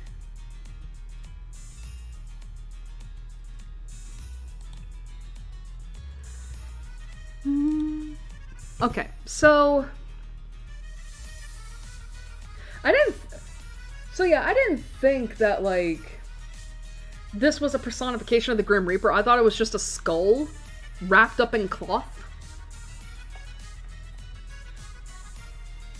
But I guess, you know, I can see it, especially with the skull and crossbones. Now, I will say, I do think Duskull is, like, creepy cute. It's like, I think Duskull can be nice to have on a team. I mean, I do try my best to go after it. Although I will say, I don't think I've had a Duskull in forever. So maybe I just don't, you know, maybe I don't remember how good or bad it can be.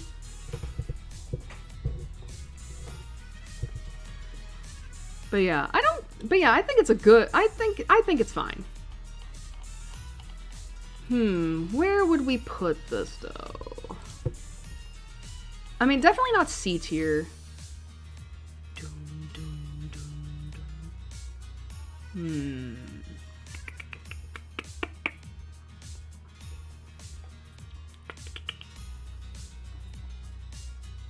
gonna put it in the upper B tier, but it's gonna definitely be like...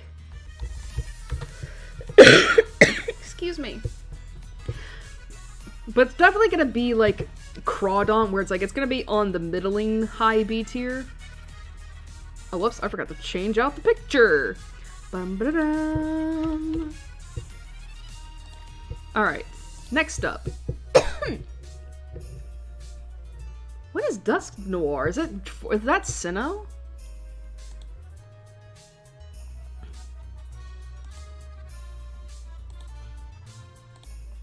Alright, next up, Dusclops.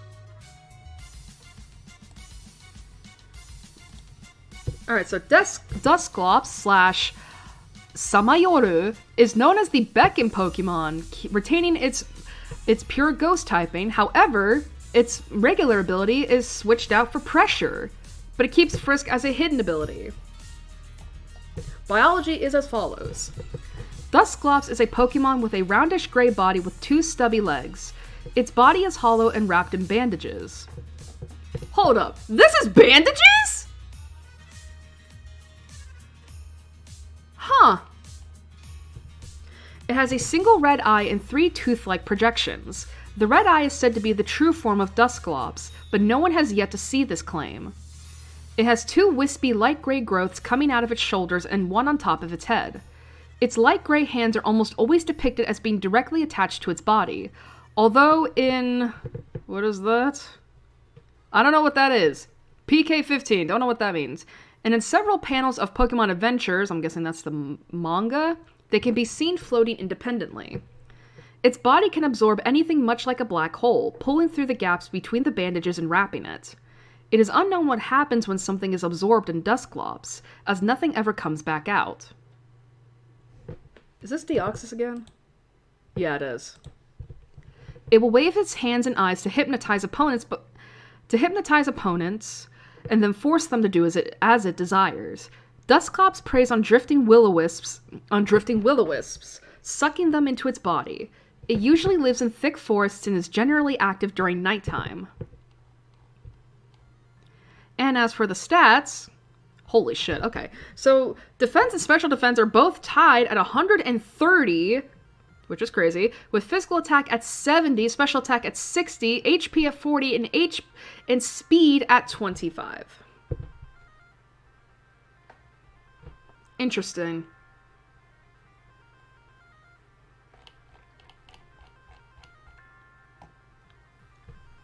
So I've never had a Dusclops. I think it's because I just never tried to evolve a Duskull into Dusclops. But still, it's crazy that these are considered bandages. I just thought it was... I just did not think that these were bandages.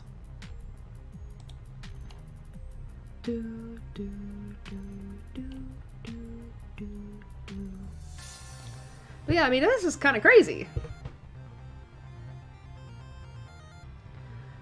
But yeah, I don't know. But now the fact that there is such a thing as... This looks more like a mummy than a ghost. I mean, then again, mummies are kind of the same thing. They can be ghosts, I guess.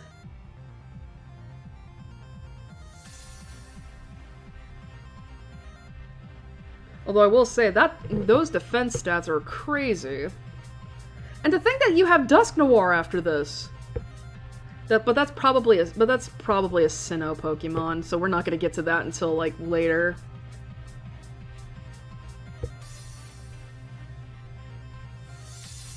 But honestly, I think I would put him in the lower B tier.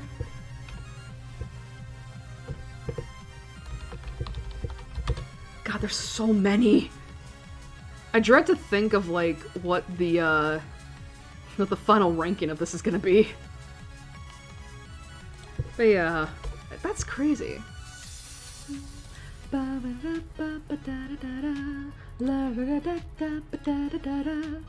Oh, this Pokemon.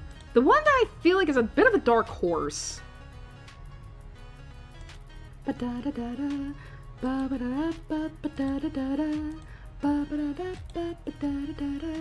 Tropius. Alrighty. Tropius, which is the same in Japanese, is known as the fruit Pokemon. It is a dual grass flying type. It's not known to evolve into or from anybody. It can have either chlorophyll or solar power from Generation 4 onwards as regular abilities, with Harvest as a hidden ability, and the biology is as follows. Tropius is a large sauropod-like Pokemon with a brown body wrapped in green leaves on its chest and head. It possesses large, broad green leaves on its back, which it uses for flight and for sugar production via photosynthesis. Despite being very big and bulky, it is surprisingly maneuverable in the air.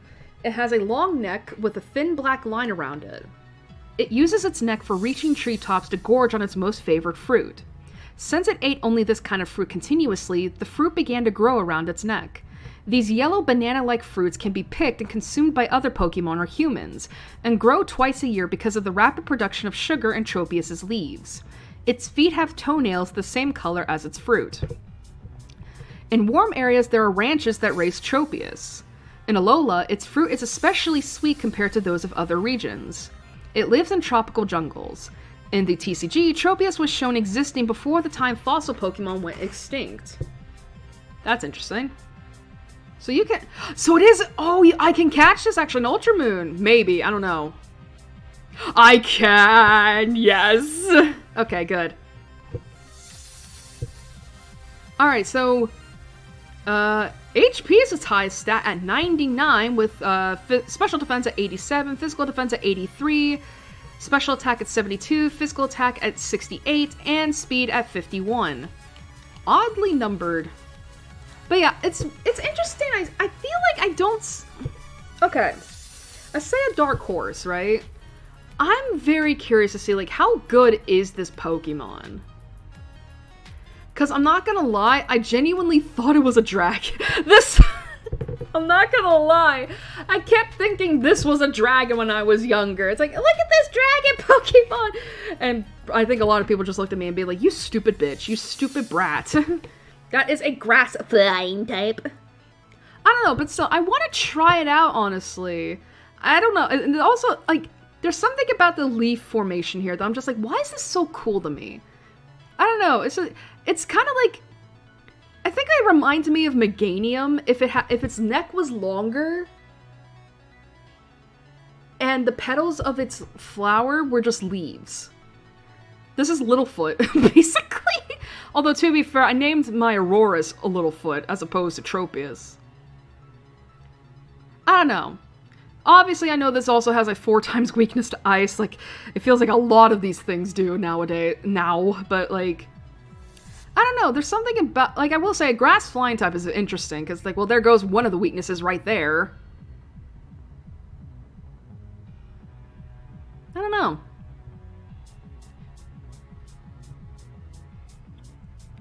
Honestly, I will put this in the high B tier. I'm just curious to see, like, what it would be like. Maybe this will change. I'm not gonna lie, though, like, now that I've been trying out more Pokemon lately, it's like, I am thinking I might go, like, when this series of streams is done, I might go back and see, like, which Pokemon would rank higher or lower. Now that I have experience with them, but we'll see. We'll see. But yeah, so Tropius is going up in the high B tier.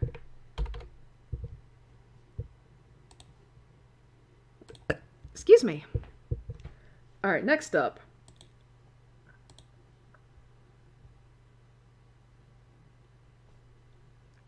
Hello?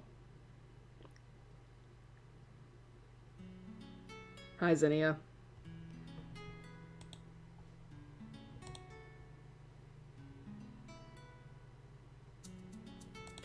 Okay, next up is Chimico. I actually finally get to use this in BDSP. Or in Brilliant Diamond. Alright, Chimico / Chirian is known as the Wind Chime Pokemon. It is a pure psychic type that evolves from Chingling when leveled up with High Friendship during the night. It has Levitate as a regular ability, and the biology is as follows.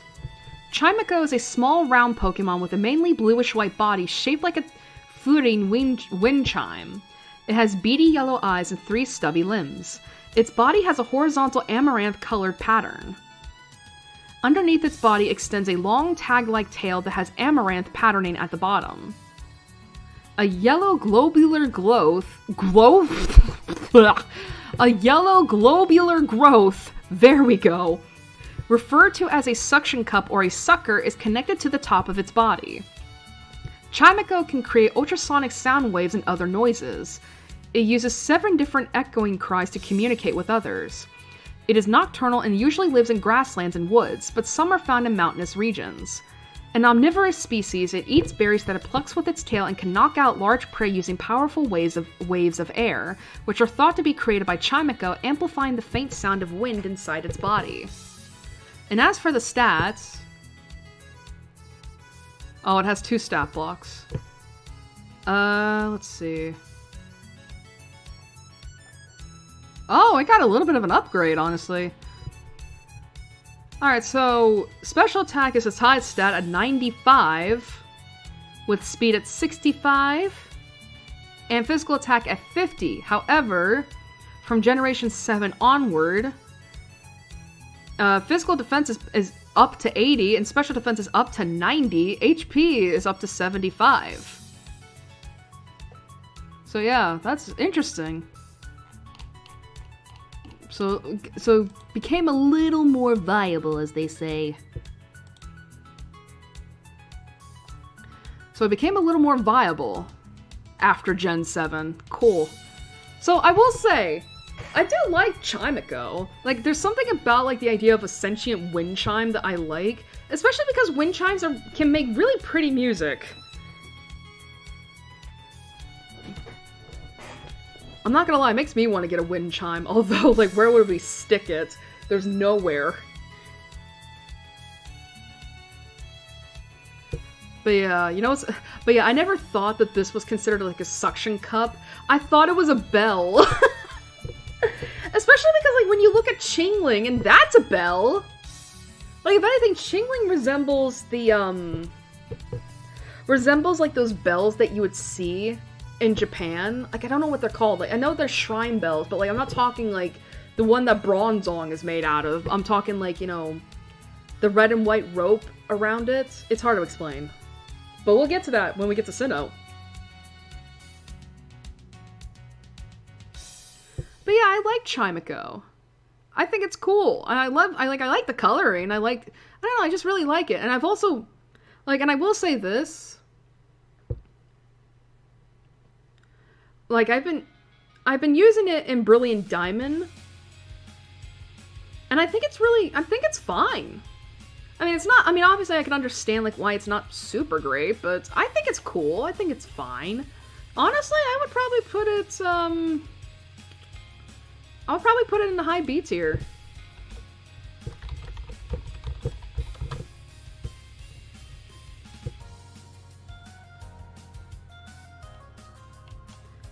But yeah, I would probably put it in the high B tier. It's like, it's a high B.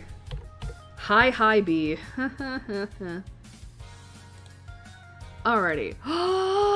Another mega, but this one's for my favorite. Let's fucking go. I can already tell you this is an S tier. Alrighty. Alright, next up is Absol. And of course, the hell? Mega Absol. What the hell is going on up there? Chotomate. Need to go check on something.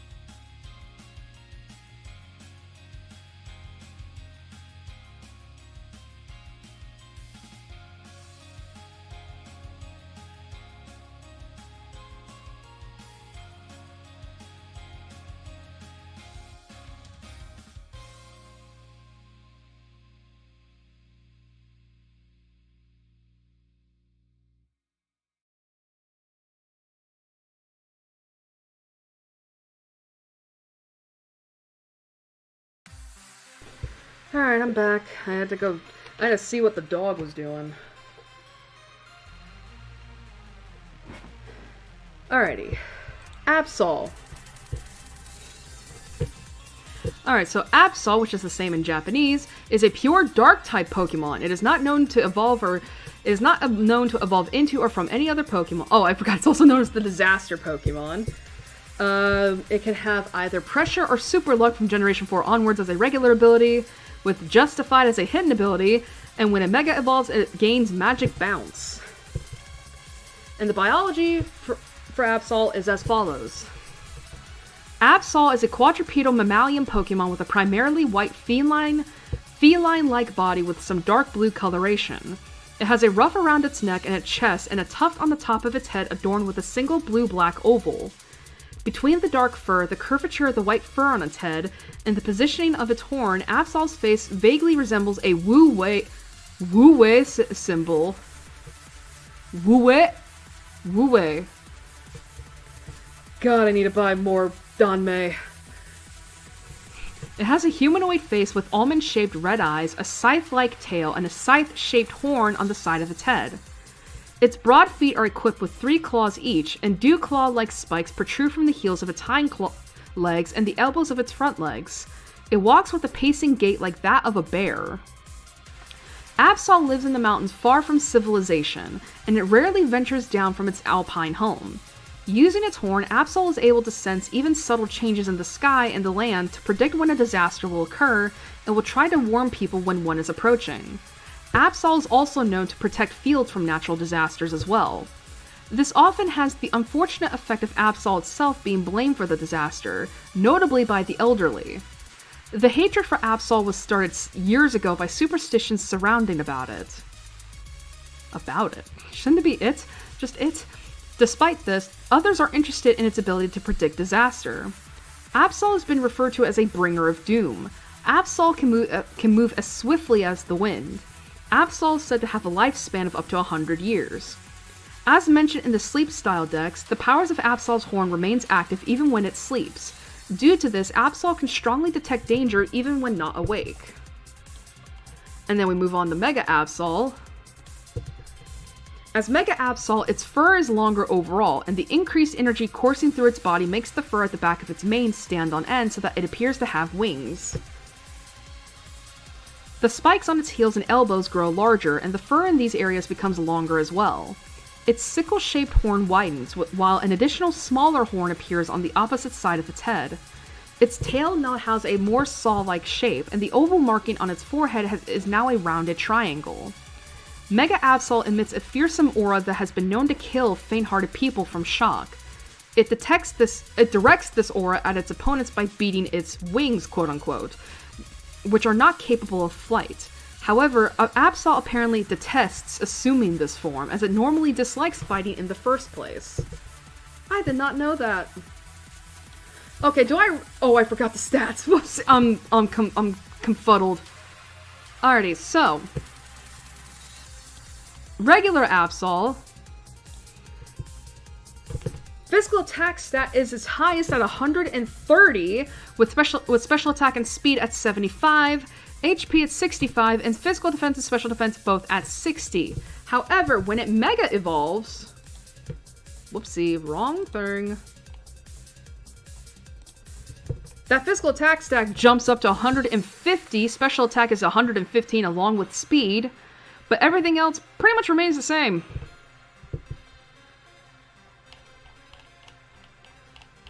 Now, come on. Do I really need to explain? I love this mega form overall. Like, the fucking... It's interesting how it's like... I see this more as an angelic Pokemon as opposed to, like, a... I don't know, I love it. I love it so much. But I love Absol overall. And I mean, not only because it can hit hard and is speedy and all that. And I do like the Dark type overall. I think it's also because, like... I associate Absol so much with Ven. I mean, not only because of the dark typing, but also, like, just the fact that Absol is viewed with such contempt and scorn. You know, just for existing. Although, you know, because of the whole disaster sense, I guess we could call it. It just reminds me so much of Ven. I mean, there's a reason why it's like... I mean, Ven has this thing as a partner Pokemon named Dahlia. I don't know, I love it so much, and I love the Mega form as well. Like, again, the wings are very angelic to me. Like, you can almost say, in a way you can argue this is like an angel of death. Although it is interesting as well that, like, apparently Mega Absol hates this form because it just hates fighting in general, and I'm like, if that ain't Ben. But yeah, honestly, this is an S tier Pokemon for me. It has to be. Absolute. But yeah, I love Absol, I do. It's so good. Always go out of my way to catch them.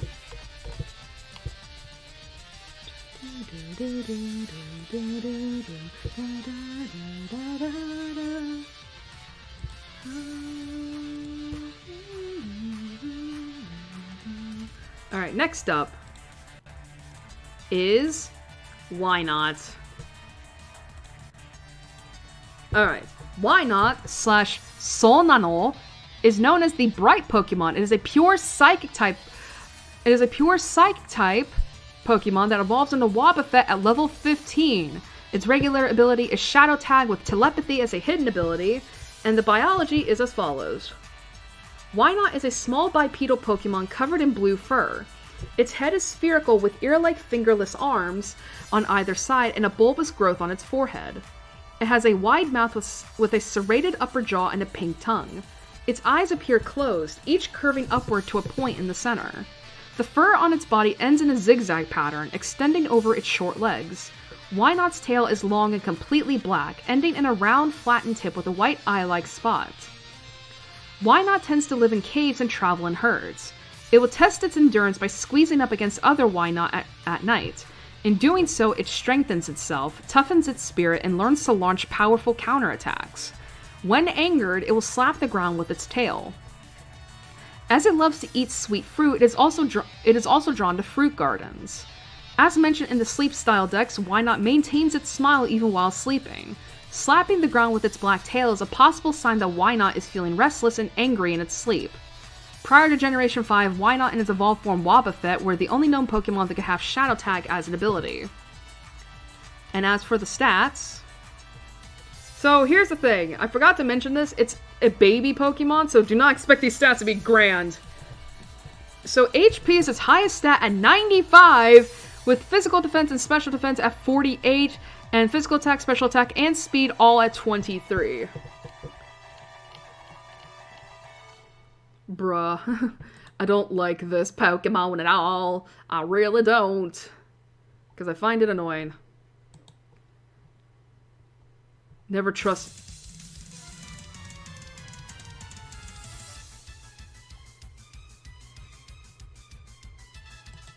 Like, never trust me with this thing. Like, I will say, I think it is better than Wobbuffet, but not by much. And the fact that it's a fucking baby Pokemon, meaning, like, you probably can't even do any battle with it. I mean, maybe you can get lucky with, like, a counterattack or a mirror move, right?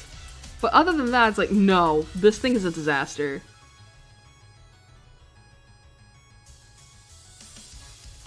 Honestly, I think this is C tier. It's like, do not come near me at all.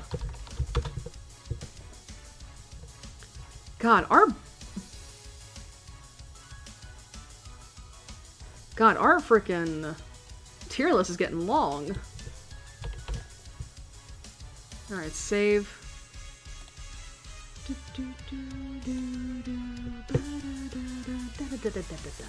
Sorry. Alright, next up. Okay, I think this is an A tier here. Alright, next up is Snorunt.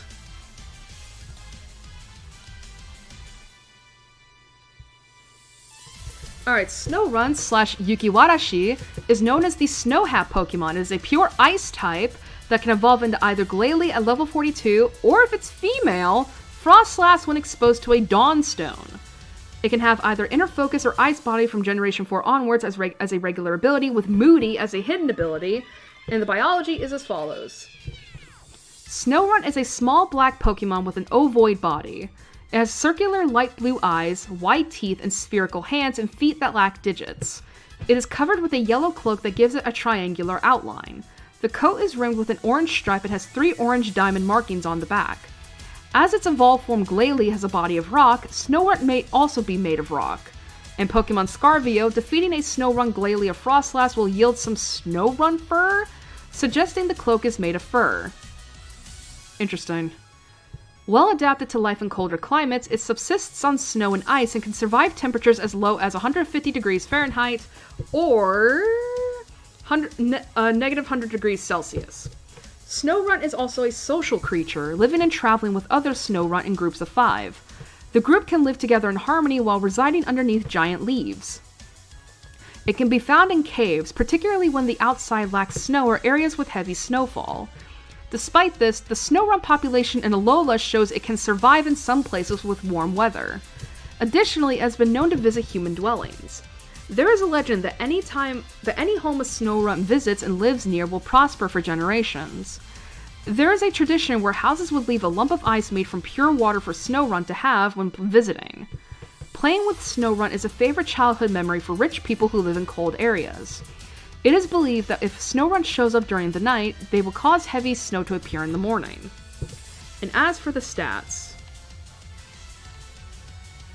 Oh, they're all rounded at 50.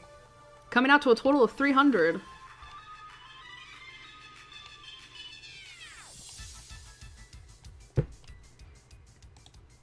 Alright, I will say this. I do like Snowrun. I think it's adorable. And it's like, just imagine, I also just get this image of like, like how when people are sick or they're just like not wanting to deal with people, they'll sit up in bed and pull the blanket over their heads. Like, that's what I get from this. And I just find it really cute. It can be annoying, I will say. But I do like it. I do. A lot. Honestly, this is a, this is A-type. This is an A-tier Pokemon for me.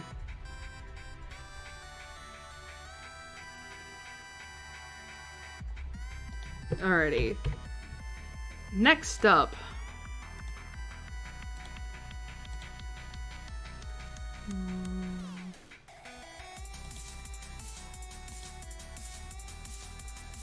Oh, this is another Mega. Shit. Okay. Alright, next up is Glalie. And then we have the Mega.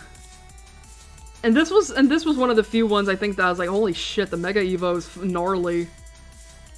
Alrighty, so Glalie slash Onigiri, almost said Onigiri, is known as the face Pokemon, retaining its pure ice typing from when it was a Snowrunt. It can have either Inner Focus or Ice Body from Generation 4 onwards as a regular ability, keeps Moody as a hidden ability, and when a Mega evolves, it has Refrigerate. Oh, that's actually kind of good. Alrighty, and the biology is as follows.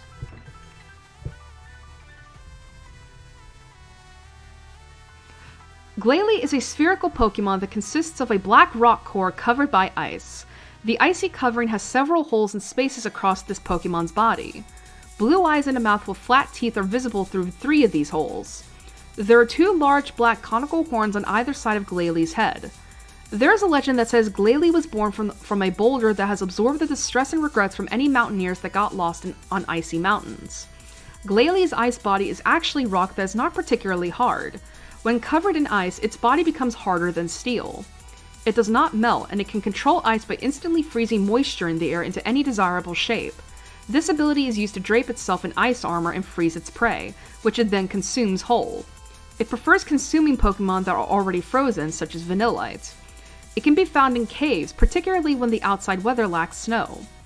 In the anime, Glalie is depicted floating in midair and moving freely, similar to flying, and can even be ridden as a form of transport. Why? Alright, Mega Glalie. Mega Glalie's jaw is dislocated because of the overwhelming energy, causing its mouth to extend to the length of its face. The lower jaw is all black except for 2 light blue conical icy spikes. The pupils in Mega Glalie's eyes are now red instead of black. The horns on top of Mega Glalie's head have been partially turned into ice, with the addition of a 3rd horn on its forehead. Mega Glalie can spill endless blizzards from its broken mouth, though it gets irritated by the fact that it can no longer consume its prey. The areas Mega Glalie often appears in will cause the area to be whited out. Any prey that it envelops within its mouth is frozen instantly.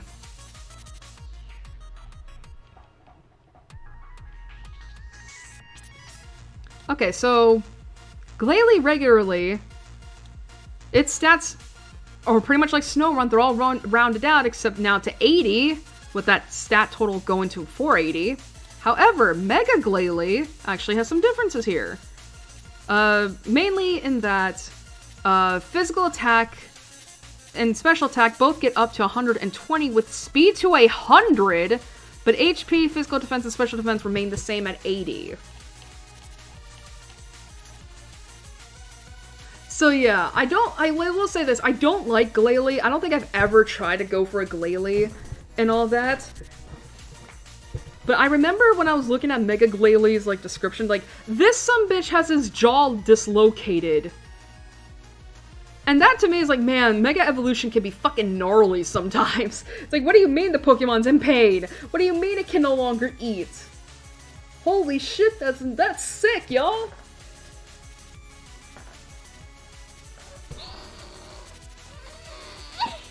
Sorry, I'm having to break my back constantly.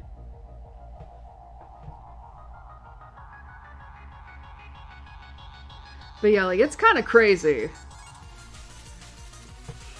But I mean, yeah, I will say this. Seeing this motherfucker show up in the 3DS games, it's so weird, because he is so big. Like, this, like, you would think he wouldn't be that big. No, he's huge in the games. It's crazy. And he can hit hard. Like, it's crazy. I mean, but it's like, yeah, imagine, with how big this motherfucker is, imagine how big he is. I've never seen I don't think I've seen a Mega Glalie, like, in the 3D games, specifically, but it's like, I can't imagine how big they are. But yeah, honestly, he is going straight into lower B. It would be a C. He would honestly be a C if it weren't for the Mega Form being like, you know, let me dislocate my jaw.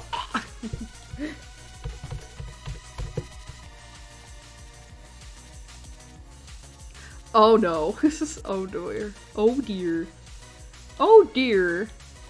Next one is Cutie Patootie, and I wish I had a plushie of this in real life.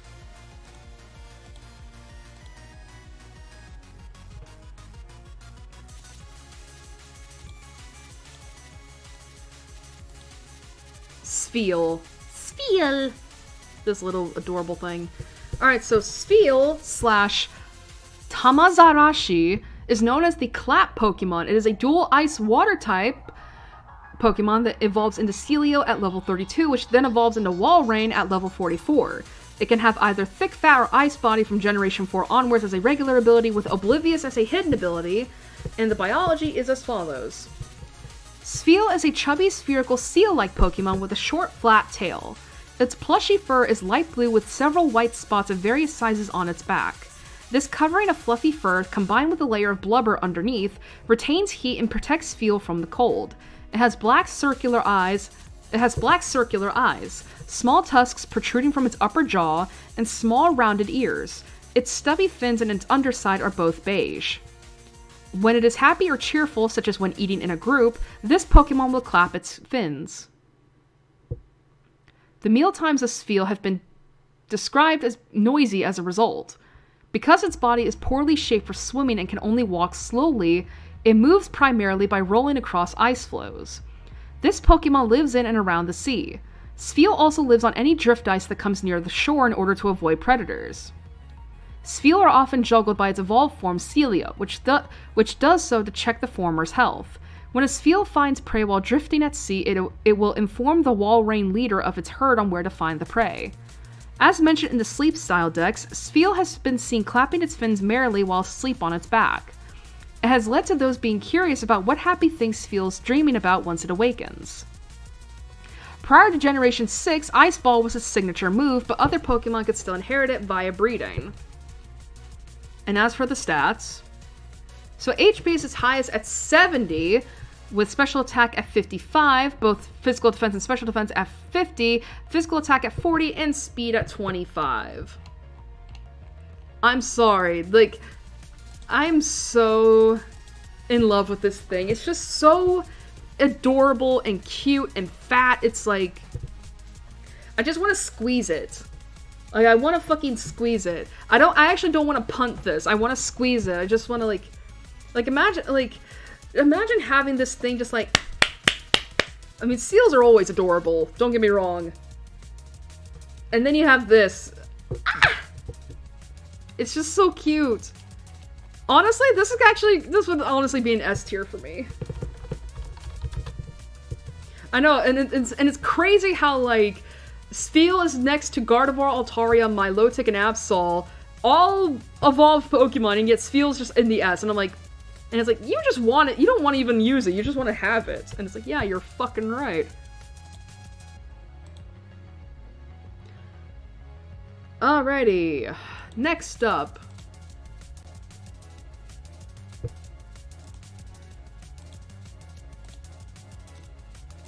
Is Celio. Alright, Celio slash Todogora is known as the Ball Roll Pokemon. It retains its Ice-Water dual typing, as well as its abilities, and the biology is as follows. Celio is a bright blue pinniped Pokemon. Its throat and chest are beige with speckling around the edges. There are 2 short tusks protruding from its upper jaw, and it has dark brown oval eyes. It has a powerful pair of front flippers which are able to crush ice. Additionally, it has a short flipper-like tail. On the sides of its blunt muzzle are thick white whiskers. Celio's white whiskers are described as being super sensitive. When a Celio encounters new objects, they are placed on its nose and rolled around to test its smell and texture. The reason is to determine if it likes the object or not. As mentioned in the sleep style deck, Celio can sense the environment even when it sleeps. It has also been known to roll Spheal or Pokeballs on its nose. The reason Celio does this to Spheal is to check its scent and ensure it is still healthy. This Pokemon lives in the sea and on drift ice. Celio dives underwater to hunt for prey 5 times a day. It searches for the prey by its scent. Prior to Generation 6, Ice Ball was its signature move, but other Pokemon could still inherit it via breeding. And as for the stats, so HP is still its highest at 90 this time, with special attack at 75, physical defense and special defense at 70, physical attack at 60, and speed at 45. I mean, to be fair with Ice-type Pokemon, they're not known for, like, being speedy. Okay, I will say this. This is not, like, I think it's still cute. I think it's still cute. Like, Spheal is the baby Spheal, this is the juvenile Seal. Or adult Seal, I guess we could say.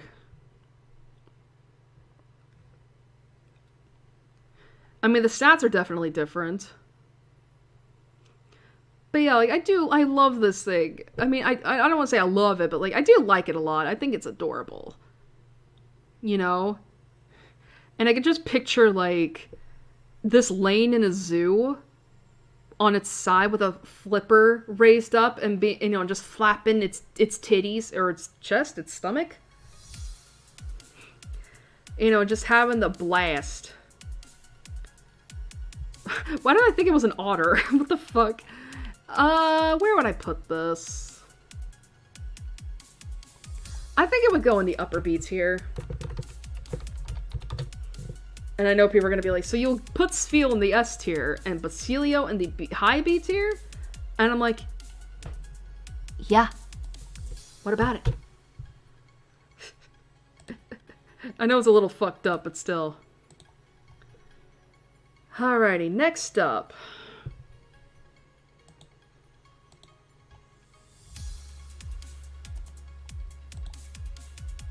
Oh man, we go from seals to walrus. Walrein. Alrighty, Walrein, or Toroseruga, is known as the Ice Break Pokemon, retaining its dual ice-water typing as always, along with its abilities from when it was a baby, and the biology is as follows. Walrein is a large walrus-like Pokemon with a layer of blubber under its skin. It is primarily blue, with thin white rings around its neck and lines on its fan-like tail fin. There are 2 long ivory tusks in its upper jaw. It has a round snout and yellow eyes, and large tufts of white fur about its face and neck. Its 4 short legs have long flippers instead of feet.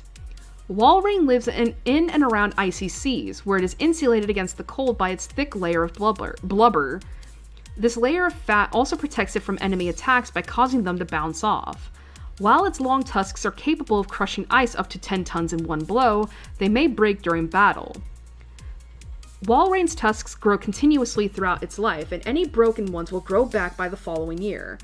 The Hisui region is famous for the many broken tusks of Walrein that can be found there. This Pokemon can be found in herds of 20 to 30 individuals, which are fiercely protected by the leader. The leader is willing to give up its life in order to protect the herd. As mentioned in the sleep style decks, Walrein has been seen sleeping with the tusks stuck in the ground. It is believed that the Pokemon fell asleep while tending to its tusks. And as always, prior to Generation 6, Ice Ball was its signature move, but other Pokemon could still inherit it via breeding. And as for the stats, so HP, still its highest at 110, with special attack at 95, physical defense is special defense at 90s, physical attack at 80, and speed at 65. Now, I've never had a Walrein. I would like to have one, though. That would be great.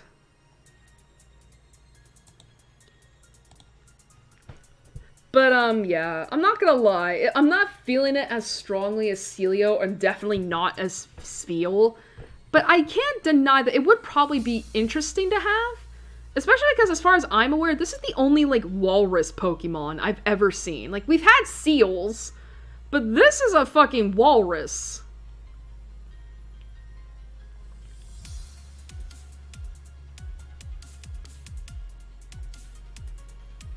Not to mention, I remember the Deoxys movie. You know, in the beginning. With all the Walreins being like, rah, rah, rah, rah, you know, towards the Deoxys Rayquaza fight. I'll put you in the high B tier, because I think you can be useful. But you're not as high as Celio. You're not as high as Celio, sir, unfortunately.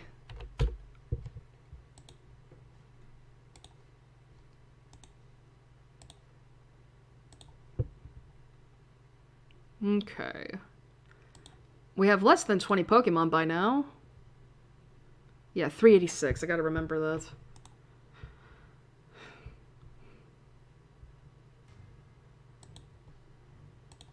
Alright, next up is Clamperl.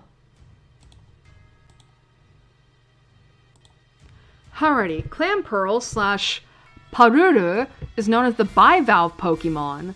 It is a pure water type that can evolve into either Huntail when traded with a Deep Sea Tooth, or Gorbis, or into Gorbis when traded while holding a Deep Sea Scale. It has Shell Armor as a regular ability with Rattled as a hidden ability, and the biology is as follows. Clamperl is an aquatic bivalve Pokemon that makes its home on the sea floor. Its bivalve shell is dark blue with a silver rim along the inner edges. The shell is used to clamp down on prey as well as for protection. A fully grown shell will have nicks and scratches all over. Inside of the shell is a fragile light blue body composed of 6 spherical extensions with a pink pearl-like head in the center, usually depicted with its eyes closed. There is a circular white patch on each cheek. The pearls produced by this Pokemon amplify psychic power and can be blue in color, as seen in the anime episode Clamperl of Wisdom. Spoink's pearls come from Clamperl. These pearls are also 10 times more valuable than the pearls produced by Shellder. It is carnivorous, clamping down on prey without letting go until it stops moving. When it is close to evolution, Clamperl will become too big to fit inside its shell. Clamperl is the only Pokemon that gains extra effects by holding a Deep Sea Tooth or Deep Sea Scale. Clamperl have been observed being carried by Drifblim, its natural predator.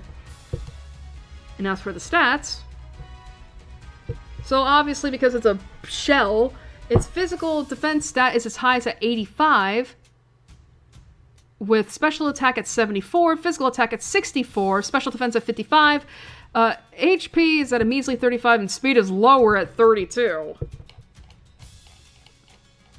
So yeah, I will say this. They're not useful in battle. I think if I remember right, even the move pool's not that great.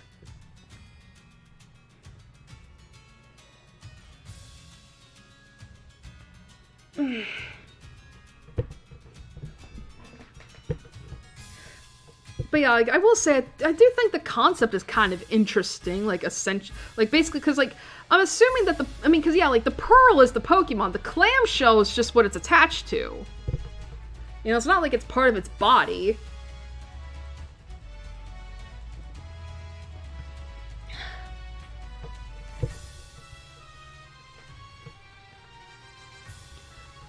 But,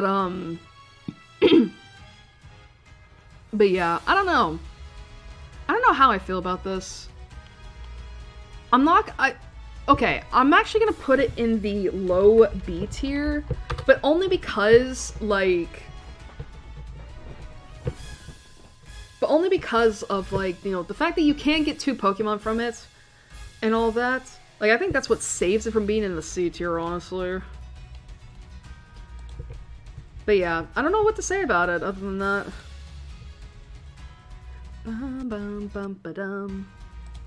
God, everything is starting to break. Okay.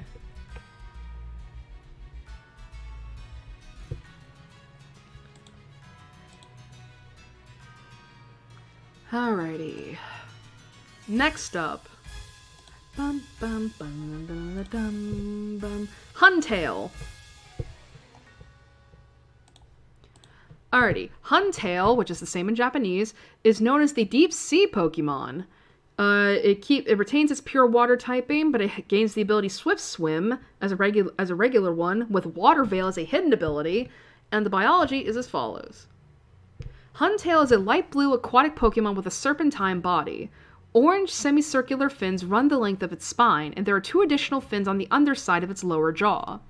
A large fan-like fin projects from the top of its head. White spots that are surrounded by orange rings resembling its eyes dot its body. It attracts its prey by wagging its fish-shaped tail, which features glowing eye spots, a single dorsal fin, and a single pectoral fin. Huntail's large mouth features sharp teeth and allows it to gulp its prey whole. Huntail swims by wiggling its body, though it is not the strongest swimmer.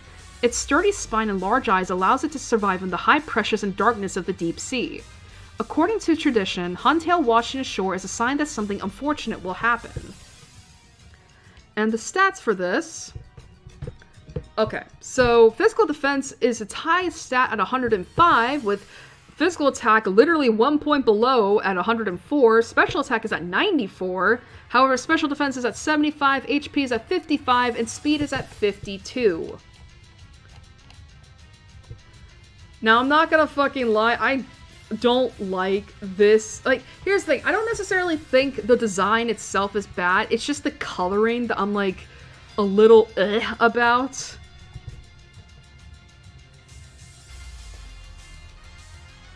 Not to mention, I kind of feel like you could, like, if you were to, like, straighten this out, right? Like, imagine, like, a straight, stiff version of this as a whacking stick. Bam! Bam! Bam! I don't know why I had that image in my head. Although it is interesting, it sounds like it's being described as a bit of an anglerfish. Or at least something similar to one, which is weird considering, like, I thought we kind of had that with both Chinchou and Lantern, but, you know, I'm not saying we can't have multiple Pokemon of the same animal.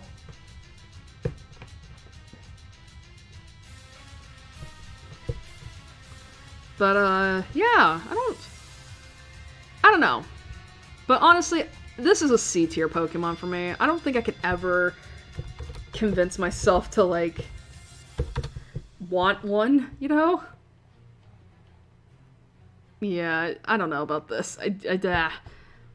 Not to mention, like, it's a little, honestly, the blue and orange coloring,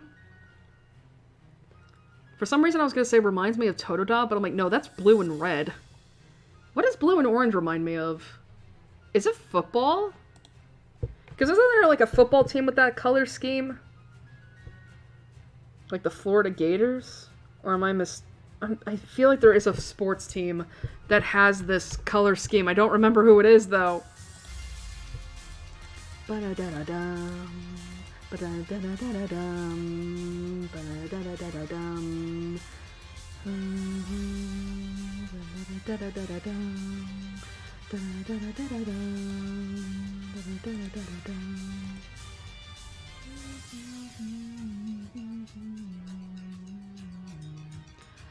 Alright, Chotomate. I gotta redo stuff.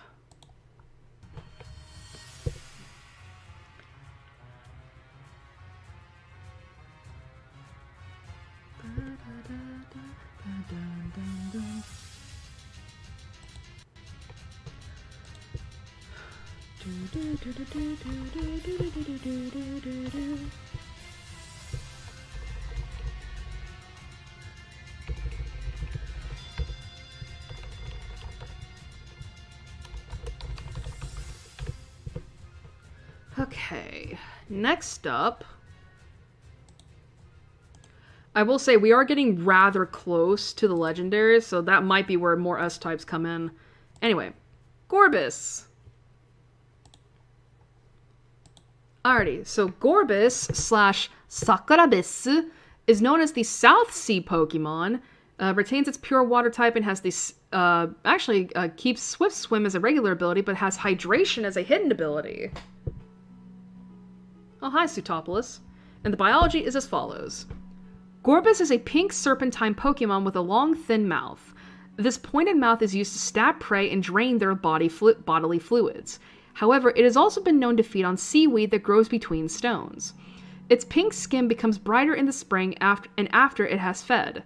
Its body color changes with water temperature, with Gorbis found in Alola having blindingly vivid coloration. A long purple tipped fin extends from the top of its head, and there is a thin pointed fin extending behind its head. There are 2 purple shells on its chest, causing it to somewhat resemble a mermaid. The tail has a purple circular fin at the tip and 2 white bands near its base. This Pokemon's body is durable enough to withstand high pressure levels in the deep sea, where it lives. Additionally, this adaptation allows it to withstand powerful attacks. And the stats... Okay, so special attack is its highest at 114, with physical defense at 105, physical attack at 84, special defense at 75, HP at 55, and speed at 52. Now, admittedly, I do have a bit of a bias for Gorbis. Maybe that's, and I think that's part of the reason why I just don't like Huntail. I find Gorbis to be a lot more, like, aesthetically pleasing.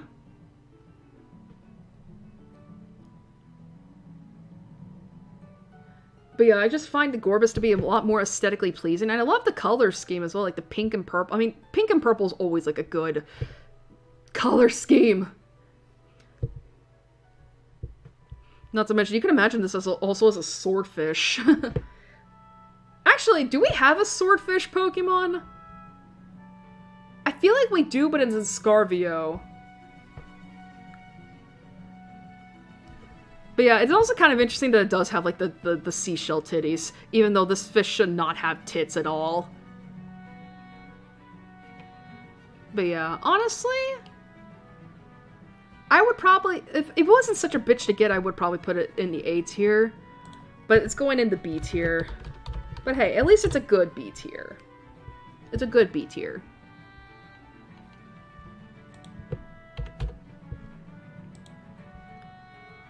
Alrighty. Oh, this is an interesting thing. Never had one of these before. Although I am curious to see, like, how it would be. Alright, next up is Relicanth. Alrighty, so Relicanth slash Gurantsu is known as a longevity Pokemon. It is a dual water rock type and is not known to evolve into or from any other Pokemon. It can have either Swift Swim or Rock Head as a regular ability, with Sturdy as a hidden ability.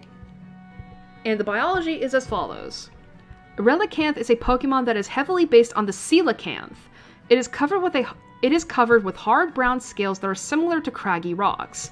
Its tan head has protruding cheekbones, which are smaller on a female. A triangular spike protrudes from the back of its head. Tan patches cover its body, and there is a red spot located on both sides. It possesses 2 pairs of pectoral fins, which it uses to push itself along the sea bottom. Additionally, it has dorsal and pelvic fins near its tail. Its tail fin has a wavy outline.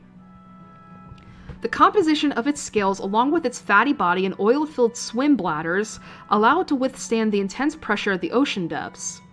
Relicanth once had teeth, but they have long since atrophied. As such, Relicanth is a filter feeder, feeding on microscopic organisms that it sucks up with its toothless mouth. It has remained unchanged for 100 million years and stays as such because it is already a perfect life form. It was discovered during a deep-sea expedition. Relicanth's name comes from an explorer whose name served as a variation of it. Relicanth? Relic? Dr. Relic? And as for the stats, so physical defense is its highest at 130, with HP at 100, physical attack at 90, special defense at 65, speed at 55, and special attack at 45. So interesting. Alright, now admittedly, I am kind of curious about this, because it's like, again, it's based off of a Coelacanth. Which I think which, if you don't know what that is, imagine, if you ever see, like, here's the thing, if you ever see if you ever see an animal called, How do you spell it? I know... Yeah, like basically, if you know this, that's pronounced coelacanth.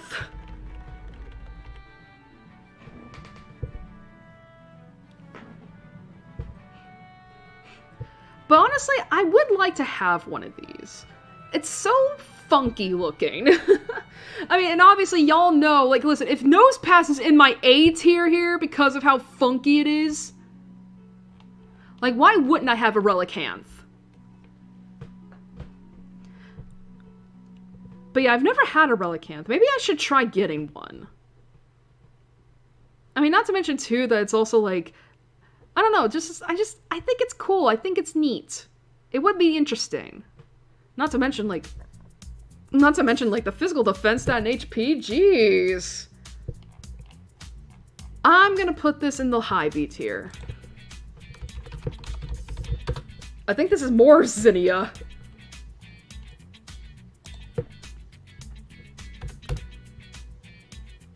Okay. Oh boy. Okay. Next up. Oh, I think this is the last normal Pokemon, because next up is the Pseudo Legends, which is cool. Alright, next up is Love Disc, or Kokoro. Alrighty, Love Disc, which is, or Rabukasu, is known as the Rendezvous Pokemon. It is a pure water type with Swift Swim as a regular ability and Hydration as a hidden ability, and the biology is as follows. Love Disc is a fish-like Pokemon with a relatively flat body in the shape of a heart. It is primarily light pink with pale lips and circular markings on its cheeks. Its body is covered in heart-shaped scales. Love Disc lives in shallow tropical warm seas, where it makes its nest in the branches of Corsola or coral reefs. During its breeding season, it forms groups that turn the ocean's surface bright pink. As shown in Love Disc is a many splendored thing, the anime episode. When two Love Disc kiss, they are able to use their slender bodies as wings in order to fly for short periods of time. If a Love Disc is left alone, it becomes disheartened and open to attacks from predators such as Pelipper. Sorry. Love Disc is seen as a symbol of love and romance. Loving couples gave this Pokemon its name after spotting it in the ocean waters. It is said that any couple who sees a Love Disc will be blessed with eternal love. Thus, honeymoon hotels usually release this Pokemon into their pools. A tradition in some places is to gift a Love Disc to a person someone loves. At one point in the past, Love Disc was overfished due to a rumor that its scales would allow one to find their sweetheart. Oh no! I remember, the stats for this are shite. So speed is its highest at 97, with special defense at 65, physical defense at 55, HP at 43, special attack at 40, and physical attack at a measly 30. So yeah, this is not a good Pokemon for battle. It's more... Here's the thing, I have caught one before. It's mainly just as a gimmick, just being like, here, I got it. I mean, to be fair though, I think it is a cute Pokemon. Like, I personally wouldn't want it, but I can see why other people would find it cute. I mean, it's a heart. It's a heart fish. And the fact that this is considered to be a symbol for love and romance, and like it has all the superstitions surrounding it, it's like, okay, that's actually kind of cute. And I do like the color scheme. It's really nice. That's all I can say about it. I'm gonna put this in the low B tier.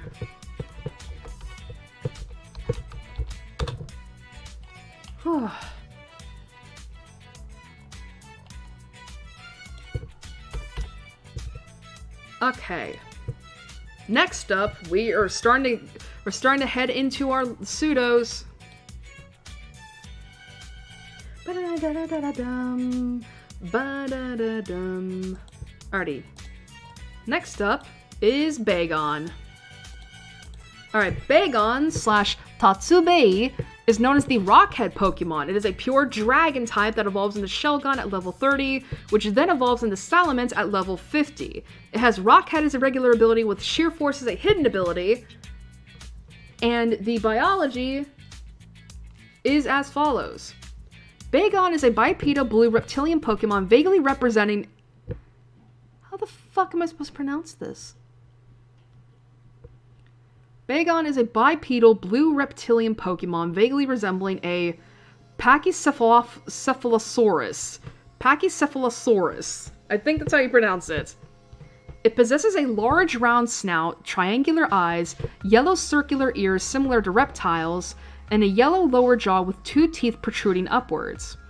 3 thick gray ridges cover the top of its head and continue downwards to cover its neck as well. There's a triangular patch of yellow on its underside. It has stubby, digitless arms and short legs with 2 toes on each foot. Bagon lives in rough terrains with cliffs and rocks. It longs to fly and jumps off cliffs trying to be able to do so.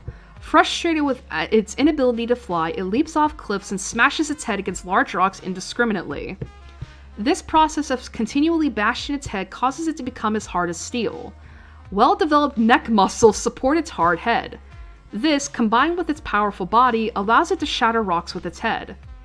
Bagon is known to be rather solitary, preferring not to form groups with others of its kind. It has been theorized that Bagon's habit of head bashing and pure belief influences the cells needed to help it evolve.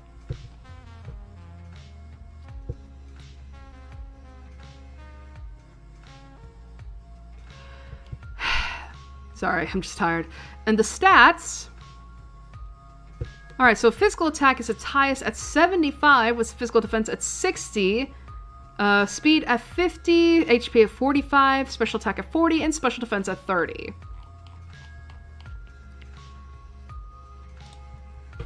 Alrighty. I do like Bagon. I do. I just know it's a bitch and a half to train. Because, oh my god. Like, seriously, I remember in Ultra Moon, like... Or actually, my original copy of Moon, you could only find this fucker, like, on, Melee Island. And it's a 1% encounter. I spent, like, I think an hour trying to find a Bagon, and it's just... It did not go well at all. It was just like, oh my god. Although I will say, if you do manage to, like, get the Bagon to, like... call an ally, there is a chance it could come up with a Salamence, which is insane. It's like, huh? What do you mean? A Salamence at level 50! Approaching my level 10. That's crazy! But yeah, I think it is rather cute that it's just like, it gets so, like, angy. It's like Larvitar, except it's not as grumpy. But yeah, it's just like, it gets angy, you know, and wants to fly so bad. Honestly, I would put this in the A tier.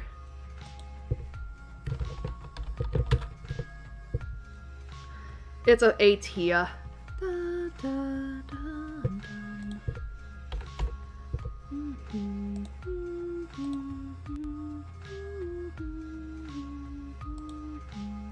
Alright, next up is Shelgon. Alright, Shelgon slash Komoru is known as the Endurance Pokemon, retaining its Dragon typing along with its ability of Rock Head. But it does get Overcoat as a hidden ability. Cool. And Shelgon's biology is as follows. Shelgon is a quadrupedal Pokemon that resembles a pupil stage. Most of its body is covered in a shell of 6 white plates made from the same substance as bone. The three top plates each feature a ridge running along their lengths. The shell leaves 2 hexagonal openings that show small parts of its gray body. One at the back of its body and the other at its front, where its yellow eyes can be seen. Protruding from between the bottom plates are 4 stubby gray legs with short red stripes on the inner surfaces. This Pokemon shell is hard enough to repel most forms of attack, but its sheer weight makes Shelgon's movements extremely sluggish. Once it's ready to evolve, the shell immediately peels off. Barely able to move, Shelgon usually hides away in a cavern awaiting evolution. Underneath the shell, this Pokemon's cells are in the midst of rapid change, preparing a new body for it. During this time, Shelgon is never seen eating or drinking, ignoring its hunger entirely. How it survives this ordeal is a mystery, but it is thought that Shelgon relies on stored energy to fuel its transformation, clinging to its cherished dream of flight all the while. That's actually really cute. It's like, I believe I can fly, so says the Shelgon. Oh! That was kind of fire, I ain't gonna lie! Says the idiot. Anyway, for its stats, obviously physical defense is as high as at 100, with physical attack at 95. However, its HP is 65, special attack is 60, and both special defense and speed are at 50. So obviously this is meant to be more of a juvenile thing. And all that. Although I do find it really cute, the fact that it's just like, you know, it just goes into a cave, waiting to evolve, so that, you know, all while he's singing, like, all while it's singing, like, you know, I believe I can fly.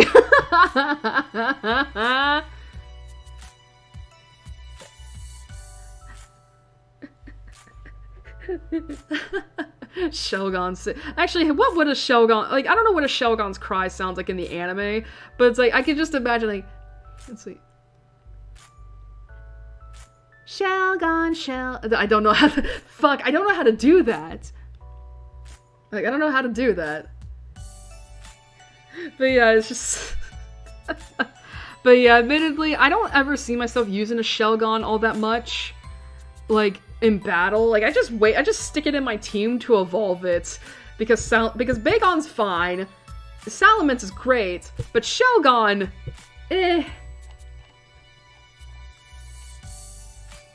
I would put this in the lower B tier. God, we got... Dude, why does it feel like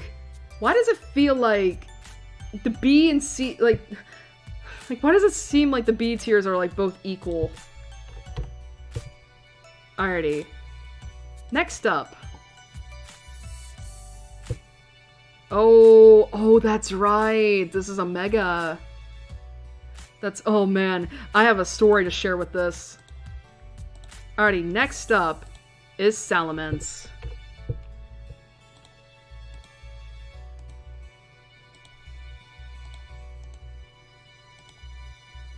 Hey, they can both fit. Cool.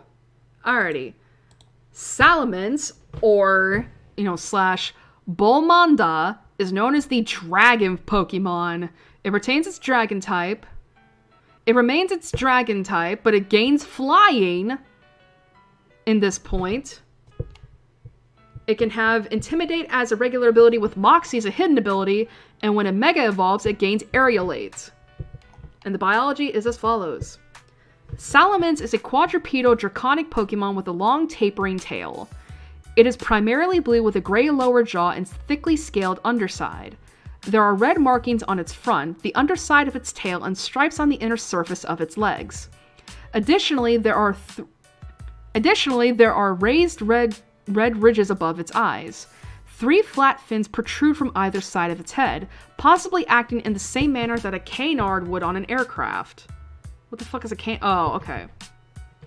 It has 2 pairs of pointed teeth, one in the upper jaw and one in the lower.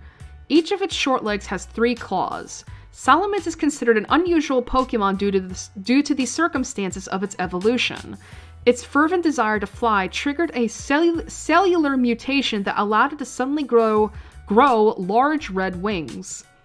Its long-held dream fulfilled at last, Salamence constantly flies around and releases intense blasts of fire as an expression of its joy. It only stops flying when it gets exhausted and needs to sleep. If enraged, it loses all sense of self and flies into an uncontrollable rampage, destroying everything around it until it tires itself out. It lives in rough terrain and it competes with Garchomp mid-air for food.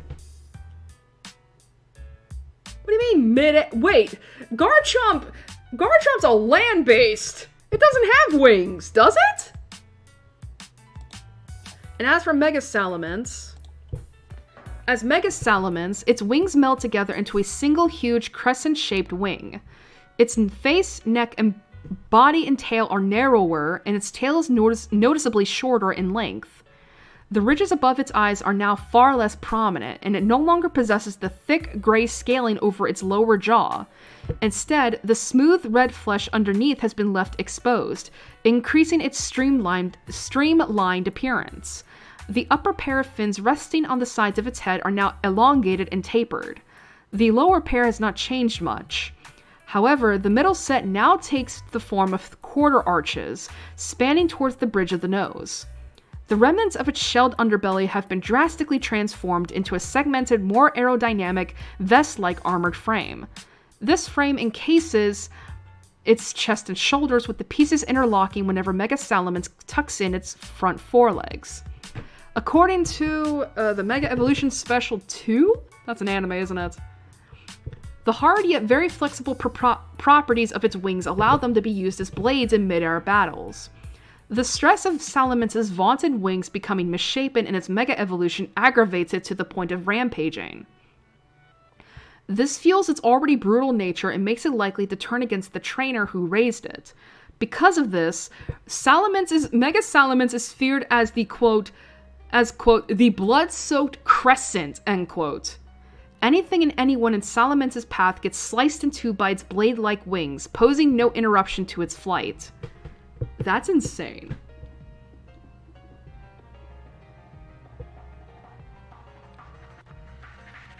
Wait. Oh, fuck yes. Sorry. I scrolled down and I saw that, like, I could get this mofo in this Sword's DLC. Let's fucking go. Alrighty. Alright, so regular Salamence's stats. So obviously, because it is a pseudo-legendary, this is gonna be insane. Excuse me. So physical attack is its highest at 135, special attack at 110, and speed at 100, HP at 95, with both physical defense and special defense at 80. As for Mega Salamence, so its physical attack stat, of course, goes up as well with 145. Its special attack and speed go up to 120. However, its physical defense actually gets boosted up a little bit to 130. But HP and special defense... Oh wait, HP is the only stat that remains the same, because special defense goes up to 90. Alright, I remember this story. So this was back when Oraz was coming around, right? So this was like 10 years ago. So this was 10 years ago. And I remember when Pokemon was still announcing, like, the Mega Evolutions for Pokemon, I remember jokingly saying to somebody, I hope to God we get a Mega Salamence. And you know what? And obviously we know what happened. I fucking went into that fucker's DMs and I was like, I told you Mega Salamence was the thing. And he was telling me to shut up because it's like, how dare you predict it? And you bet your ass, I think Salamence is... I love Mega Salamence. It's like the blood-soaked crescent. Imagine this motherfucker coming at you. Like, you're dead. You're fucking dead. And the fact that it's a pseudo-legendary as well... Like, it's already powerful. It's already powerful. And you mean to fucking tell me that, like, it gets a Mega Evo? Oh my god. Oh, excuse me. Yeah, this is an S-type Pokemon for me.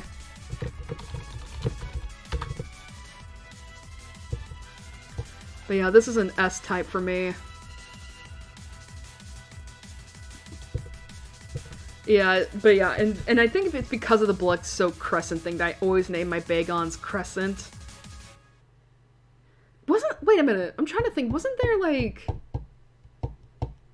What am I thinking of that also had crescent?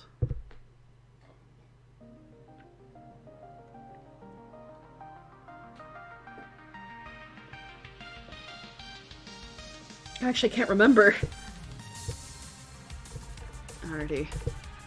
I'm not gonna lie, my jaw is starting to hurt.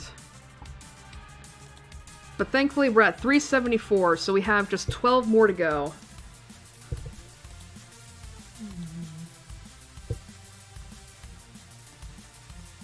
Okay. Alright, our second pseudo-legend of Hoenn. Beldum. I mean, Beldum's not the pseudo-legend, but we're starting on the line. Alrighty, so Beldum, or Dambaru, is known as the Iron Ball Pokemon. It is a dual steel psychic type that evolves into Metang at level 20, which then evolves into Metagross at level 45. It has Clear Body as a regular ability, and Light Metal as a hidden ability. Hello? Oh.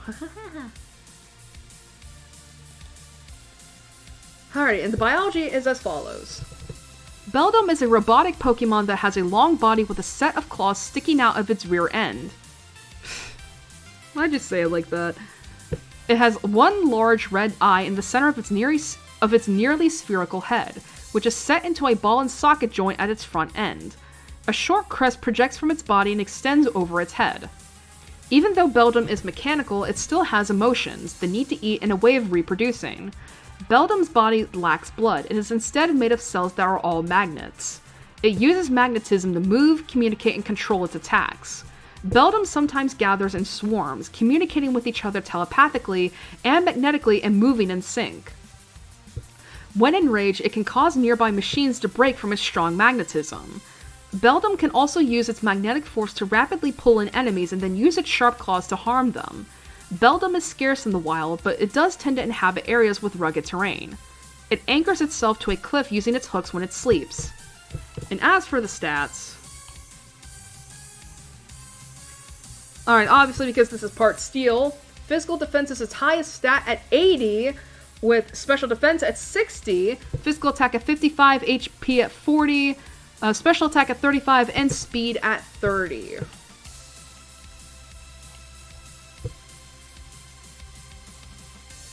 It's interesting. I never thought that this is considered like a robotic Pokemon. I never thought of it as that. I mean, to be fair, I kind of figured that it was like more of a rock, like more of a metal alloy that gains sentience, if that makes sense. But I never thought it would be considered rock.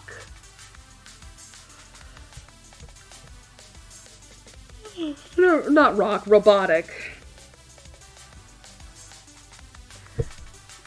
But yeah, I will say it is kind of like... I don't like the design of it. I mean, it's not as lazy as Shuppet, but I definitely do not get, like... It's not super... It's like... It's kind of uninspired, honestly.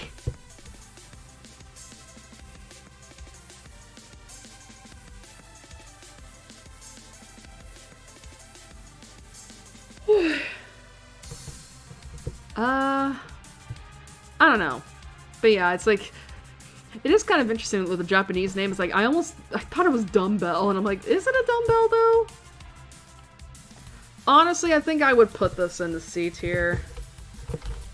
Like, not even a pre-Evo, being a pre-Evo to some of the best Pokemon is enough to save it.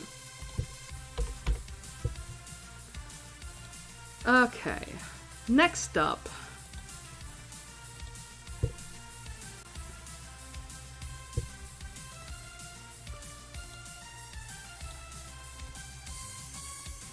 Metang.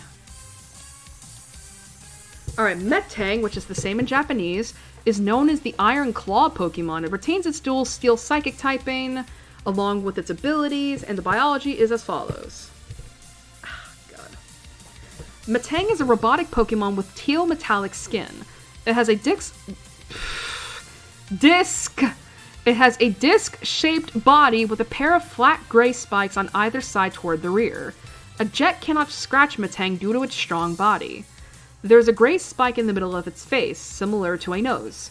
A pair of red eyes reside in two holes in its metallic skin. While it appears to lack legs, it has a pair of thick arms with 3 claws on the ends. The arms are considerably thicker below the elbow and have a flat, blunt protrusion extending over the joint. Metang is formed when 2 Beldum fuse together. A magnetic nervous system joins the brains of these 2 Pokemon. This linkage allows Metang to generate a strong psychokinetic power that is doubled. Hi, Zinnia. However, this does not increase its intellect. This Pokemon's high intelligence and strong magnetic field are other sources of powerful psychic energy. In addition to generating psychic power, its magnetism allows Metang to hover in midair. It is able to rotate its arms backwards in order to travel at speeds over 60 miles per hour, or 100 kilometers per hour, in search of prey. When Metang finds its prey, it uses its psychic power to stop it from escaping. Then it firmly grabs onto the prey with its claws, never letting go. Metang's claws are able to rip through steel. This Pokemon lives on rough terrains and harsh mountains. It pursues Nosepass, loving its magnetic minerals. And as for the stats... Oh, why does that actually look a little cute? Alright, physical defense is still its highest stat at 100, with special defense at 80, physical attack at 75, HP at 60, special attack at 55, and speed at 50. Now, I will say this, I do find Metang a lot more useful than Beldum.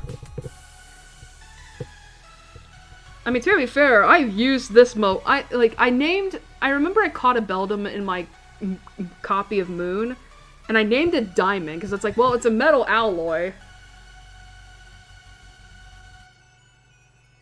You know what I mean? Like, it's a metal alloy, and it's hard as fuck. So I'm like, I'm just gonna name it Diamond.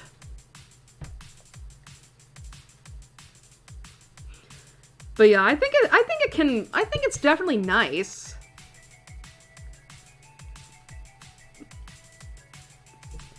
I mean, hey, at the very least, it can take, at least it can take some hits. I think I'm gonna put this in the high B tier.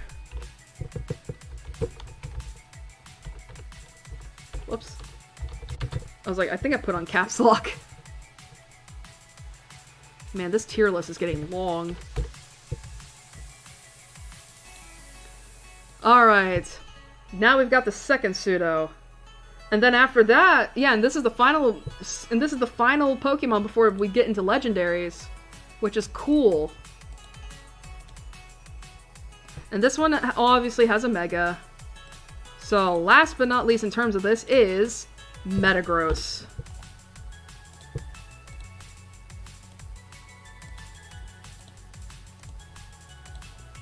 And Mega Metagross. Alrighty. Metagross, which is the same in Japanese, is known as the Iron Leg Pokemon. It retains its Steel Psychic typing, as always.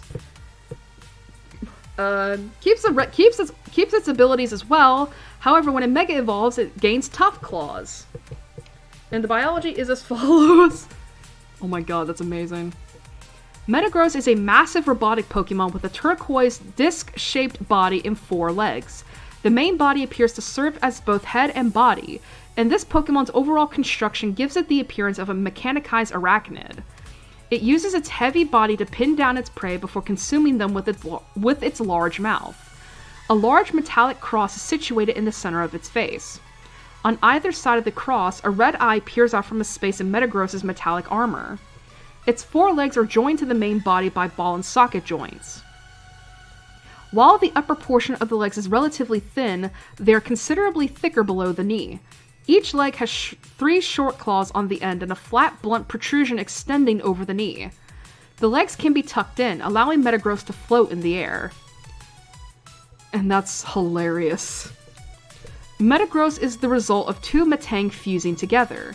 This gives Metagross 4 brains in total, all connected by a complex network of neurons. Because of these complex connections in the number of brains, this Pokemon is capable of performing complex calculations and is more intelligent than a supercomputer. It is imbued with psychic powers and uses its intelligence to analyze its opponents during battle. Metagross uses its fantastic strength to pin down a victim using its 4 claws and body. This allows Metagross to use its large mouth and teeth to chew its victim to pieces. This Pokemon can be found on rough terrains. Metagross can also be found living in snowy mountains as their magnetic powers become stronger in freezing temperatures. And now moving on to Mega Metagross. As Mega Metagross, it constantly floats, and its legs become arms. It also gains 4 legs on the back of its head. The cross on its face turns pale gold, and it gains 2 small holes and a spike immediately below the cross, giving the impression of a goatee. Oh god, now that you mention it, it does. Oh, that's weird. I don't like that. Mega Metagross achieves its form by linking up a Metagross, a Metang, and 2 Beldum together. Its multiple brains process information simultaneously. Is this more Zinnia? It is. God. Enabling it to calmly assess the tide of a battle and defeat its opponent with accuracy. Mega Metagross also uses the psychic power inside its body to launch powerful attacks. Its claws are hard as steel and can easily smash even large chunks of rocks.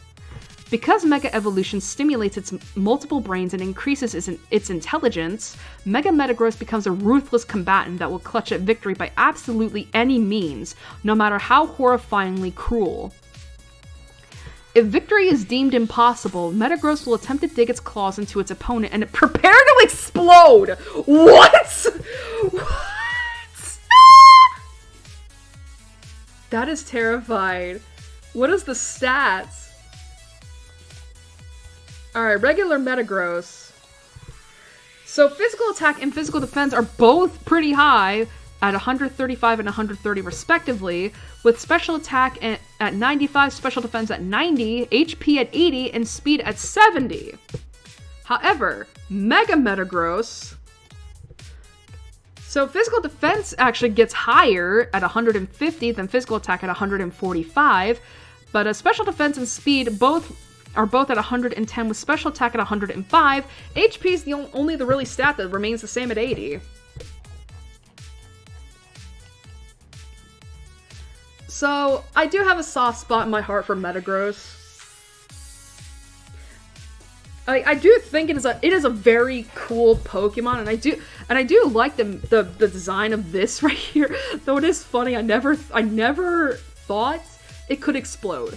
But the shiny form of this is absolutely gorgeous. Like the gold becomes the gold here becomes the same. But like the teal of the body all becomes like silver.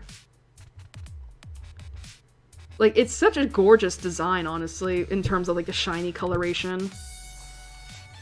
But I also really associate Metagross with Steven, obviously, and Steven, if I'm allowed to simp a little bit, he is a fine man. He is a fine man. I ain't gonna front.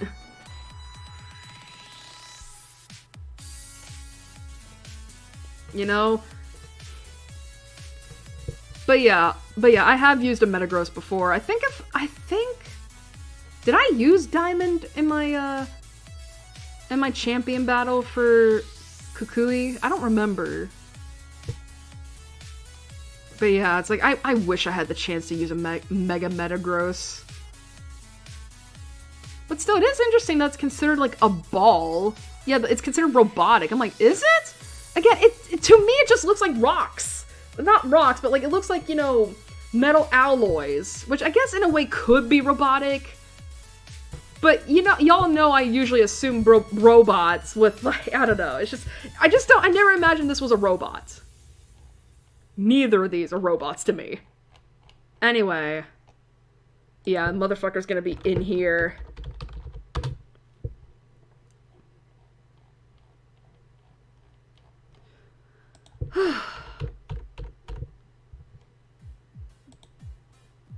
Okay. We have less than 10 Pokemon with this now. So next up... Wow, my browser is dying. What the fuck is happening? Sorry, the music just keeps cutting in and out. Are you good?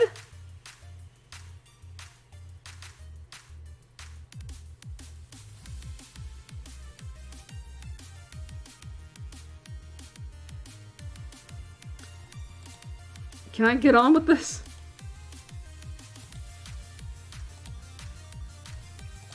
Alright, next up, our first legendary is Regirock. Alrighty, so Regirock, which is the same in Japanese, is known as the Rock Peak Pokemon. It is a pure rock type that can have clear body as a regular ability and sturdy as a hidden ability. It is a member of the legendary giants along with Regice, Registeel, Regieleki, and Regidrago. I'm assuming these two are like Sword and Shield Pokemon. Oh, that's actually interesting. Where's Regigigas? Anyway, Regirock. Biology. Regirock is a large golem-like Pokemon made of brown and orange rocks. It has a pattern of 7 orange dots on its face that resembles a capital letter H. It has long arms with jutting shoulders and club-like hands without fingers. There is a line of orange rocky spines running down its back, and its legs are short in comparison to its body. According to legend, Regirock was created by the legendary Pokemon Regigigas using rocks. It used to be worshipped by humans. However, at some point, ancient people started fearing its power and sealed it away. In Hoenn, it was sealed in the Desert Ruins. In Sinnoh, it was sealed in the Rock Peak Ruins. And in Galar, it was sealed in the Rock Peak Okay, that's just two different things! When it gets damaged in battle, it will search for new rocks to repair itself. Because of this, the rocks it is made of come from several different places around the world, which contributes to Regirock's patchwork appearance. Recently, cutting-edge technology has found that Regirock is entirely made of stone and rock. Not even a heart or a brain was found. Oh, that's freaky. And the stats. Oh my god. That is a lot. Alright, so physical defense stat is the highest at 200! 200. With physical attack and special defense at 100, so half of it. HP at 80. Special attack and speed at 50. It's actually really funny the fact that the stat total is less than both regular Salamence and Metagross. Like, the Regirock's stat total is 580. Metagross and Salamence are 600. What the fuck? Alright, so Regirock. It's so interesting how I feel like this is the Pokemon I associate the most with the Regi theme. Which is weird considering there's 2 others.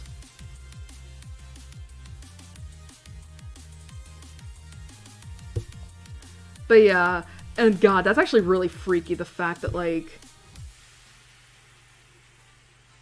The fact that it was revealed that like it doesn't have a brain or a heart. It's like it's just like, what do you call that? I mean, it is a golem. No, don't get me wrong about that.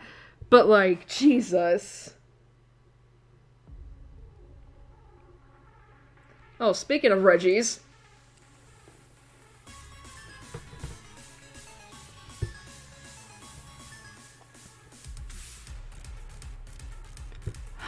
The thing is, though, where would I rank this? I'm honestly thinking, like, this. I don't know. I mean, I do like the Regi theme. And all that.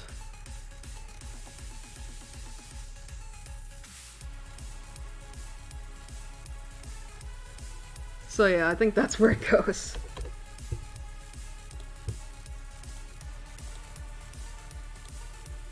Do, do, do, do, do.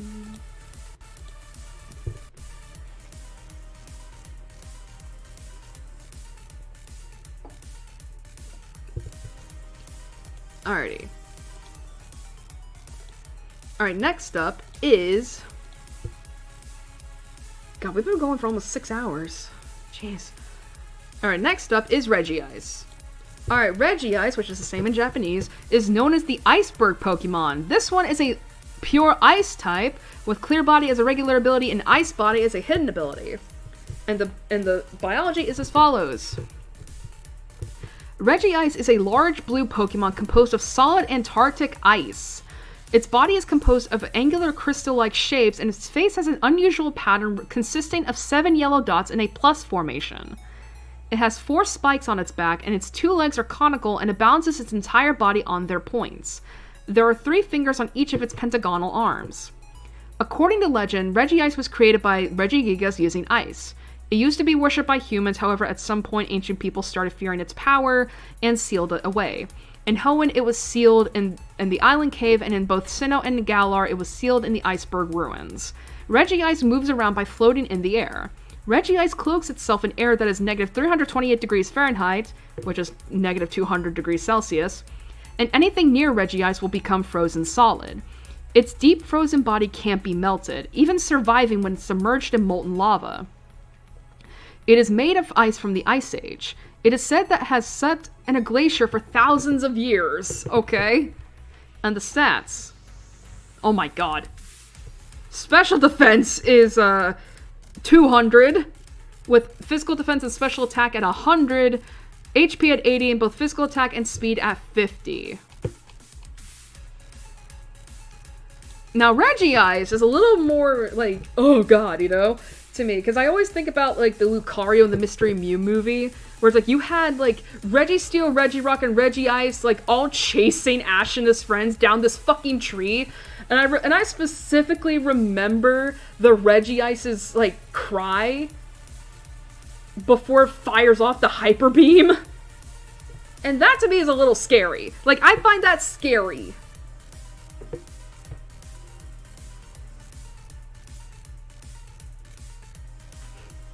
But yeah, like, this is, like, a very, but yeah, it's like, I mean, I do like ice more than, rock. I think I would place this in the upper B tier.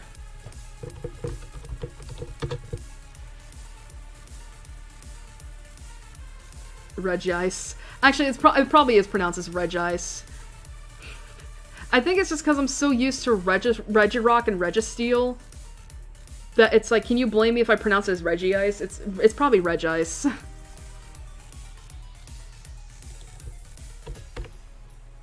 Alrighty. Alright, final of the trio for now.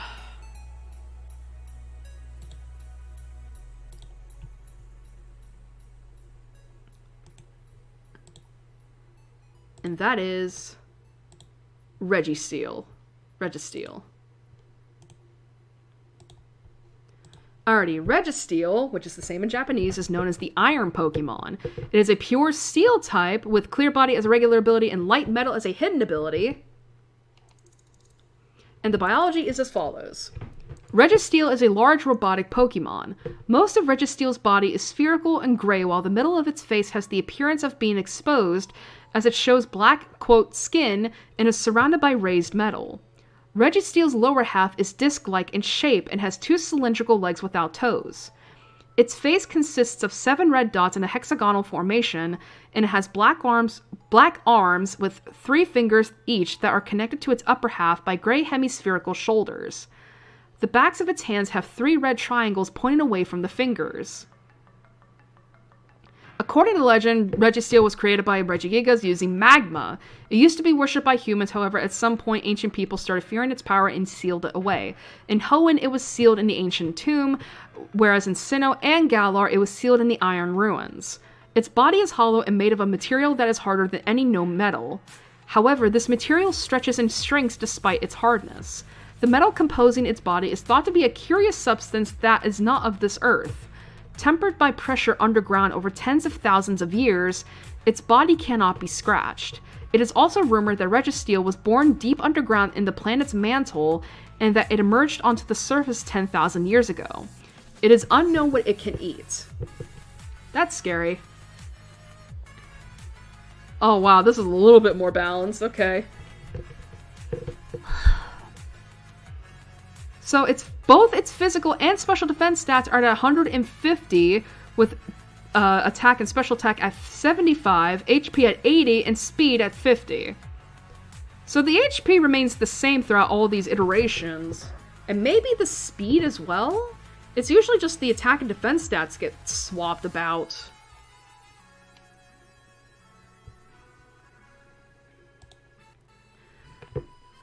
But yeah, it's so weird.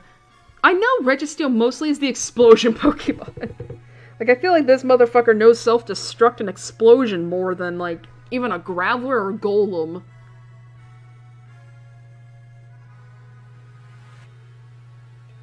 Like, I don't know how else to describe it. But other than that, like, there's, I don't know, I kind of find it a little more freaky, because it's like, it has actual, like, fingers. But other than that, I don't really feel anything for this. Like, honestly, I was thinking about this even when I was sorting, like, Regice. It's like, we're gonna have Regirock in the lower B tier, we're gonna have Regice in the higher B tier, and we're gonna have Registeel in the C tier. There we go. Gonna save. Alright, 380, y'all. Y'all? We got 6 more to go. Oh, that's right. These two also gain megas. Fuck. Alrighty. Latias and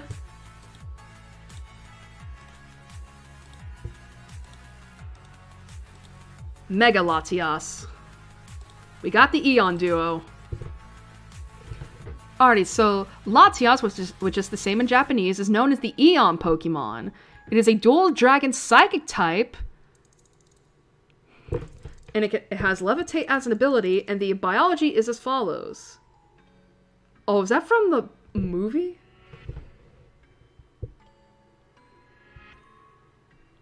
Latias is a Pokemon with a bird-like body stylized after a plane. Its long neck stretches forward from its squat body. It has no legs, usually floating instead. The rear half of its body is largely red and the upper half white, with jet plane wings high on its rear and fins on the bottom near its tail. A blue triangle marks the center of its chest, while a red mask partially covers its face. Ear-like fins sit on top of its head and its eyes are yellow.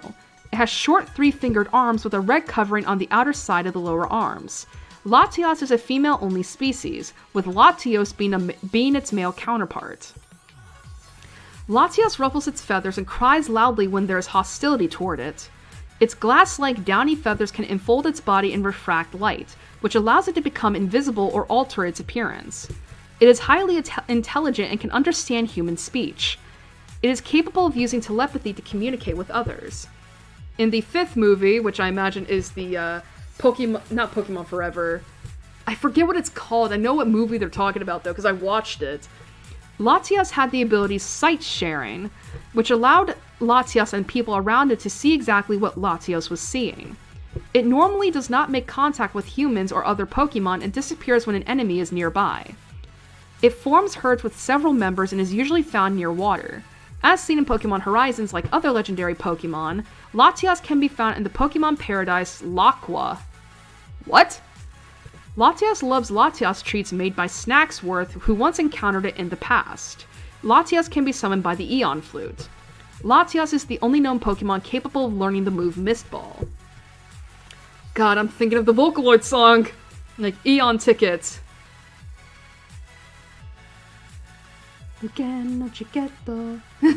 Alright, oh, fuck me! Okay, so this is Latias right here. This is Mega Latias. I'm so sorry. I didn't realize I forgot. Alright. As Mega Latias, the red parts of its body change to purple. Horns grow from the side of its head and run along its jaw. It loses the wings on its back and similar but larger wings attached to its lower arms, normally held in a level position. Triangle shapes now mark the forward point of its wings instead of its chest. Mega Latias is said to be one of the fastest Pokemon in existence. Mega Latias reaches speed of Mach 4 while outpacing a jet in flight. Due to being smaller than Mega Latios, Mega Latias is much more agile and can make very sharp turns.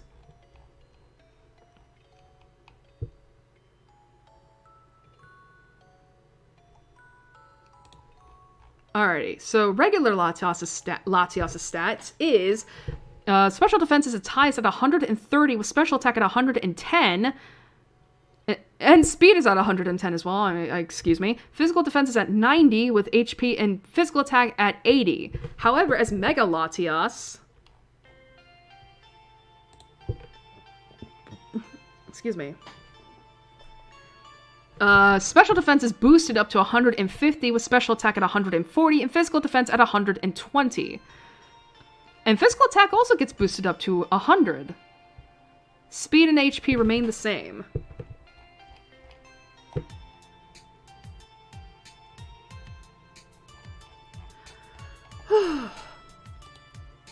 Okay, but Latios, though, I do have a stronger connection to it than Latios, and I think a lot of that is just because, like, red is my favorite color.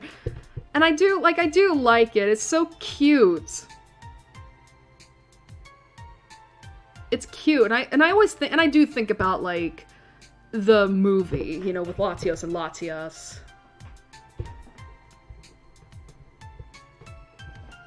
I don't know, it's very, I don't know, I don't know how to describe it. I do like Latias a lot. It's so, I don't know. I don't know how to describe it. It's just, I feel such a connection with it. Honestly, I think it's gonna be up in the S tier.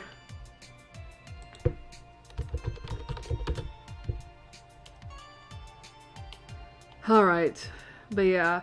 I will say, though, I don't necessarily like the Eon Duo's Mega Evos, because it's like, they just look so similar, and it's like, come on, that's not fair. But yeah, I mean, look at Mega Latios, it looks so mean. Don't like it. Alrighty, I gotta redo my thing real quick. Chotomate.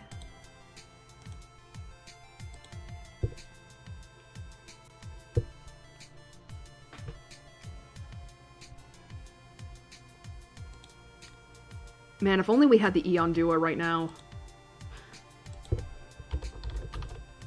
I spelled that wrong. You know what's funny is I think about,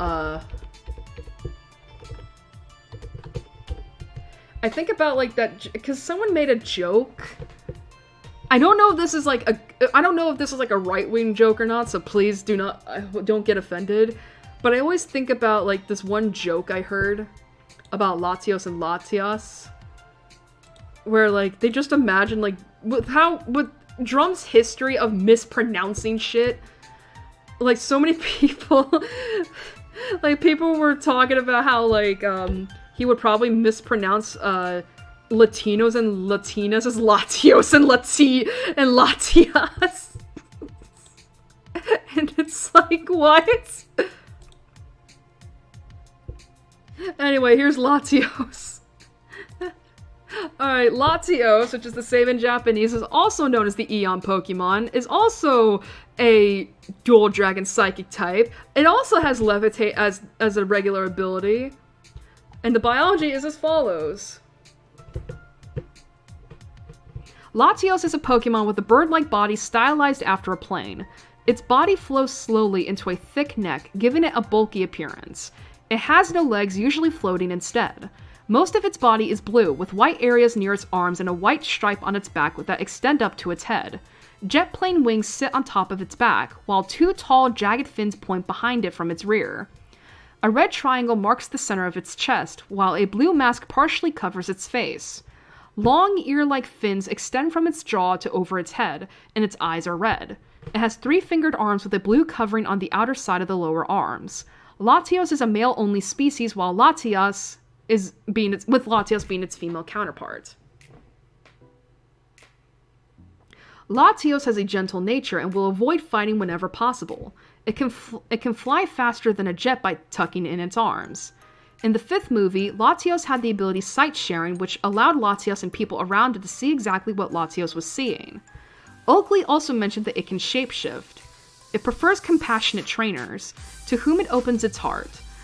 Latios uses telepathy to detect locations in the emotions of others and can understand human speech. It lives by the water's edge. As seen in Pokemon Horizons, like the other legendary Pokemon, Latios can be found in the Pokemon paradise Laqua. Latios loves Latios treats made by Snacksworth, who once encountered and followed it to a secret spot in the past. Latios can be summoned by the Eon Flute. Latios is the only known Pokemon capable of learning the move Luster Purge. So that's different. And then we got Mega Latios. As Mega Latios, the blue parts of its body change to purple. Horns grow from the side of its head and run along its jaw. It loses the wings on its back and similar but larger wings attached to its lower arms, usually held in a level position. Triangle shapes now mark the forward point of its wings instead of its chest. Mega Latios is said to be one of the fastest Pokemon in the world to exist. Due to Mega evolving, Mega Latios can achieve even higher speed in flight. Mega Latios is both larger and faster than Mega Latias. It can reach a speed of Mach 4. Alright, and as for the stats... Okay, we can actually do it like that. Alright, so regular Latios has 130 special attack with 110 special defense and speed, physical attack at 90, and HP and physical defense at 80. When a Mega evolves, the special attack gets boosted to 160, special defense also to 120, physical attack to 130, along with physical defense at 100. HP and speed are the only things that remain the same.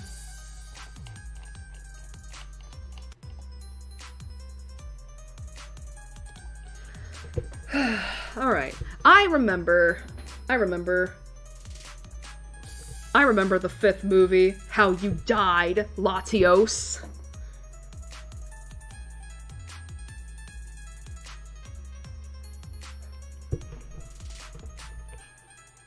Yeah, but yeah, like, I remember Latios fucking dies in the movie it debuts in. And it's a sad moment. But yeah, I'm not gonna lie, like, I don't feel as strong of a connection with Latios as I do with Latias.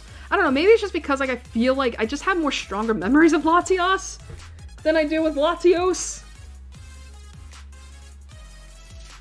Yeah, and the thing is, like, God, I can't get Eon Ticket out of my head now, because I brought it up. Again, if you don't know what I'm talking about, like, think of Project Voltage with Hatsune Miku and Pokemon. Eon Ticket is the song that was produced by Mara CP, and it featured Kaito, and it's called, like, in English it's called Eon Ticket, but in Japanese it's Mugen Ticket.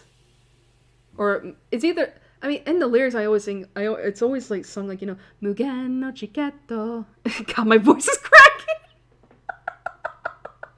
My voice cracked because it's so tired. Honestly, I would put this in the A tier, though. I don't want to, like, separate the duo any more than I do. Wow, I could not sing that. Like, Mugen no Chiketo. La la la la la la la la la la la la. Oh, God. Alrighty, next up. Kyogre. However, it does have a different form. Primal Kyogre. Honestly, they don't look that much different. I mean, they do, but I'm just talking in terms of, like, the positions here. Alrighty, so Kyogre, which is the same in Japanese, is known as the Sea Basin Pokemon. It is a pure water type, and it can undergo primal reversion and become Primal Kyogre if it holds the blue orb.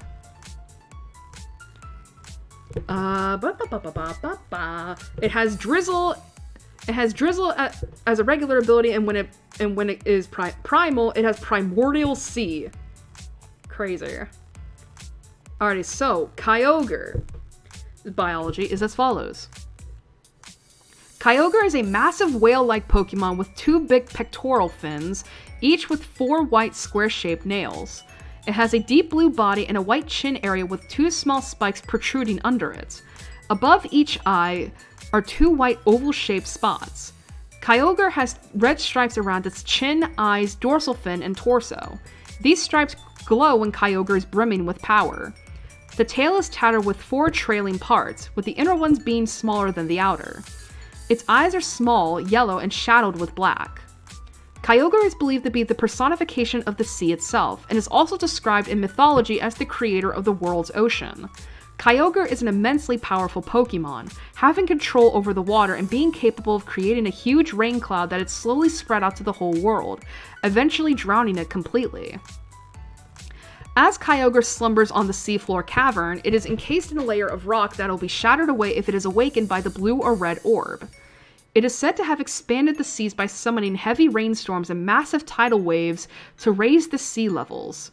Kyogre is hailed as a savior for quenching areas of the world plagued with drought. Kyogre is normally calm and peaceful, but if it encounters its rival Groudon, Kyogre will engage in a cataclysmic battle against it. Said battle can only be stopped by the intervention of Rayquaza. Kyogre is known to enter a deep slumber after said clash with Groudon. Kyogre is able to fly when it has no water to swim in. Kyogre can attack its foes with countless beams of light that glow a deep and brilliant blue. Kyogre generally lives deep in the ocean and is said to rest in a deep trench. And Kyogre is the only known Pokemon capable of learning the move Origin Pulse. Prior to Generation 5, Drizzle was its signature ability. We move on to Primal Kyogre.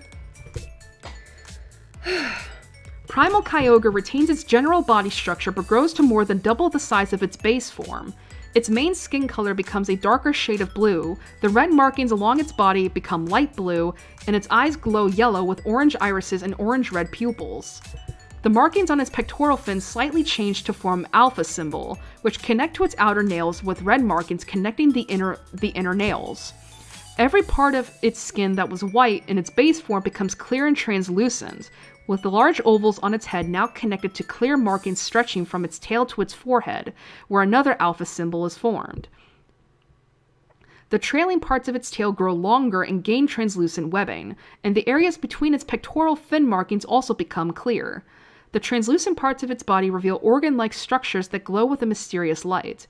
It has a large organ at the center of its body, two smaller ones aligned with the large oval markings, and two more located in its pectoral fins.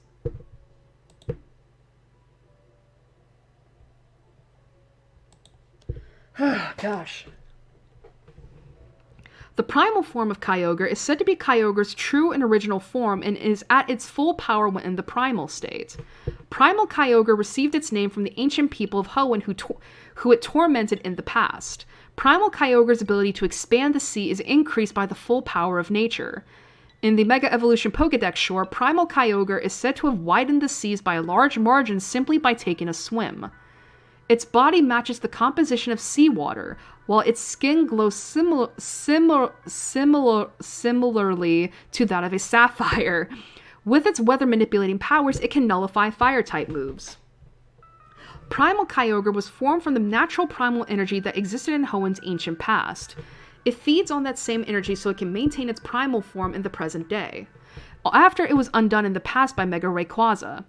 Due to the lack of primal energy in the surface, it is forced to find its source underground, like the stones in the Cave of Origin, allowing it to undergo a primal reversion.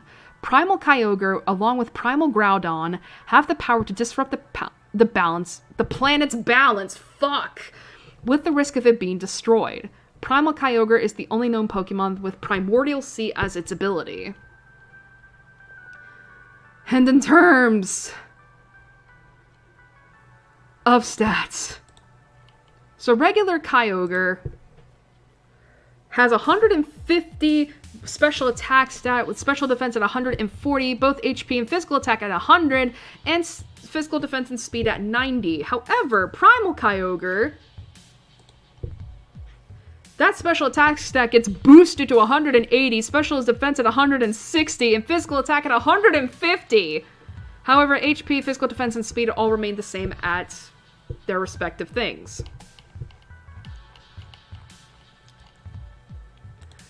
I will say, as someone who played through Alpha Sapphire, I do like Primal Kyogre's design. Like, the translucence of the fins here, along with the, like, this is such a sleek design to me. Like, this screams sleek to me. Maybe some people might think I'm fucking crazy, but yeah. But I mean, to be fair though, I do like regular Kyogre's design too. It's like, it's a fucking whale. Of course I'm gonna like it. It's a whale! But still, this alpha design is so fucking awesome. I just wish it wasn't world apocalyptic. I just wish it didn't have apocalyptic power. You know? Honestly, I think I would put this in the A tier. I know people might be like, why don't you just try, why not the S tier? And I'm like, listen, we gotta be careful, we gotta be like, you know, we gotta be fair. We can't just put all the legendaries in my S tier. People are gonna be like, shut up.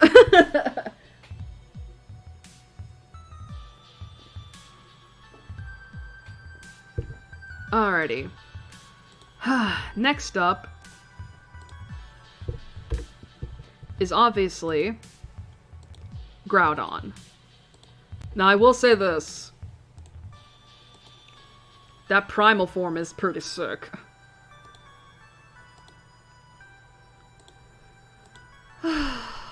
Jeez.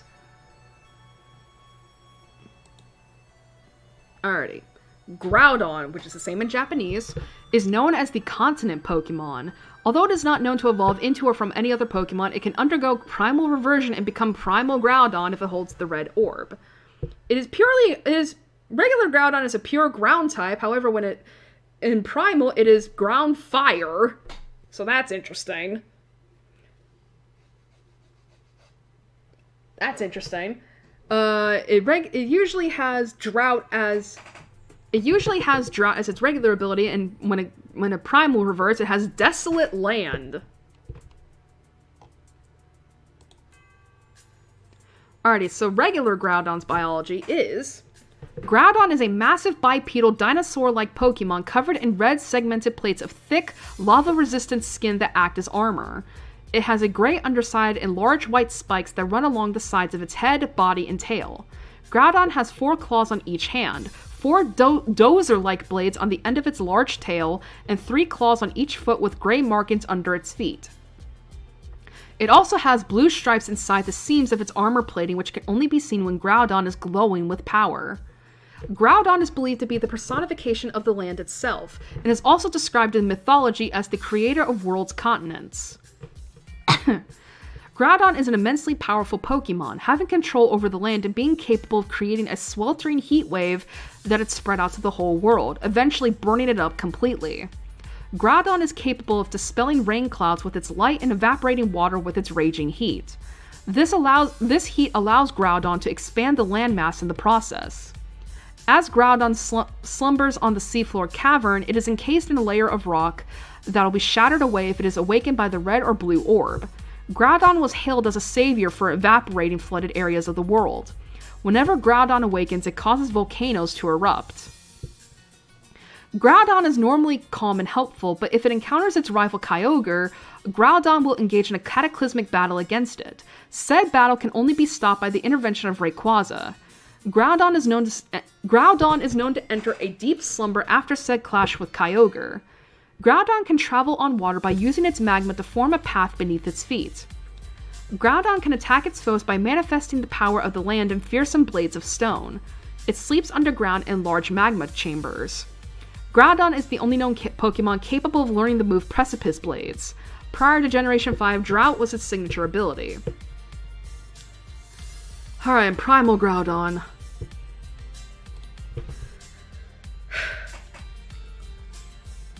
Okay. Primal Groudon's appearance is similar to Groudon, but larger in size. Its skin color changes from dark red to deep crimson with its underside, spikes, and teeth turning black. The blades on its tail are more separated from one another. The Omega symbol is now shown on its arms. Its eyes, the inside of its mouth, and the now enlarged openings between its armor plating glow bright yellow, and its irises are now red. The primal form of Groudon is said to be Groudon's true and primal form and is at its full power when in the primal state. Primal Groudon received its name from the ancient people of Hoenn who it tormented in the past. In the Mega Evolution Pokédex short, Primal Groudon is said to create new land with every step it takes. The energy that fills Primal Groudon pours forth as magma, and it burns with such an extreme temperature that its body is always shimmering with the haze of its heat. Why am I thinking of the fan song now? It uses this enhanced magma to expand the landmass of the world. With its weather-manipulating powers, it can nullify water-type moves. Primal Groudon was formed from the natural primal energy that existed in Hoenn's ancient past. It has to feed on that same energy so it can maintain its primal form in the present day, after it was undone in the past by Mega Rayquaza.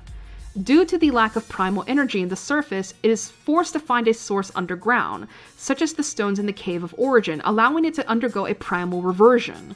Primal Groudon, along with Primal Kyogre, have the power to disrupt the planet's balance, with the risk of it being destroyed. Primal Groudon is is the only known Pokemon with Desolate Land as its ability. Can we have any more in this? Okay. Regular Groudon. So, physical attack stat is its highest at 150 with physical defense at 140. HP and special attack both at 100 with special defense and speed at 90. However, with Primal Groudon... Excuse me. That physical attack stat gets boosted up to 180 along with physical defense at 160.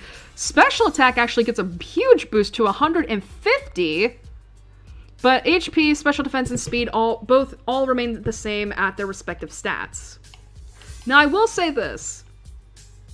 I don't have as many fond memories of Groudon, but I will give y'all, to people who played Omega Ruby, this is a pretty sick, like, design. Like, it's so cool. Like, the fact that all of this stuff here, the glowing parts, are magma. Like, oh my god, it is pretty cool. I will give you that. I actually remember watching, like, peaks. Like, I say peaks, it's more like, I guess, like, second-long gifs of, like, the one episode where it's, like, you did see Primal Groudon and Kyogre. And it's like, bro, why is Primal Groudon actually really fucking sick in animation? Like, Jesus Christ. Oh my god. But yeah, it is sick. I don't know, it's just, I do like it, honestly. I mean, this I don't necessarily feel anything towards, but this is cool. This is Caroline here. Where would I rank this? Honestly, I think, I was thinking high B, but honestly, I think I might place it here, because I think it is cool. It's like, oh no, Lyra, you're unleashing the cataclysm, fuck, I can't make jokes. Alrighty. Alright, last of the weather trio. Oh god. Why, Lord, why? Alrighty. Rayquaza. And of course we have to involve Mega Rayquaza. Thankfully this is the last Mega Evo, at least for a little bit. Alrighty, so... Rayquaza, which is the same in Japanese, is known as the Sky High Pokemon. It is a dual dragon flying type, and while it is not known to evolve into or from any other Pokemon, it can Mega Evolve if it knows Dragon Ascent, but only if it is not holding a Z Crystal. That is important to note. Alright, so as regular Rayquaza, it has Airlock as its ability, but as Mega Rayquaza, it gains Delta Stream. Alright, so regular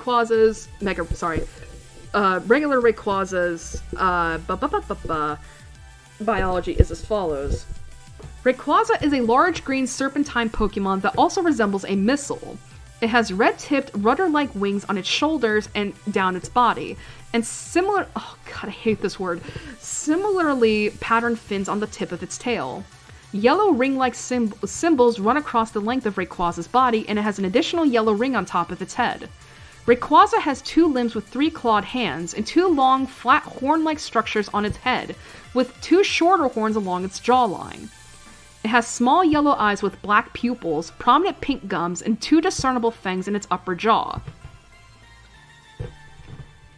Alright, who's ready for me to fuck this up? Rayquaza has a strong and endless desire to do heroic deeds for the Pokemon world. Rayquaza is said to be equal to both Groudon and Kyogre. Rayquaza can halt the endless battles of the other 2 super ancient Pokemon by forcing both back into their slumber, even in their primal forms. Rayquaza is the only one who can stop the duo and restore order to nature. Rayquaza is said to have lived for hundreds of millions of years in the ozone layer, where it feeds on water and other particles. It also feeds on meteoroids, particularly megasones, and even on the Minior and the stratosphere of the Alola region. That's funny. Rayquaza is rarely seen by people, even in flight. Its appearance is indistinguishable from that of a meteor. For living in the ozone layer, it can breathe in outer space. Rayquaza possesses some of the strongest attack power out of any Pokemon. It can easily summon cyclones to overwhelm its opponents. Scheisse. Please move.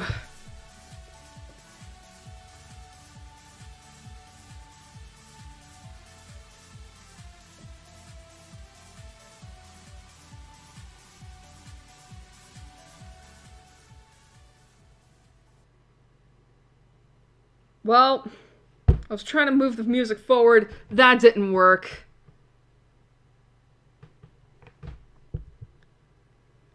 Oh my god, more Zinnia. Please, I want to rest.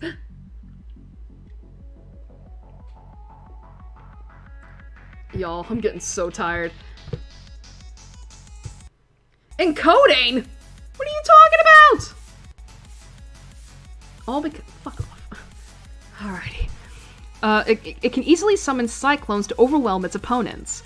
It can soar into the sky and drop out into its foes at high speeds, causing huge damage. Thanks to its weather manipulation powers, it can eliminate weather effects. Rayquaza was worshipped by the Dragonid people along with the people of Hoenn as the savior of the region. Thus, they built the Sky Pillar to honor it. Additionally, it can be summoned atop Sky Pillar by a keystone. In Pokemon Adventures, which is, I think, the manga, the Dragonids refer to it as their Dragon Lord. It is one of the longest-lived Pokemon species. Inside Rayquaza's body lies an organ that contains the same power as a Megastone, which was named the Mikado organ by a Devon Corporation scientist. Rayquaza is bitter enemies with Deoxys, with the two often clashing with each other due to Rayquaza's territorial nature. This is depicted in the movie Destiny Deoxys and the games Omega Ruby Alpha Sapphire Masters EX. Rayquaza is the only known Pokemon capable of learning the move Dragon Ascent. It is also the only known Pokemon that can have Airlock as an ability. Now we got... Guess whose jaw is hurting? Mega Rayquaza! Thanks to Rayquaza's Mikado organ, by consuming meteoroids in the stratosphere, the organ can be filled with enough energy for Rayquaza to Mega Evolve without a Megastone and even a Keystone, as seen in the X and Y anime. As Mega Rayquaza, its body becomes larger and gains more features. Its head becomes longer with the Delta symbol appearing on its forehead. Rayquaza's eyes now contain yellow pupils with red irises, and black Shichishito-shaped markings trail behind its eyes. Its red lips and teeth become gold, and the gold lines connect to those on its lower horns, which take on a broad triangular shape. At the outer edges of its lower horns are long, golden, glowing tendrils that each extend to a green, fin-like structure. These tendrils have ring patterns that strongly resemble the yellow markings running along the length of Rayquaza's normal form. While in flight, these tendrils give Mega Rayquaza a triangular profile. Its two upper horns become longer with a gold line running over them in a V shape, and each upper horn has another glowing tendril that ends in a circular shape with a spike. Along the length of its body are golden glowing orbs placed where its ring patterns used to be. The chin, part of the neck, and parts of its serpentine body are changed to the color black. The fins running along its body are now marked with gold lines. The fins on its tail become entirely yellow and substantially longer. Particles stream from the long tendrils that extend from its jutting jaw. These particles can control the density and humidity of the air, allowing Mega Rayquaza to manipulate the weather. Its green hide sparkles with an emerald-like quality. Mega Rayquaza was said to have been born from humanity's wish for salvation, channeled through the keystone of a Draconid lore keeper. Rayquaza is the first recorded Pokemon to achieve Mega Evolution and is at its full power when in the Mega Evolved state. Thanks to its weather manipulating powers, it can change the weather to eliminate all of the flying type's weaknesses. Mega Rayquaza is so powerful that it can undo the primal forms of Groudon and Kyogre. It's also capable of destroying meteors bigger than itself. It has been referred to as Delta. Mega Rayquaza is the only known Pokemon that can have Delta Stream as an ability. By the way, I am gathering so much spit in my mouth from this.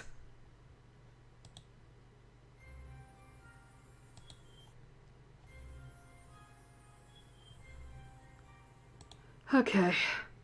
Stats for regular Rayquaza. Alright, so physical attack and special attack are both at 150, with HP at 105, speed at 95, excuse me, and physical defense and special defense both at 90. However, with Mega Rayquaza, which, by the way, I've told this story before, this is the most broken Pokemon in all of competitive battling, to the point that this is banned in all tiers of Pokemon battling. Like, you don't play this Pokemon in comp at all, because it's so fucking broken. Anyway, so Mega Rayquaza, physical attack and special attack both go up to 180, speed at 115, physical defense and special defense both get increased to 100, and HP remains the same at 105.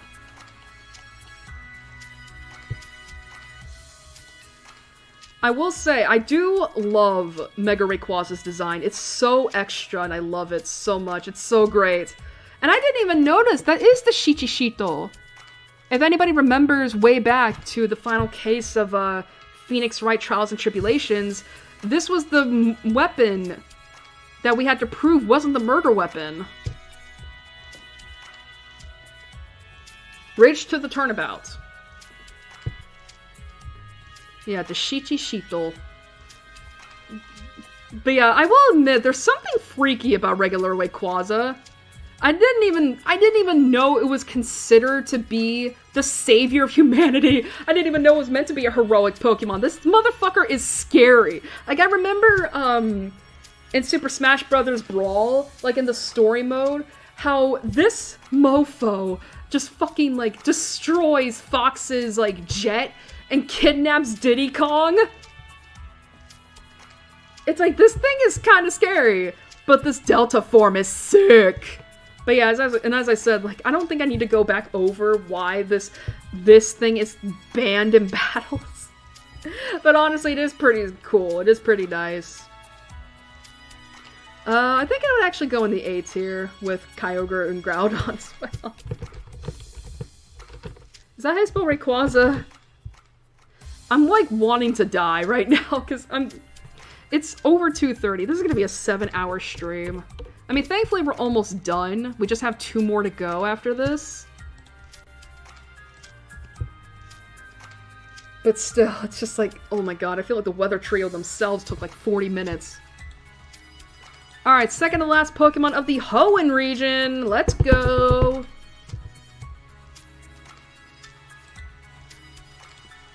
And it is Jirachi. Thank god no Megas. Excuse me. Alright, so Jirachi, which is the same in Japanese, is known as the Wish Pokemon. It is a dual Steel Psychic type. So pretty much like Metagross and all that. Its ability is Serene Grace. And its biology is as follows. Jirachi is a small white humanoid Pokemon. It has short, stubby legs and comparatively longer arms. There are flaps on the underside of its arms, which give the impression of long sleeves. On its body is a curved seam, which conceals a third yellow eye with a cyan pupil, known as its true eye. Additionally, Jirachi has a normal pair of ovalish eyes on its face with small blue triangular markings underneath. On its head is a large yellow structure with 3 points extending outward, one from the top and one on either side. On each point is a teal tag, known as a Wish tag. A rounded extension hangs from either side of the yellow structure, framing Jirachi's face. 2 yellow streamers flow from Jirachi's back, resembling comet tails. Jirachi hibernates for most of its life, awakening for 7 days every 1,000 years. It can also awaken if sung to by a voice of purity. While it sleeps, a tough crystalline shell envelops its body to protect it from enemies. However, it is still capable of fighting while asleep when its shell is not enough to protect it, as seen in Pokemon Mystery Dungeon. During the short periods when it is awake, Jirachi is said to grant wishes. However, in the movie Jirachi the Wishmaker, Jirachi cannot create an object that is desired from a wish. Instead, it teleports the desired object to the person that made the wish. By contrast, in the anime episode Searching for a Wish, It displays the ability to grant wishes without the use of teleportation, better known as a retcon. In the Pokemon Adventures manga, Jirachi will only grant wishes when its true eye is opened. Additionally, it can only grant 3 wishes every 1,000 years, which are written on each of its 3 wish tags. In this canon, Jirachi is shown being able to create artificial Pokemon through its wishes, animating a mass of seawater in the shape of a Kyogre. What? Jirachi's power is similarly exploited in the movie to create a monstrous Groudon. The movie further reveals that Jirachi's awakening is linked to the appearance of the Millennium Comet, and that its third eye has the ability to absorb the energy Jirachi needs for hibernation. It is said that Jirachi's ability to grant wishes also gives it great attack power, as seen when it creates a concentrated bundle of lights to blast its target. Although it is extremely rare, Jirachi can be found in the mountains. Jirachi is the only known Pokemon capable of learning the move Doom Desire. And as for the stats, they're all rounded at 100 for all of them, giving it a nice even 600. So I will say, I do like Jirachi. I think it's really cute. And the movie, oh god, the movie hurts me so much. Because, dude, that movie ends so bittersweetly. You know, because it's like, it just features Jirachi going back to sleep after, like, being awake for only a week. Like, that movie is actually kind of sad when you think about it. It's like, oh.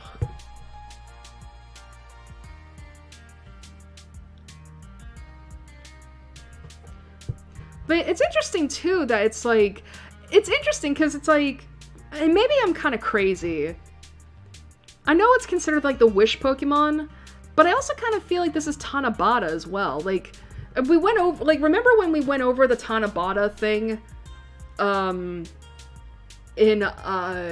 was it? In the Katawa Shoujo stream? Like, this is, because I mean, these tags here, the wish tags, like, they're pretty similar to what you would hang on a bamboo stick of, you know, Tanabata. But yeah, and the funny thing is, actually in Brilliant Diamond, because I have save data from, I think it was not Legends Arceus. It's either Sword and Shield or Legends and Arceus. I got a Jirachi, and I haven't used it. I've been using it a little bit, not a lot because I don't want to cheat, obviously. But I actually find it really good. I named them Vega because of the North Star. Well, not North Star, because it reminded me of like Tanabata, and it's like, well, if you know the stars Vega and Altair, you know, it's like, well, I'll just name it Vega, you know? Because I feel like I already named something Altair enough. But honestly, I think I would put Jirachi in the S tier. I think it's nice.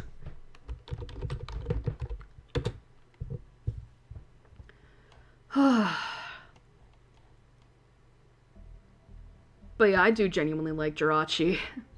Again, that movie really, like, again, these movies of my childhood really do just, like, make me love everything.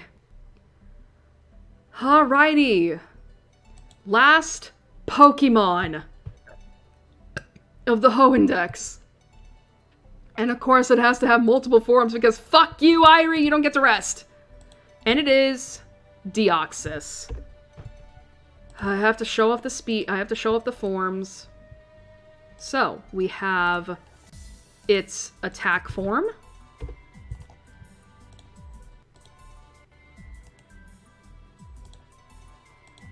Its defense form.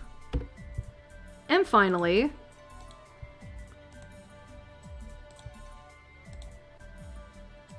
its speed form.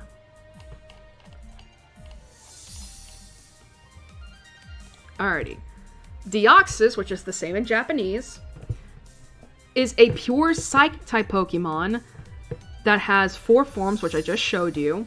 It has the ability Pressure, and the biology is as follows. Deoxys is an alien-like bipedal Pokemon that has 4 forms, each focused on a different stat. The main components that are constant for all 4 forms are dominantly a red color, a light blue face, and 3 light blue dots on its back arranged in a triangle. There is a purple stripe running down the center of its face and a purple crystalline organ in its chest. Its white circular eyes are set inside rectangular black eye sockets. Deoxys was formed by the mutation of a virus from space. The Pokemon is highly intelligent. Its brain appears to be the crystal in its chest. This organ is capable of firing laser beams. It was also shown the ability to morph its tentacles into human-like hands. While inactive, it can also take the form of a triangular stone tablet. As shown in Destiny Deoxys, it is able to regenerate any part of its body that it may have lost during a battle. It has also demonstrated the ability to create an aurora without changing its form. These auroras can have different electromagnetic wavelengths and are used to communicate with other Deoxys. It is also shown that the various electromagnetic waves given off by people, Pokemon, and all electronics can obscure its vision if there is enough interference with its communication. Deoxys' different forms each possess different abilities and techniques. In Destiny Deoxys and Pokemon Adventures manga, Deoxys has been observed to create clones of itself. These clones have lifeless eyes and duller color, lack of the trademark crystal on the chest, and seem to be unable to change from the normal form. Furthermore, they seem unable to morph their tentacles into hands. When these clones are defeated, they dissolve into dust-like particles. Deoxys is bitter enemies with Rayquaza, with the two often clashing with each other as depicted in several media. Deoxys is an extraterrestrial Pokemon that was coming towards the planet inside the Grand Meteor Delta during the Delta episode in Oraz. However, the meteor is destroyed and Deoxys is defeated before any of them can get to the planet by the player and Mega Rayquaza. Deoxys is the only known Pokemon capable of learning the move Psycho Boost by leveling up. Now, of course, we have to talk about the forms, because everybody hates me. Alright, so normal form, which is what I'm showing right now. In its normal form, Deoxys has tapering legs with a segmented vertical blue stripe on the upper portion. The abdomen is black with vertical lines, while the majority of its skin is reddish-orange. The arms are capable of taking different forms, usually a pair of tentacles coiled in a double helix. One tentacle is the primary skin color, while the other is light blue. Alternately, it can form more humanoid arms with a red top and blue underside and a 5-fingered hand. This form has a blunt protrusion with a single blue stripe on either side of its head and a stubby tail. As for the attack form, while in its attack form, Deoxys' legs remain tapered. However, its blue stripes are no longer segmented and run the entire length of the leg, and there is now a large spike on the knee. 2 pairs of whip-like tentacles with pointed tips, one reddish-orange and one blue, replace its previous coiled, blunted tentacles. The protrusions on its head are now triangular with an additional one extending from the top of its head. Most of its reddish-orange skin has receded, revealing a striated black chest and abdomen. Finally, its tail is now longer and more pointed. Moving on to the defense form. Deoxys' defense form has bulky, wide legs that are somewhat flat at the end with a bluish-green spot on each knee. It retains its 2 pairs of red and blue tentacles, but they are now flat and broad. The head is fused with its body and all protrusions are gone, causing it to resemble a helmet. The reddish-orange skin now covers the entire body, so none of its inner black portions are visible. There is now a single blue stripe on each shoulder and its tail has disappeared. And finally, the speed form. The speed form of this Pokemon has a sleek black body with thin striation. The reddish-orange skin now covers only its head. Okay, oh my god. Only its head, hip joints, and the area around its crystal. There is now only 1 tentacle on each side of its body, 1 red and 1 blue. The protrusions on its head now point upward, and the back of its head now forms a long spike. There is a long, thick blue stripe running down the center of this longer protrusion. More blue stripes appear on either hip joint and on its legs. My voice is cracking at this. Alrighty, so regular Deoxys' stats. Alright, so normal form, physical attack, special attack, and speed are all at 150 with HP, physical defense, and special defense at 50. Attack form, Physical attack, special attack both get boosted to 180, whereas physical defense and special defense both get lowered to 20. Defense form.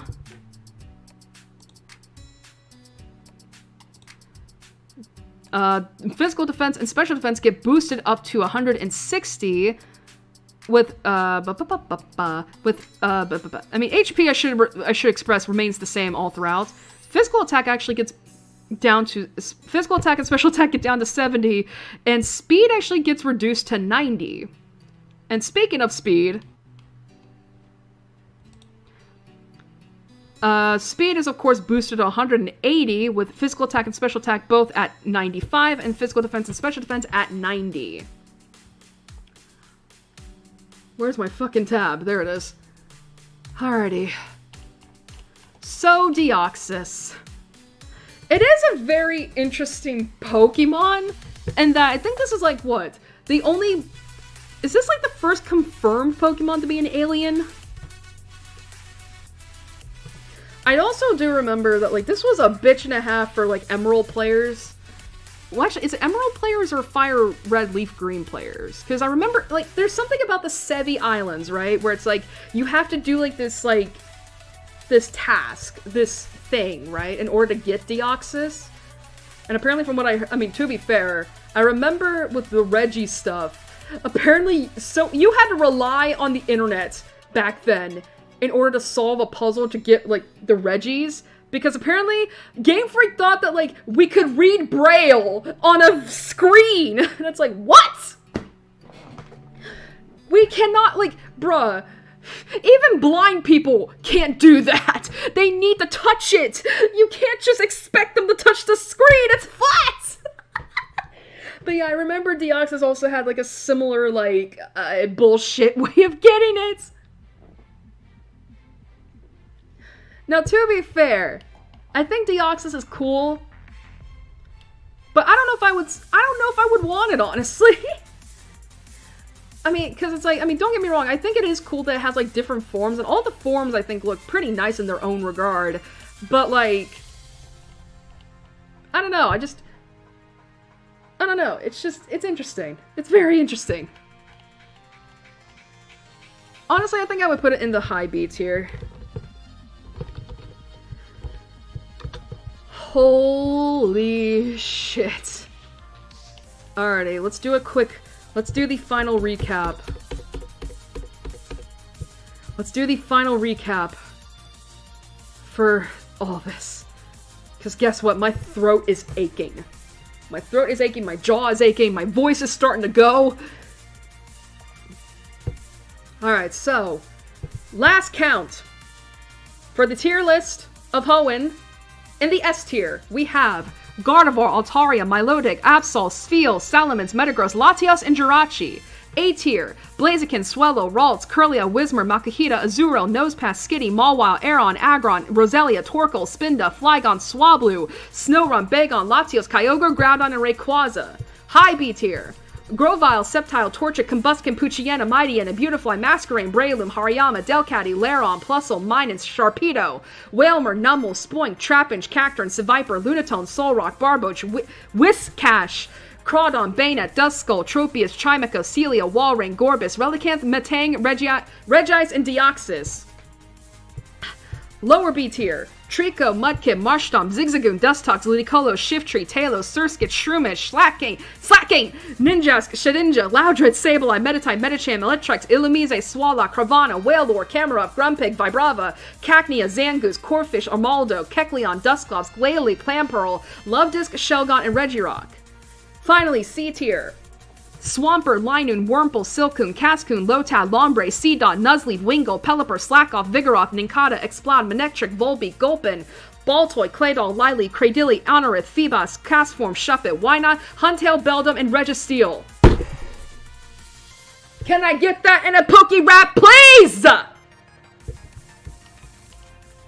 No, but for real though.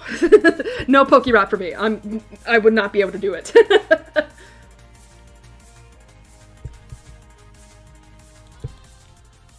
Okay. Don't worry, y'all. You're gonna get my opinions of the region. I'm just...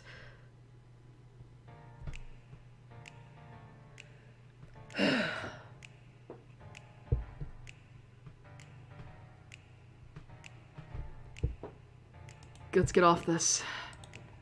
Holy shit.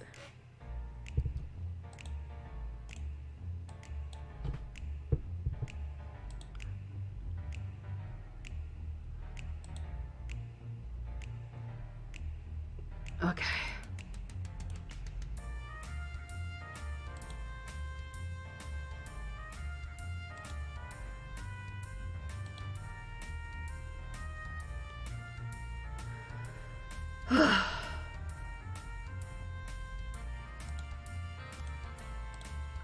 Just try. I have to like do this.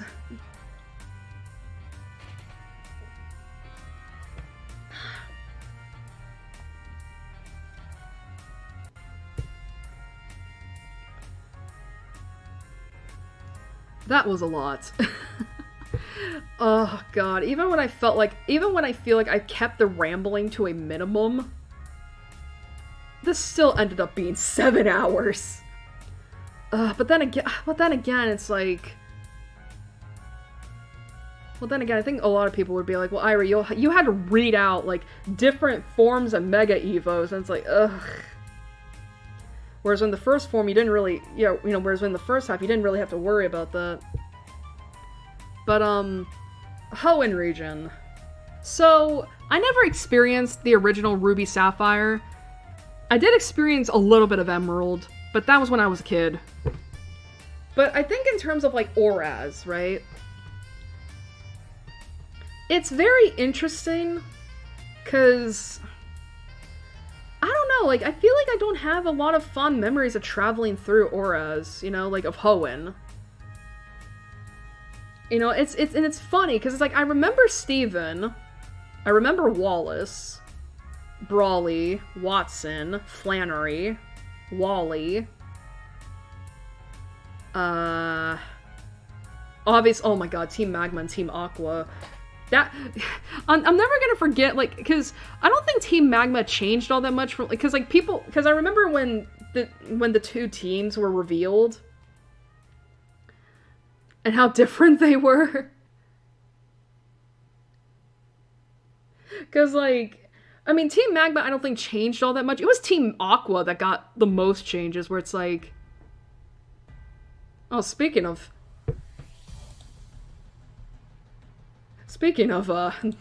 that.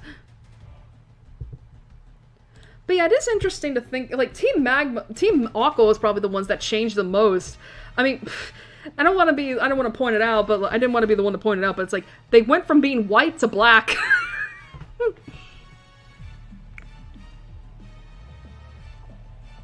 Like, and apparently for some reason they got hotter. It's like, huh?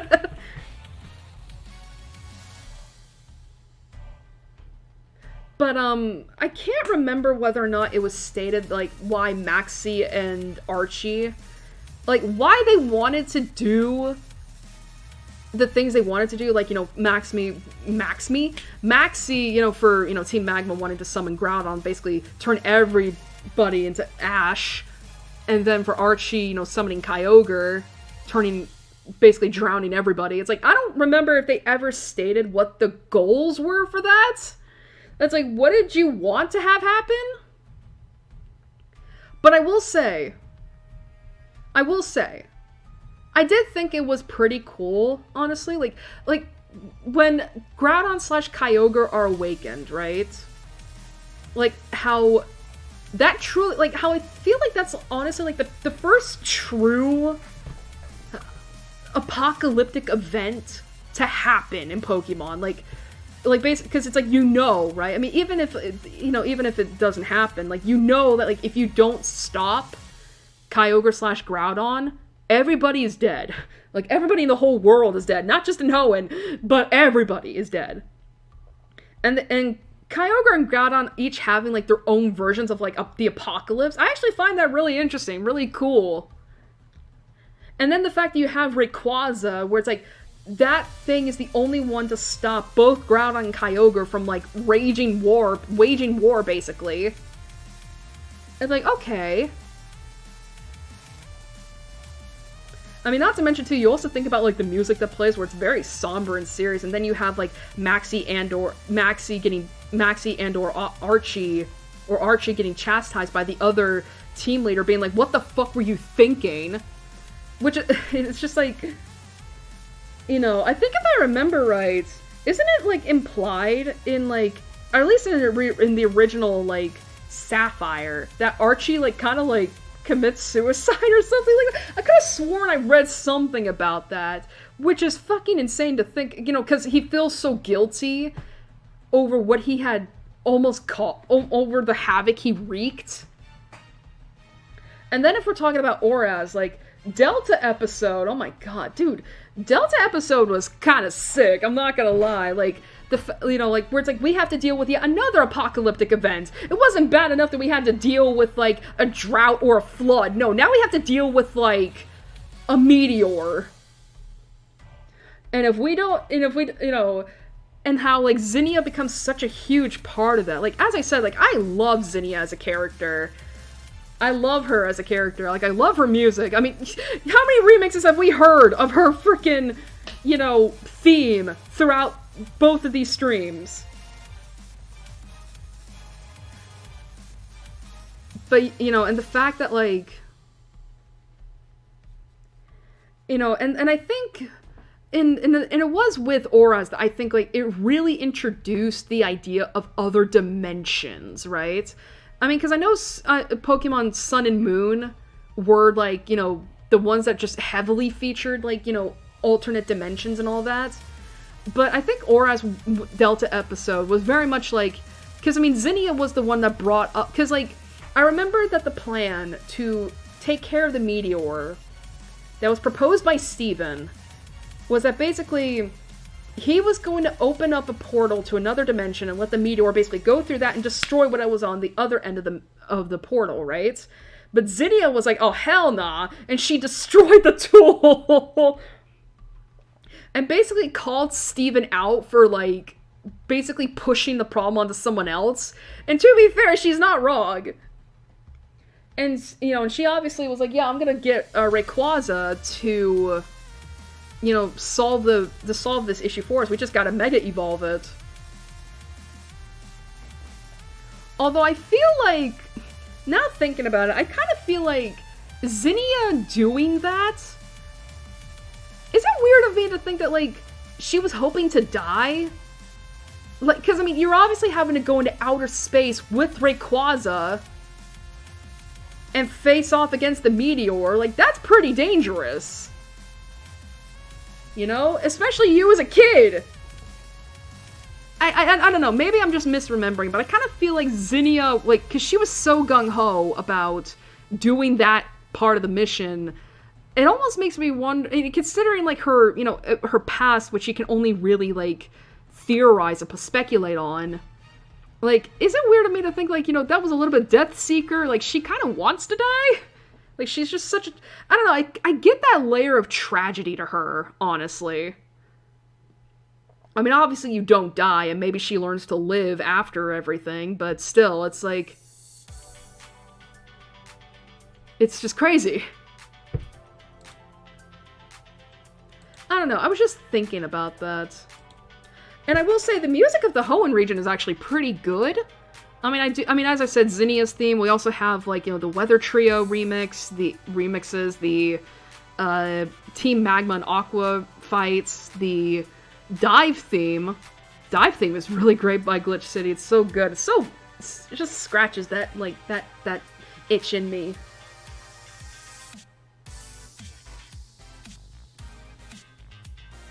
You know, and I also know that Hoenn, I think, was the region to introduce contests, and it's like, ugh, man, I wish that, like, I think contests are a cool thing in concept. I just don't know why you would want to do them. I mean, I know that, like, if you want to get on my Milotic, you have to do them, but it's like, oh god. Honestly, I think a Pokemon game that is focused around contests would be interesting. I mean, I don't know how it would work, but it would be interesting. But obviously now, but obviously because contests have become a thing of the past, like, they were only available in Hoenn and Sinnoh, I guess there's no longer a need. I mean, it does make me, there had to have been some clamor for contests. Because, like, if they were introduced in Hoenn, it's like, they had to have been liked enough for them to include them in Sinnoh. I don't know. It's just interesting to think about. You know, so...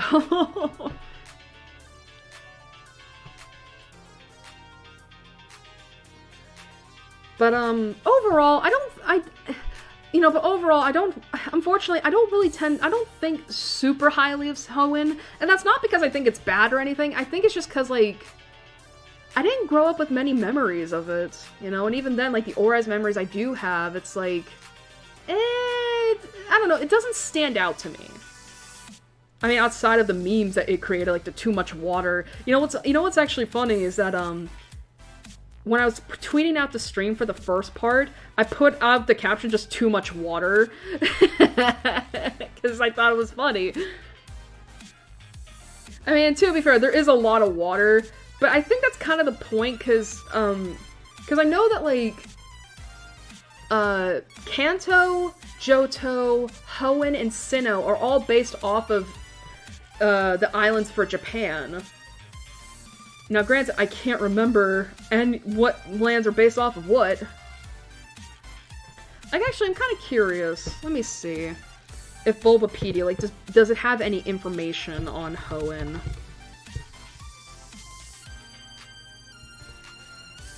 Let's see. Okay, so it says here, Hoenn is inspired by the real-world Japanese main island of Kyushu. The names of most of the cities in Hoenn are made of two words put together.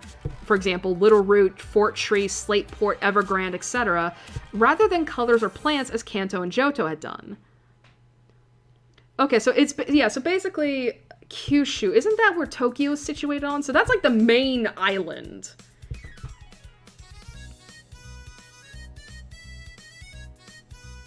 Like, let me see. I think that's the main island of Japan, isn't it? Like, the one that we tend to associate the most? Oh, no, it's not. Okay, I'm so sorry. Kyushu. Oh, this is where Okinawa is. Okay. Where's Tokyo, then? Am I fucking stupid? I thought it was Kyushu. Nante. To all my Japanese watchers, gomen nasai. Yorushite kureyo. Okay, so what's Johto and Kanto then? Johto is based off of... It doesn't tell me. Why does it not tell me?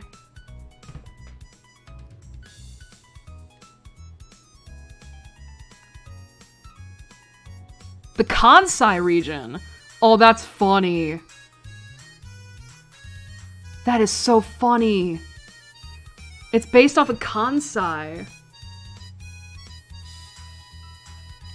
That's so funny. What about Kanto? Because Sinnoh is, I think, based off of Hokkaido, I believe. I could be wrong. Okay, yeah, and okay, oh, that's right. Kanto is actually based off of Kanto. Because, yeah, I think Sinnoh is Hokkaido, right?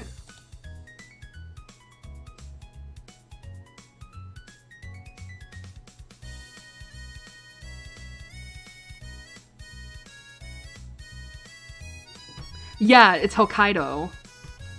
And that's far north. But okay. But yeah, so Kyushu, and that's where Okinawa... That actually kind of makes sense, because now that makes sense with the whole too much water, because I mean, granted, I know all of Japan is surrounded, is an island, basically. Is several islands. But, like, Okinawa is, like, the tourist spot for beachgoers, if Yakuza 3 has taught me anything. But yeah, overall, like, I will say this. I obviously do like Kanto more than Hoenn more than Kanto. But not as much as Johto. So I guess, like, if we were to rank so far, like, what would be top and what would be bottom, Johto would be number 1, Hoenn would be number 2, and Kanto would be number 3. So, yeah. That's my opinion of Hoenn. It's not bad, but it's not...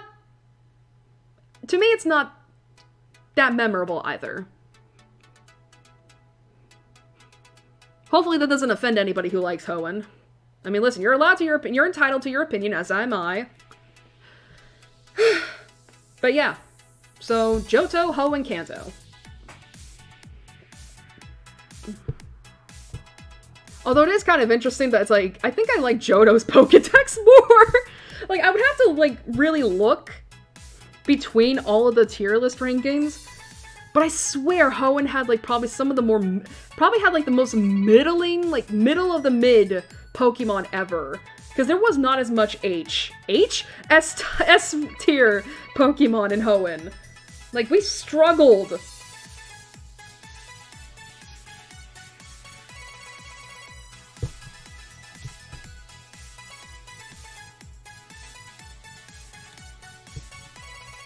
Alrighty, well, some of you may be wondering then, what's the next stream? When is it? Well, because it's my birth month next year. Because it's my birth month in a few days, obviously I'm going to be doing more Pokemon tier list streams. And this means that the next tier list stream will be the first half of Sinnoh. Oh, God. I'm ready for that. I'm ready for that. I'm ready. And that'll be on May 11th. At, of course, the usual time of 8 p.m. CST. So in a couple weeks, we'll be doing the first half of Sinnoh. And oh god, y'all. That's gonna take a while. That's gonna take a while. Not because I think of any megas or anything like that, but more so...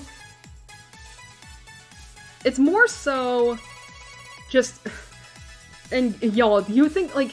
I know y'all have probably listened to repeats of some of these tracks, like, 3 or 4 times at this point.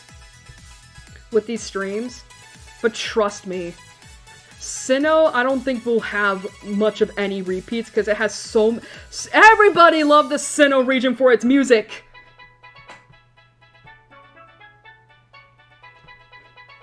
Oh, and speaking of which, I will make the Hoenn music playlist public after the stream is over. Speaking of which, I think it's about time we wrap up, because it's been 7 fucking hours!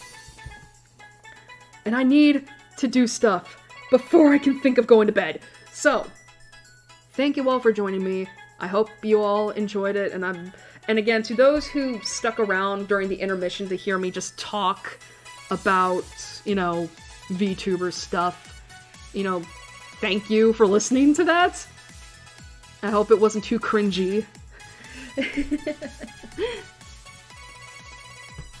But, yeah, but seriously, like, thank you, and I hope, you know, you got something out of it.